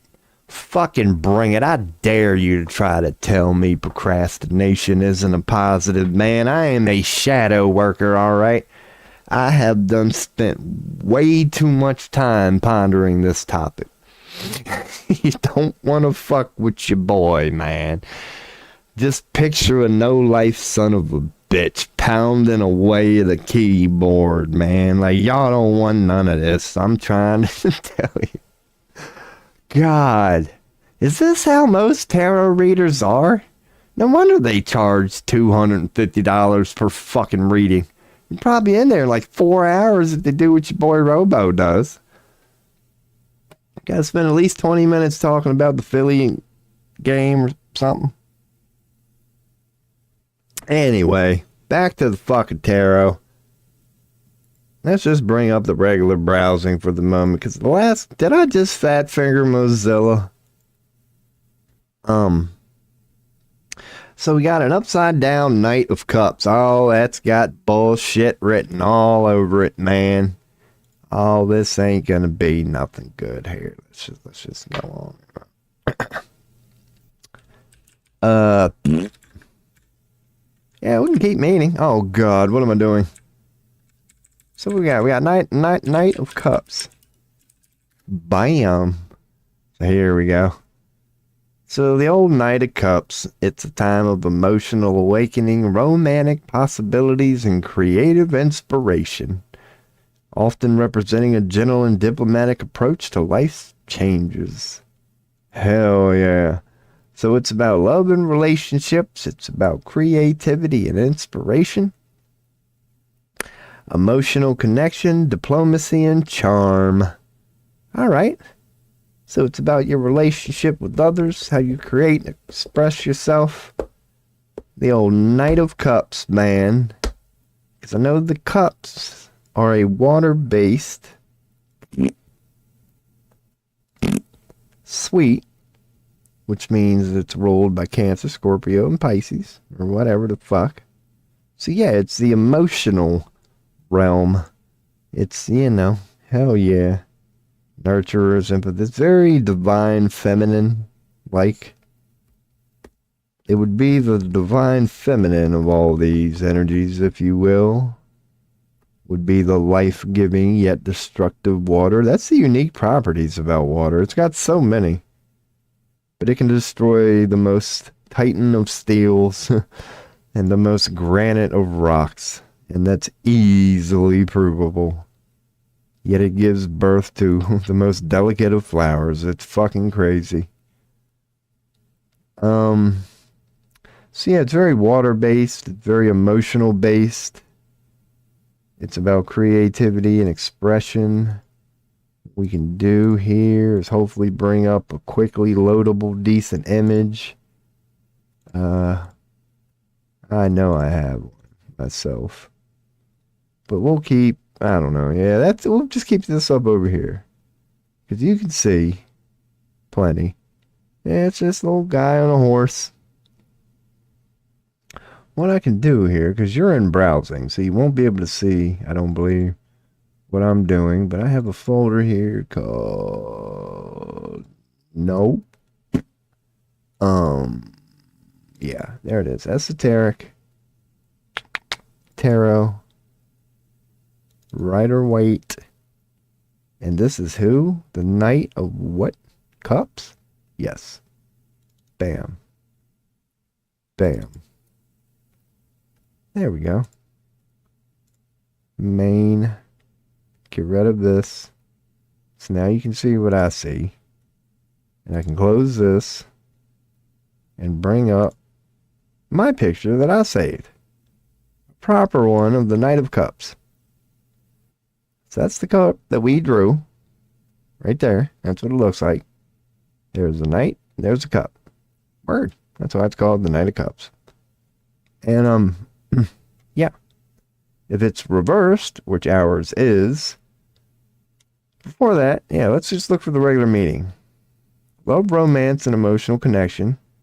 Creativity, inspiration, and artistic expression. Diplomacy, charm, and emotional intelligence. Opportunity, new beginnings, and potential. So, yeah. If it's upside down,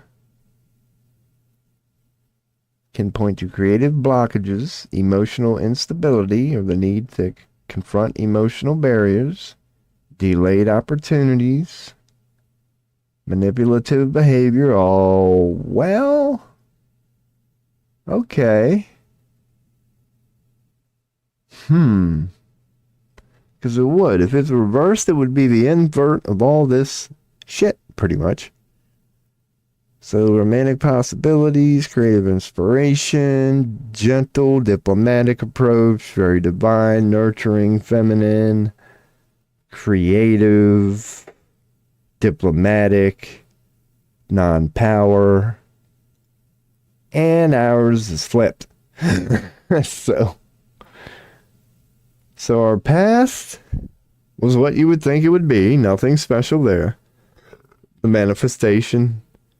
Trying to figure out what it means to be a physical being, a spiritual being having a physical experience. It's clearly our past. What it means to be a physical being having, or a spiritual being having a physical experience. Ooh. Our present is, yeah, we've already been through that. It's a little fucked at the moment. And yeah, our future is telling us that it's honestly not too good. It's not too good. It's really not, the sort of draw that you'd like to see for your future.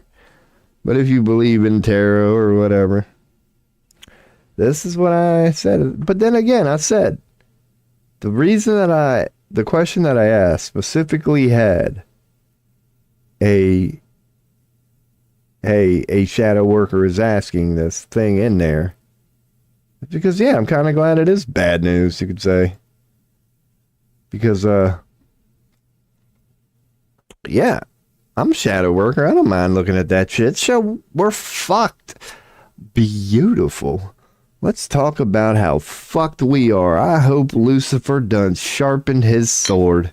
Because, hot damn it, if I'm going to leave, okay? If I'm going to leave a little something called heaven to come to a fucking lunatic, fucking insane asylum called Earth, if there's gonna be some demons there, don't waste my fucking time with no amateurs, alright?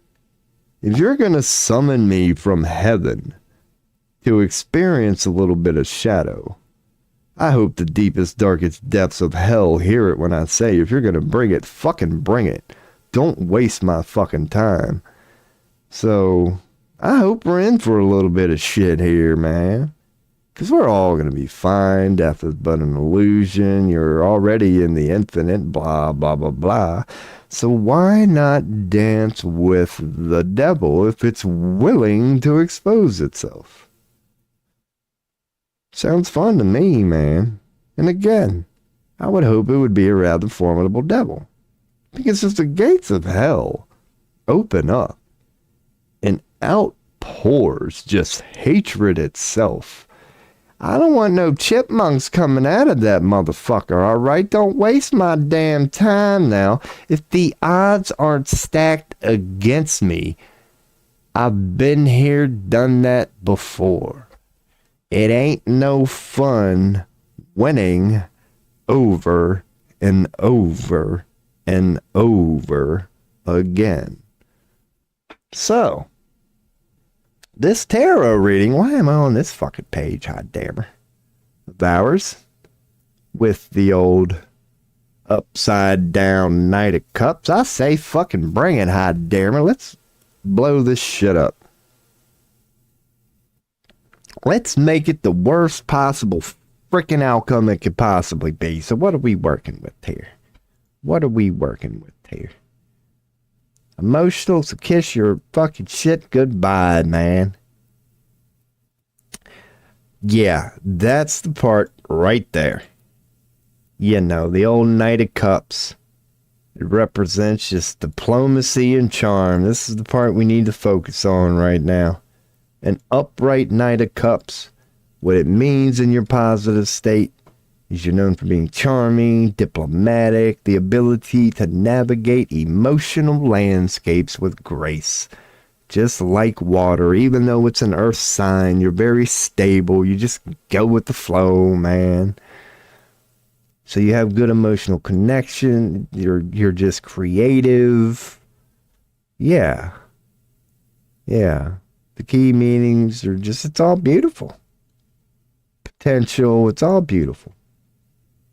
So kiss all that goodbye. Especially the diplomatic part. Because in our apparently inverted and a little bit unfortunate future, that diplomatic part, y'all can forget about that. And it's honestly good advice. What the fuck? And I mean this as a shadow worker. What the fuck makes you think you have an opinion right now? I'm not talking about your little bubble and your little world. You're totally in control of that. I'm talking about the quote-unquote global stage. Who the fuck are you, peon? Who am I? Brick in the wall, dude. Just a motherfucker in Pennsylvania. I ain't shit, man. Who's the top streamer on whatever platform you're on right now? I'll tell you, I don't give a fuck how big they are. They ain't shit.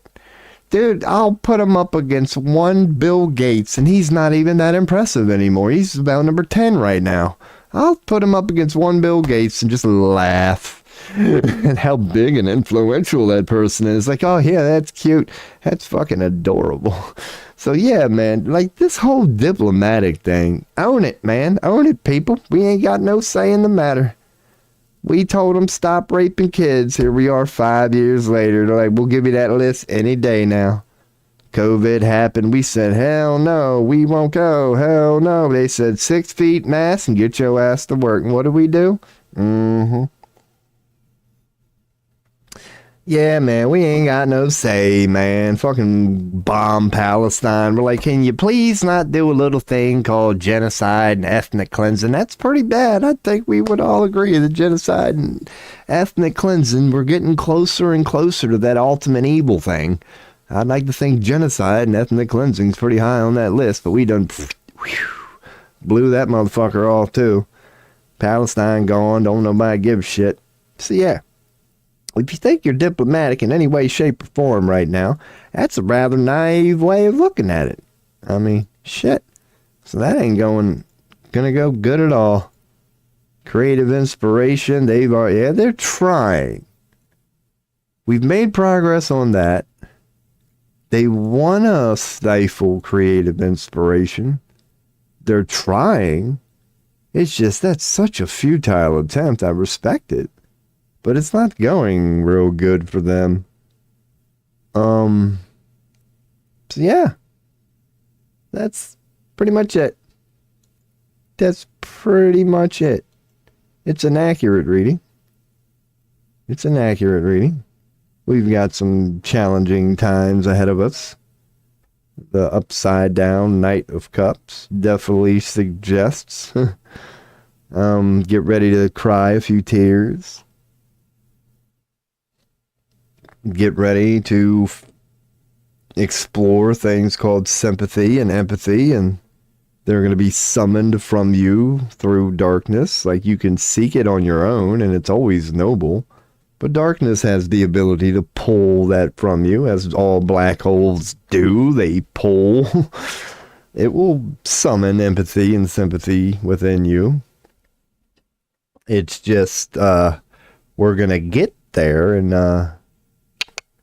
inverted ways. It'll still be a great outcome.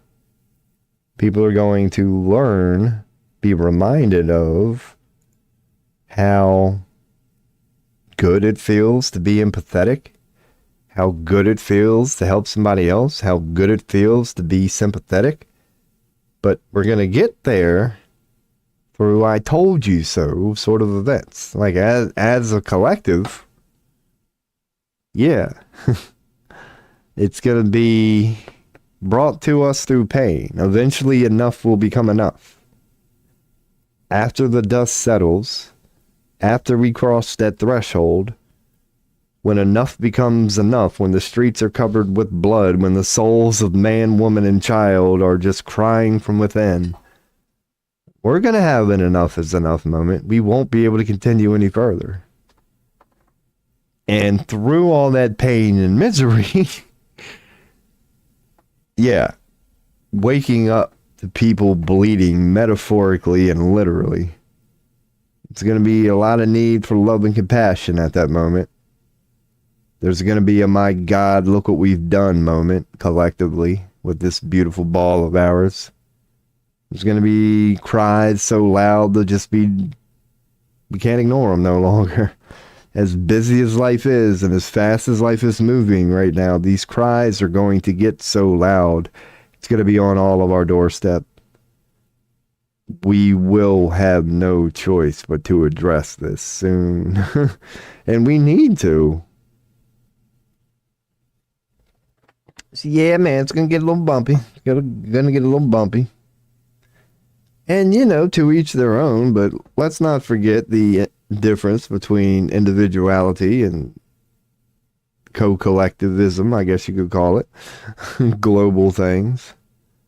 Along with this global revolution, which is an accurate reflection of the internal battle within us all.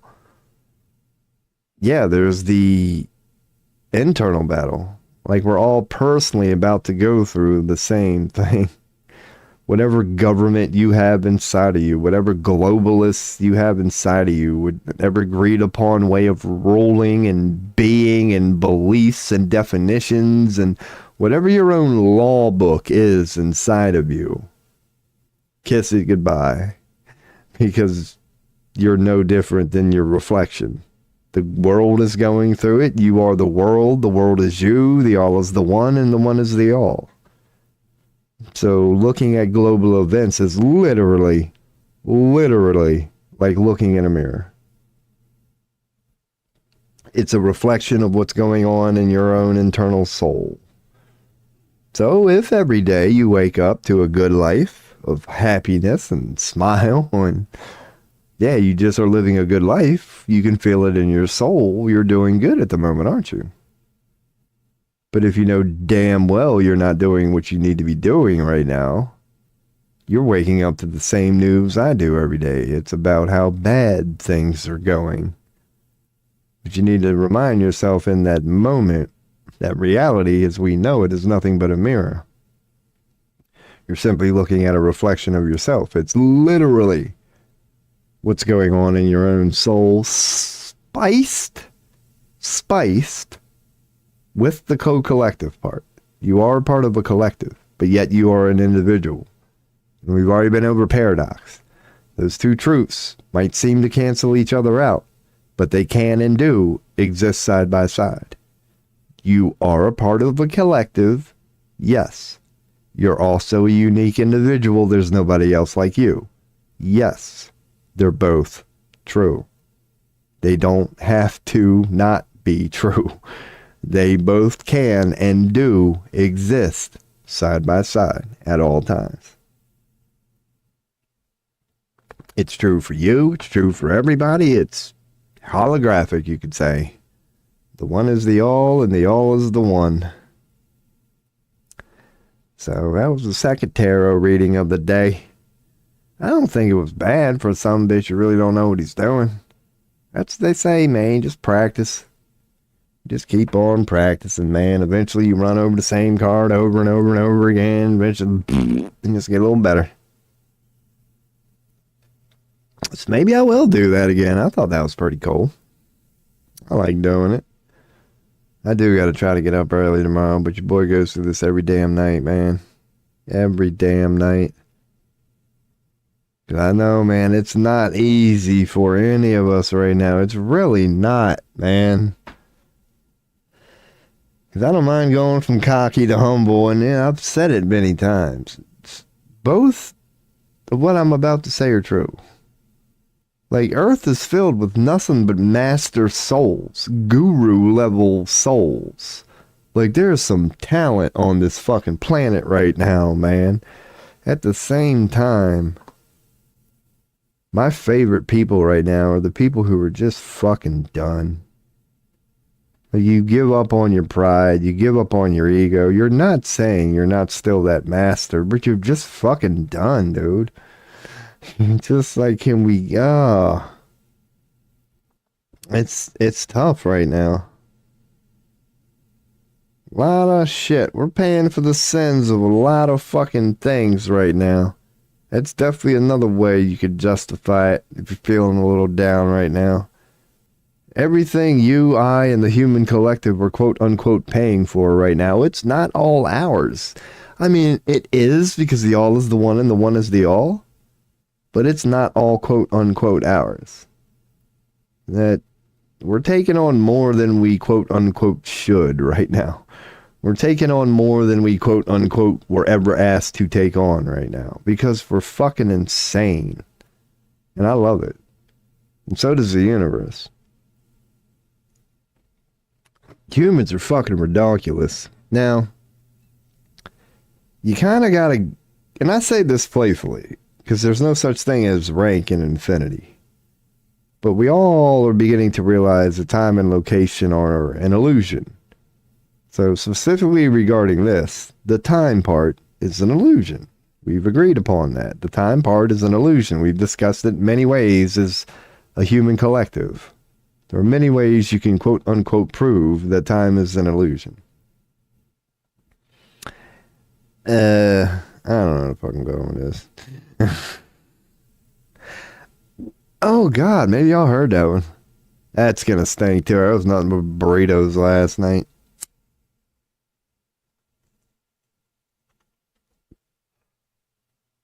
Yeah, I will drop that one. That's what happens when you rant to yourself all the fucking time. I guess I can move that back. That's a little bigger than it normally is. That's what she said.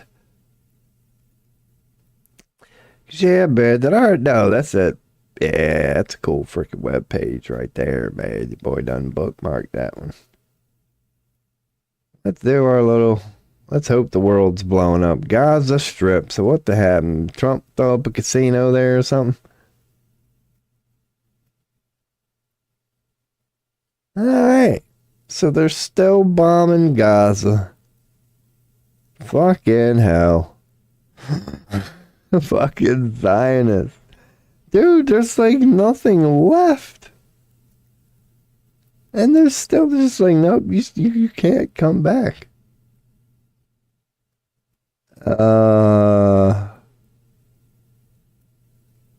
Fucking Zionists. That's all I was saying about the future of humanity. Yeah, there we go. Oh, this is fantastic. Thank you, Zionists. Yep. No wonder it's trending. Haven't they done enough? There is no Palestine or Gaza left, and they're still bombing it. What the fuck? You're bombing rubble and tents at this point. God. It's crazy how sick it's getting, man. It's fucking crazy. This is why I like to check X from time to time. Yeah, apparently this recently happened. They must have dropped a bomb like an hour ago. Hour and a half ago, 2 hours ago. Because now you're seeing all these people that are showing up at hospitals, and they fucking did it again, man. They won't stop bombing this land that's already been removed off maps. It's nothing but rubble and refugees. And these motherfuckers are still bombing them. Like, it's crazy, man. What's even more crazy, regarding kind of what I was talking about earlier, and again, it's through no fault of their own. It's just cause and effect. life is so busy right now that most people don't have the luxury to do what we and whoever may be, watching right now. It's like they don't have the luxury, to stop and take a moment, hop online, and either join a stream or hop on X and get caught up on some news. And regardless of what version you're getting, whitewash or not, you're still hearing about it. Who gives a fuck who's the good guy and the bad guy? But you are hearing about a conflict, a war. Yeah, and like if people could just dismiss that, it would blow their mind. It's like, okay, go check news right now and do something playful. Lose the good guy, bad guy mentality. Just go to news for the sole purpose of seeing how much war and conflict is going on in the world right now. Regarding who's right and who's wrong, just look up where bullets are flying and bombs are being dropped and drones are flying and there's war. Yeah. So yeah, that's why your boy likes checking a little bit of news from time to time on this son of a bitch, man. And we'll follow it up with a tarot reading, man. How about her? I don't know what the fuck I'm doing, but it sounds good. It sounds good. I'm telling you, man. I mean, there are many parts in the world right now that know that it's fucking crazy. Like, imagine living in Israel, Sudan, Yemen, some of the fucking places, and even Germany. There's some places right now that are just fucking nuts. If you're in a relatively calm place at the moment, that you would have to be like a chatter in my stream or anybody's stream right now, you'd have to be in a relatively calm place. Like, consider yourself lucky. And I admit I'm guilty of that or whatever. Like, all Americans should feel like that. I don't think America's going to be calm for too much longer. Call it a hunch. Like, and I know the rest of the world will kind of be surprised too. They're not going to care as much as it's... But then again, we're guilty of that too. Because a lot of Americans right now really don't care about how crazy it is. But then again, there's nothing you can really do. But they're not really aware. So, if the shit would hit the fan here, and we start going, oh my God, why doesn't the rest of the world give a shit? Who are we to talk? We have no room to talk when it comes to that. We're going to have to handle this ourselves in-house. We ain't going to have no help from nobody, man. When the shit starts to hit the fan here in America, we are all on our own. It's going to be the American people fending for themselves. I mean, we're fucking surrounded by oceans. Like, we ain't getting no help. It's going to be civil war, you could say. We're going to have to resolve this shit from within. We ain't got nowhere to run.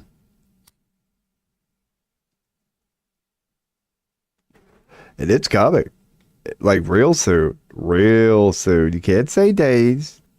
But once you start getting into weeks or months, yeah, it's inevitable. We aren't going to make it through the calendar year.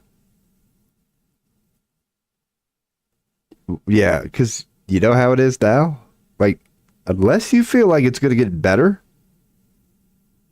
you got to feel like it's going to get worse. And then you ask yourself, what would be worse than now? Oh, yeah, there's a lot of options on that table. Who knows which one we're going to get to?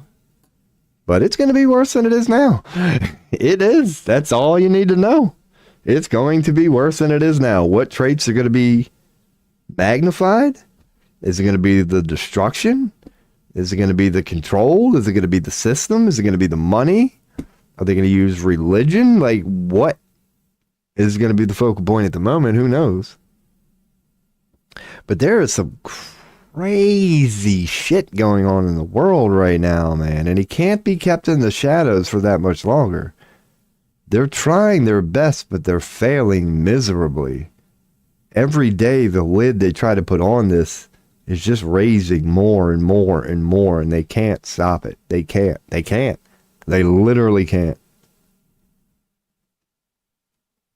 And I think that's going to have a blowback effect too, because it's not like when whatever, because light only knows how to illuminate. So when it illuminates enough, and the quote unquote theys, the quote unquote product of these man-made systems are exposed, when the system and the false idols and false sitting on false thrones are all exposed, when the system itself is officially exposed. Could they apologize? Even if they wanted to, could they apologize? Would we forgive them? You can start to see their mentality. Even if they were honest and said, all right, you got us. We're sorry. Do they want to be? That's a wrath. I don't know. Because you would have to, they would hope for them to admit that one day. They would be at the mercy of humans. And they know, and at that point, the joke's on them.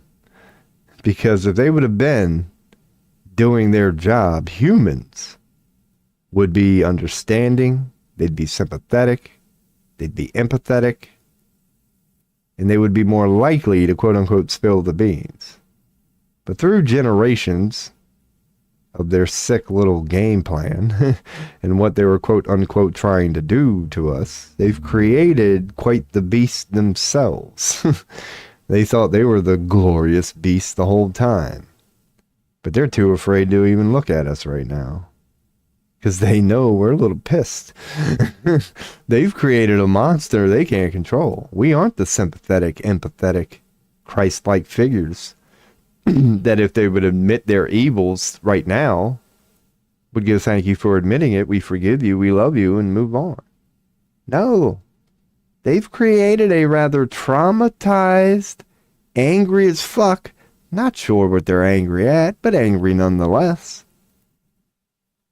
ball of humans. So, if you're one of these people going, shit, should we just tell them? You could see why they would come to a logical conclusion of that's probably not a good idea. They're a little pissed off at the moment. I got a feeling if we said, here's everything you wanted for, we're actually sorry, that some people might call for our head. So, it's a long-winded way of saying don't be surprised if a certain amount of these people decide to go down with the ship. They've made their own decision that there's no way out of this. That even if they repented, even if they tried to hand everything over and admit the fault of their ways, that based on a little thing called vengeance, they'd never see the light of day again. It wouldn't be worth it. So fuck it. Why not go down with the ship? And there are going to be those people in there that many will repent, many will return to the light, but not all of them will. There are people who are not going to give up on this clearly evil, clearly not going to work agenda. They will stick it out through the end. They will die before they give up on this dream of ultimate control. They've taken the oath. They're too far in it. Call it what you wish, but they've already made their decision. They've bargained with their Dark Lord, and they're not afraid of a little thing called mortality. And I can't say I blame them. It's nothing to be afraid of. So get ready. We're playing a little bit of a chess game at the moment. A little battle between light and dark. But it's fun, man. We are going to win. The only question is how. The only question is how. And it doesn't even matter. The only moment in time that will ever exist is right now. So win or lose, quote unquote win, quote unquote lose. If you from now until the end of time just focus on enjoying your now, you'll be fine. It doesn't matter what happens after that.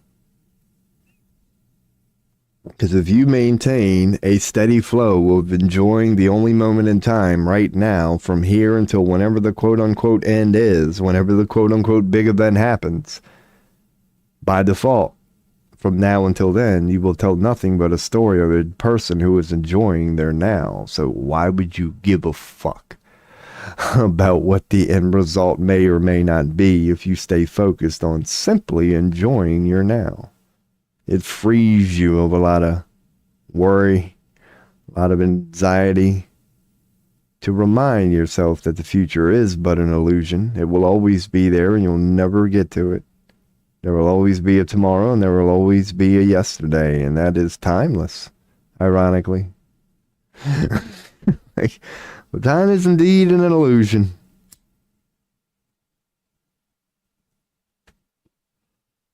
Oh man, and so is the illusion of thinking you could drink nothing but coffee and maintain a decent piss schedule. I don't know, I guess I ain't doing too bad.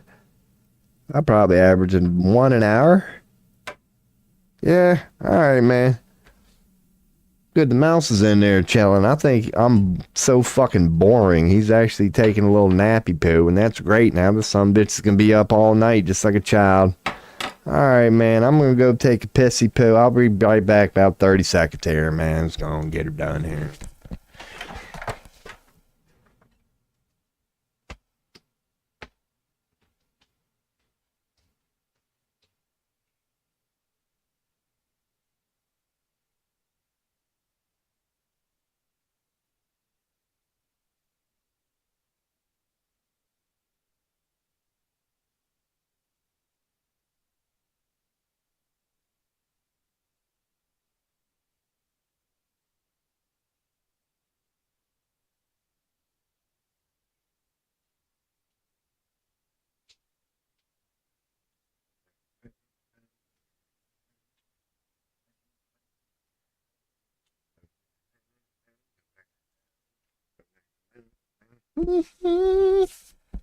Oh man, I could have threw up the old beady poo. I could have threw up the old beady poo. Ding, ding, ding, ding. Man, I ain't taking a shower in a couple days, man. I smell a little bit of nutsack sitting back down there. Oh man. All right, what are you looking for? Ding, ding, ding, ding. Here we go. Let's get her going right here, man. Oh, come on now.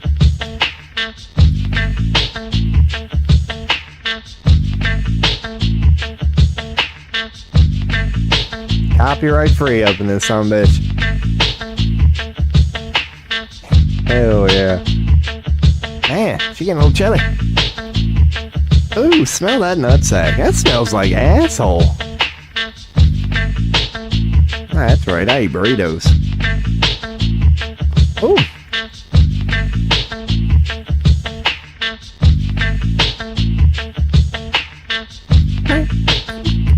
Oh, that's the best tarot reading ever. Oh, that's what we'll do. We should do a tarot reading on how gangsta that damn song was, man. That's some fly ass shit. Oh, God. Fucking hell, it's already 10 something. Dude, I'm so gonna fuck my dick. Oh.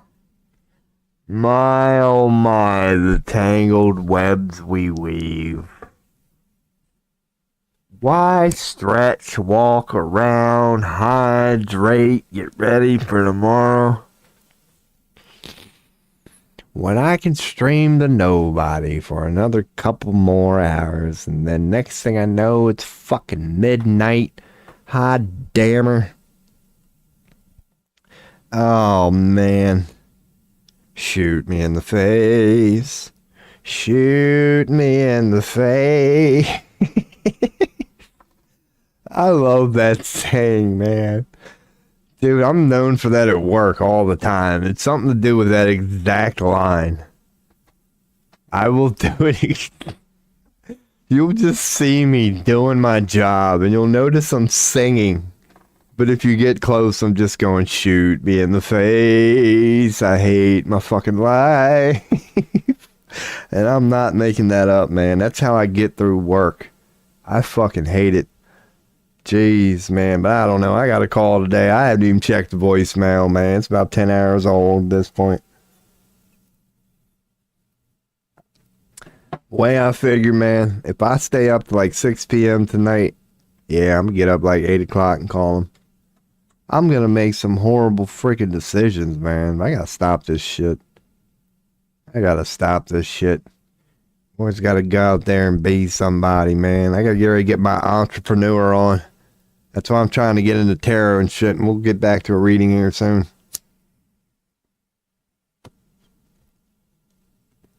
Because I'm telling you now, people, pick up a hobby. Fucking find something to do, whether it's writing a book, writing a poem, sewing a sweater, beekeeping, fucking woodworking, tarot, astrology, palm reading, fucking metal finding. I don't know. Go get, just come up with something, man. Because this AI thing, I'm not saying it's going to just, you know, we're fucked tomorrow, but just start making moves, man. Start making moves. And I'm not saying I follow my own advice either, man. I'm the most static son of a bitch you will ever meet. But I'm telling you, man, it's a good time to start making moves. Ooh. I'm gonna drink some fucking water like a dumbass, man. Forgive me. Oh, goodness. Alright, man. Let's attempt to get a damn tarot reading going here, man. Let me, I'll get the beat going.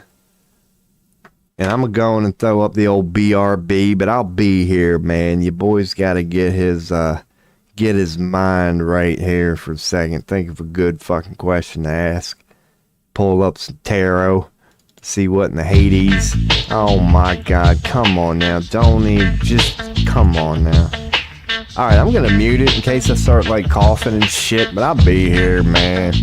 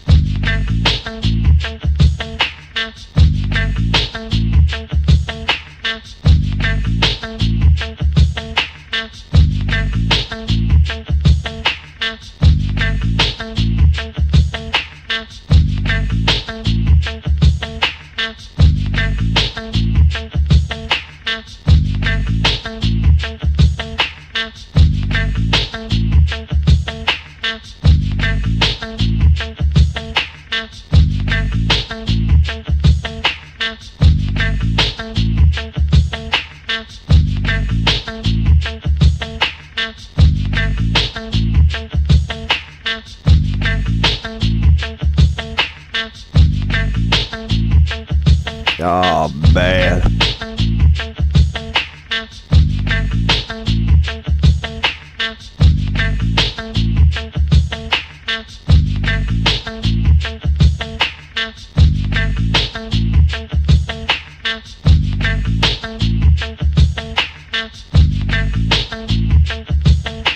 That's such a good beat, man. Come on now. Come on now. Alright, man. What the hell do I want to ask? Let's get a little practice in here. Let's pull up a tarot. If anybody is in any chats, you know, by any means, just say me. I don't know. I guess you got to ask like a question. That's how you're quote unquote supposed to do it. But your boys are going to think of one here. Nobody comes in hot. Something. That was our past drawing right there. So we're going to think of something new here, man. Let's think of a question that we can ask of the tarot gods, man.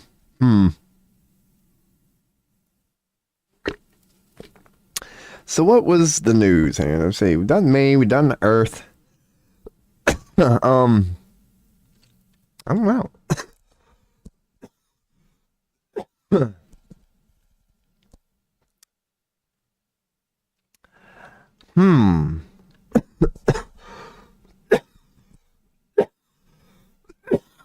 Oh my God, I should have muted that.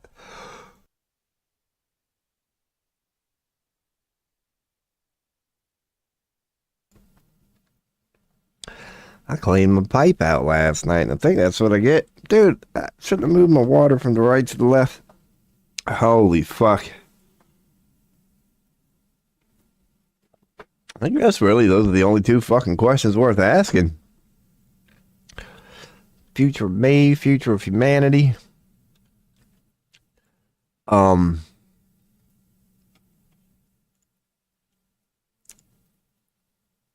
I wonder what this page is here. We can take a look at this. So I have, yeah, y'all can see this. So this page here, buildingbeautifulsouls.com. Yeah, they got a pretty good layout here.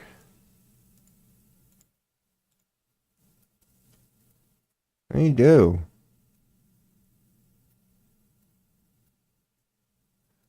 So it'd be all the elements. They have the crystals too. They tell you what it means. Okay. So it's definitely a good one to keep up now.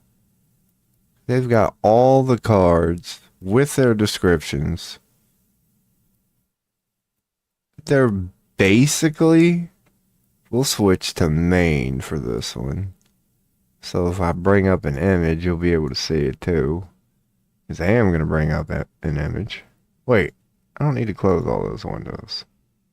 One of them is actually one that I want. Like, for example, actually, yeah, this is cups. Okay. So if we go to 12 of cups, yeah, you can tell that they're on buildingbeautifulsouls.com. They generally stuck with the theme. They did. They just like remastered it. They didn't change nothing. So I like that. And I'm assuming they're going to keep that pretty. Yep, there's the Queen of Cups. So yeah, they didn't stray too far from the... Not that there's only one tarot deck. There certainly aren't. But this is the Rider Waite. Agreed upon tarot deck of the West. So yeah, man. It probably will be time for a new one here soon. You know, burn everything down, restart humanity, and then come up with a new fucking tarot deck. I think it's due.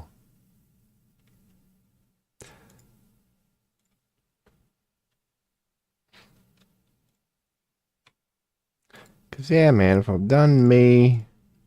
Huh.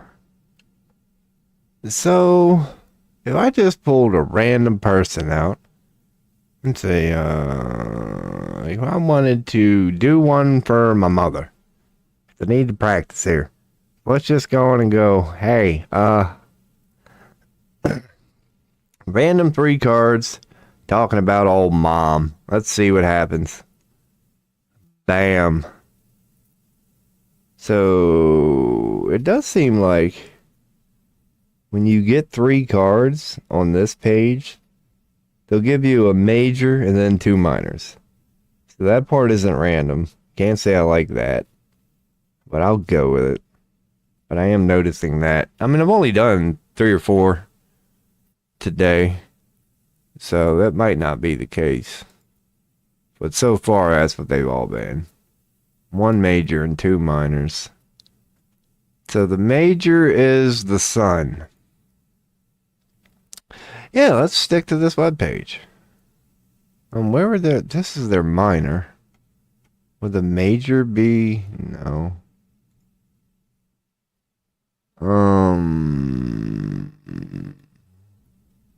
So if I just backed out to this directory, yeah.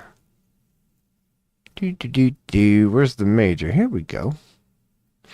Alright, see, I'll just stick with this webpage for the opening. Fucking hell. So we got the sun. Which one is the sun? Is that like the first one? Or is it going to be the last one? It's the damn sun, man. There's the moon. There we go. So the rolling planet is itself. No shit. Accomplishment, enlightenment, and vitality is the sun. So let's see. The sun, major, arcana, meaning. So according to this shit, joy, success, and personal growth. 19th? Let me just confirm here. Wait, what the hell? So this one don't actually give you the number. But this one does. Yeah, XIX. Yeah, 19. So yeah, they took out the number on this one. That's fucked up. Why wouldn't you leave the number up there? Okay. Word. So it's positivity, clarity, abundance, success, love. If we bring up this picture here, high energy, happiness. That's a lot of shit there. They pretty much just put everything in here. Oh man, so apparently it represents everything. Alright, cool. Yeah, it's a bit much. Has remained constant. And the Rider-Waite deck, and whatever it said, 4 elements. That's true.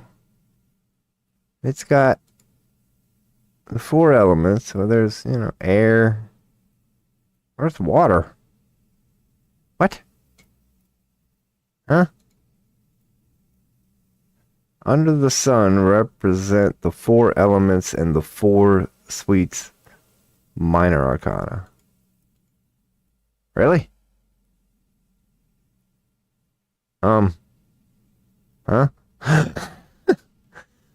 So the 4 suites are cups, wands.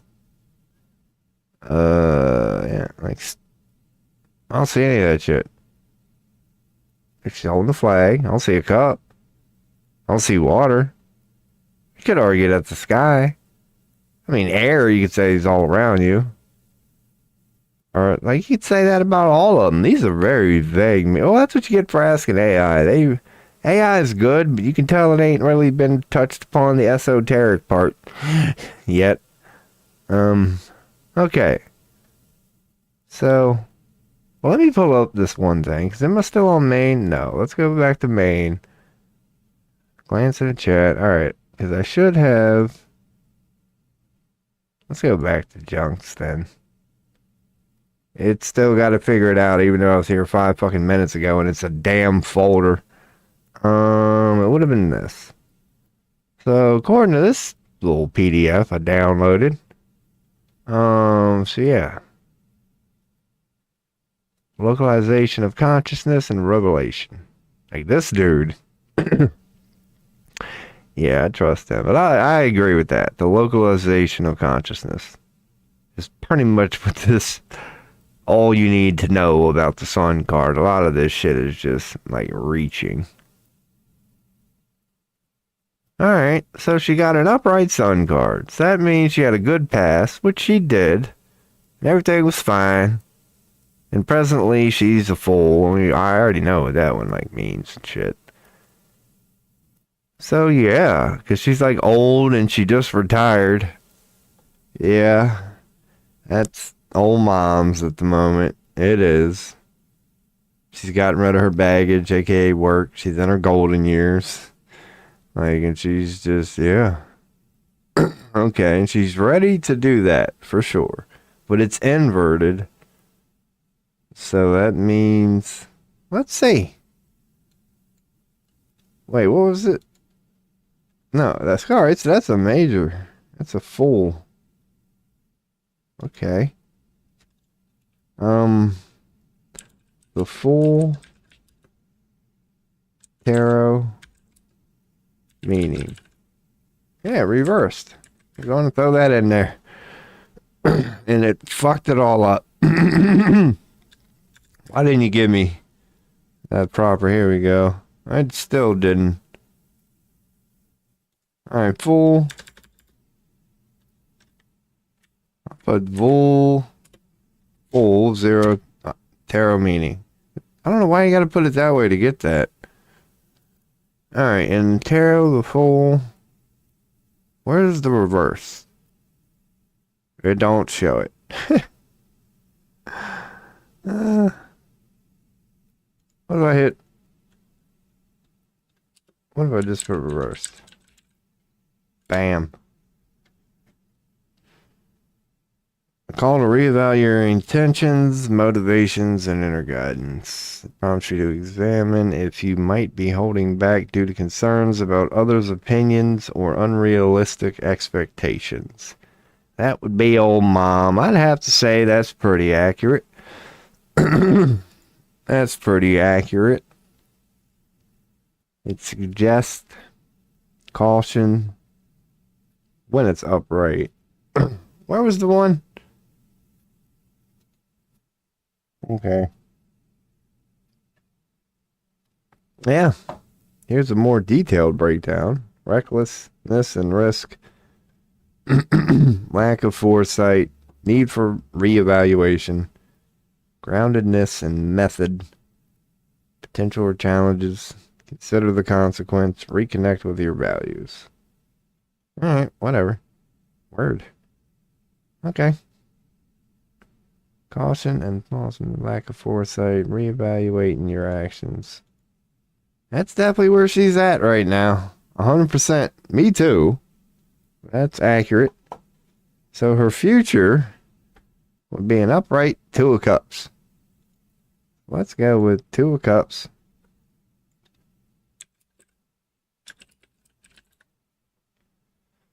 Partnership, harmony, connection. All, whether romantic, platonic, professional, trust, mutual respect, open communication. So partnership and union, harmony and balance, open communication. That's what that card represents. It certainly does. It's an easy one to understand. It really is. So she got the Two of Cups. Partnership and union, harmony and balance, open communication.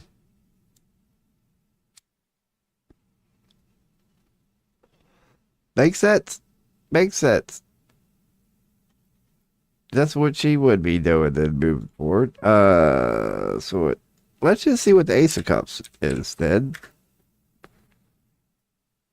Yeah. Beginnings of Badu. That's the holy grail, what you could say. One of the, like, notorious cards in the deck is the Ace of Cups. Which is more about the self. It's only about you. And when you get to number 2, which is what old mom's got, it becomes more than that. It's about your relationship with others. Likely the intimate ones, because you're still very early in the number sequence. So it's not on to representing, your global impact, your widespread impact. Being card number 2, it's still very personal, but it's now your most intimate of others that you need to begin to do good things with, when it's upright. And get ready for that. And that's mom, in a nutshell, no doubt. That was her past, this is her present, and that is her future. Well, I hope that's her future, because that involves me. I'm going to be that guy. That's the way it appears to be unfolding for the both of us, but it's not certain yet, you could say, because it ain't. So yeah, there we go. There's a good old fucking random reading from moms. I could fucking tell her about. Give me a little practice. Keep the theme of this show, tarot. That wasn't too bad. Yeah, you could do it for anybody. You could whip one out for Trump right now and go, what the fuck, and have fun with it. But yeah, I don't think there'd really be anybody else I'd be personally concerned about, Said always recommendations are welcome, but I'm not the type of dude who has fucking active chat at the moment. We'll see how much longer. Ooh, I go. Oh, man. We've already checked all the news. Like, that's probably a good idea to take a break from that shit, man. And the tarot thing, I'm practicing. I know I could think of another son of a bitch. Let me see. Yeah, maybe my boy Caleb. I actually got a real life friend I might be hanging out with soon, man. So maybe I'll do a random, because I need practice here. Ask a question about old Caleb. That really mean like, yeah, it'd be good practice to get to know the cards. It would be.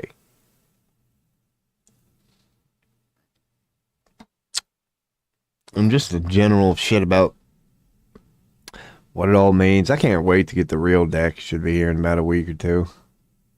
That'll be pretty cool. Have my first fucking tarot deck at 44. Hell.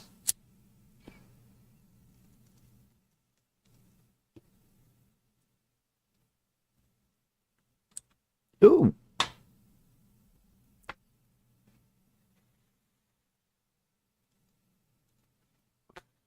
Browsing.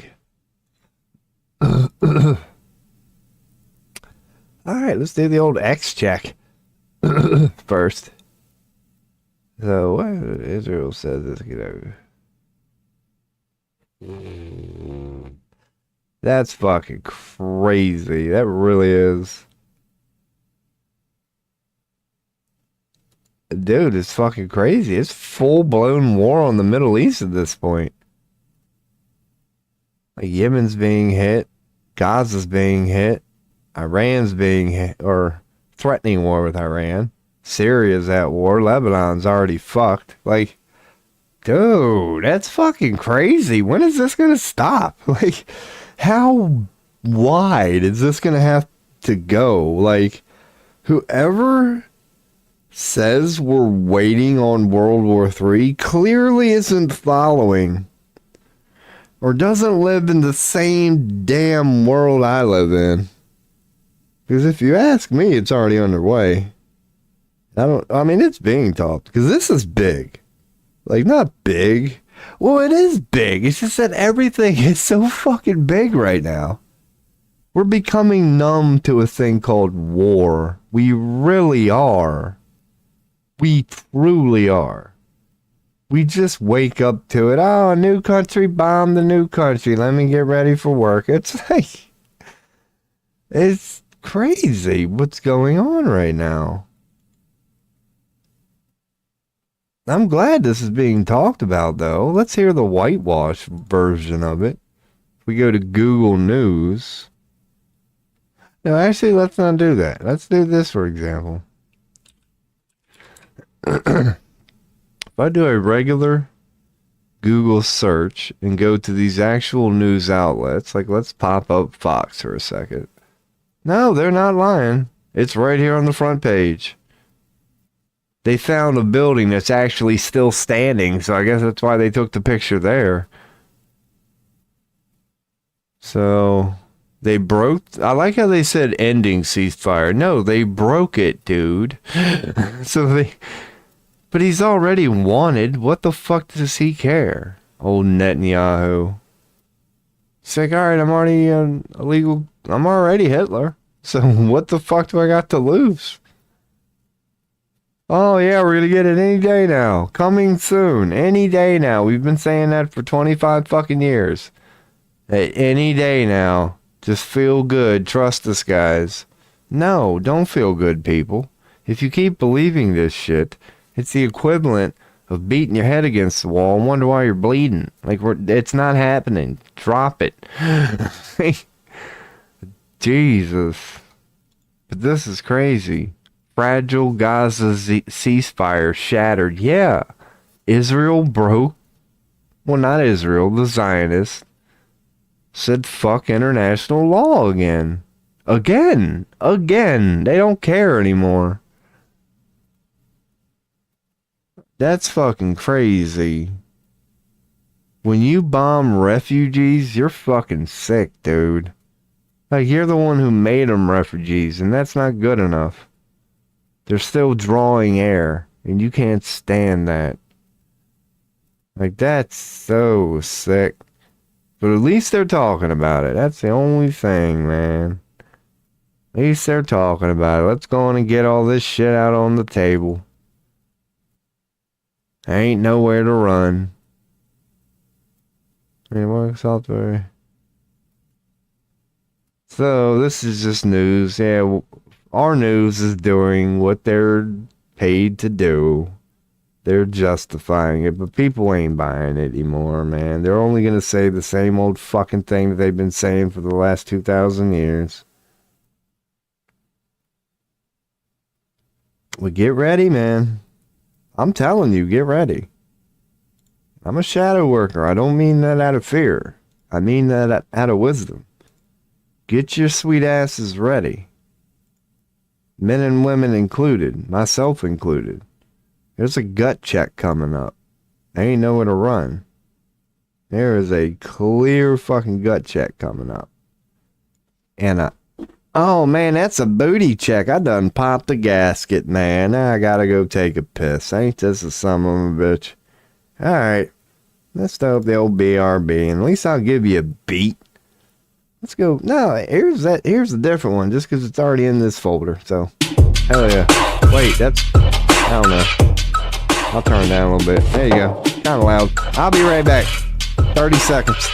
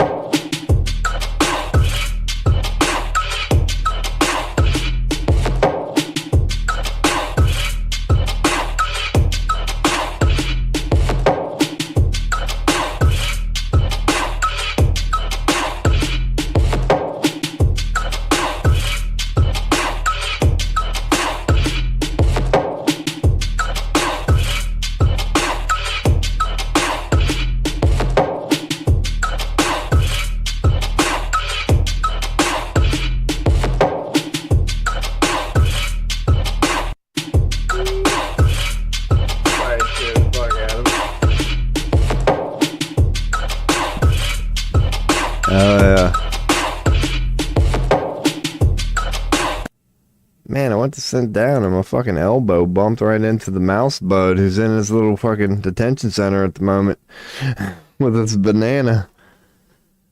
Oh, goodness. Hell yeah, man. I don't know. Yeah, maybe your boy get ready to wrap her up here, man. Let's get some random activity in chat, which I really ain't had all stream. But yeah, then some random requests for some tarot readings or something. Maybe it's a good time just to get ready to shut her down, because I suck at tarot anyway. That's what I'm going to do anyway. Is for the rest of my night, I'll be watching a couple videos, brushing up on a thing or two. And yeah. Alright. So, kick and rumble. Guess I'm going to get ready and end y'all from Restream. So I'll be back at some point. I don't even know, man. Holla at your boy. Bam. That's it for that. YouTube, y'all, is next. Any last request? Make it quick. Because I'm killing the Restream one. Bam. Officially done with that.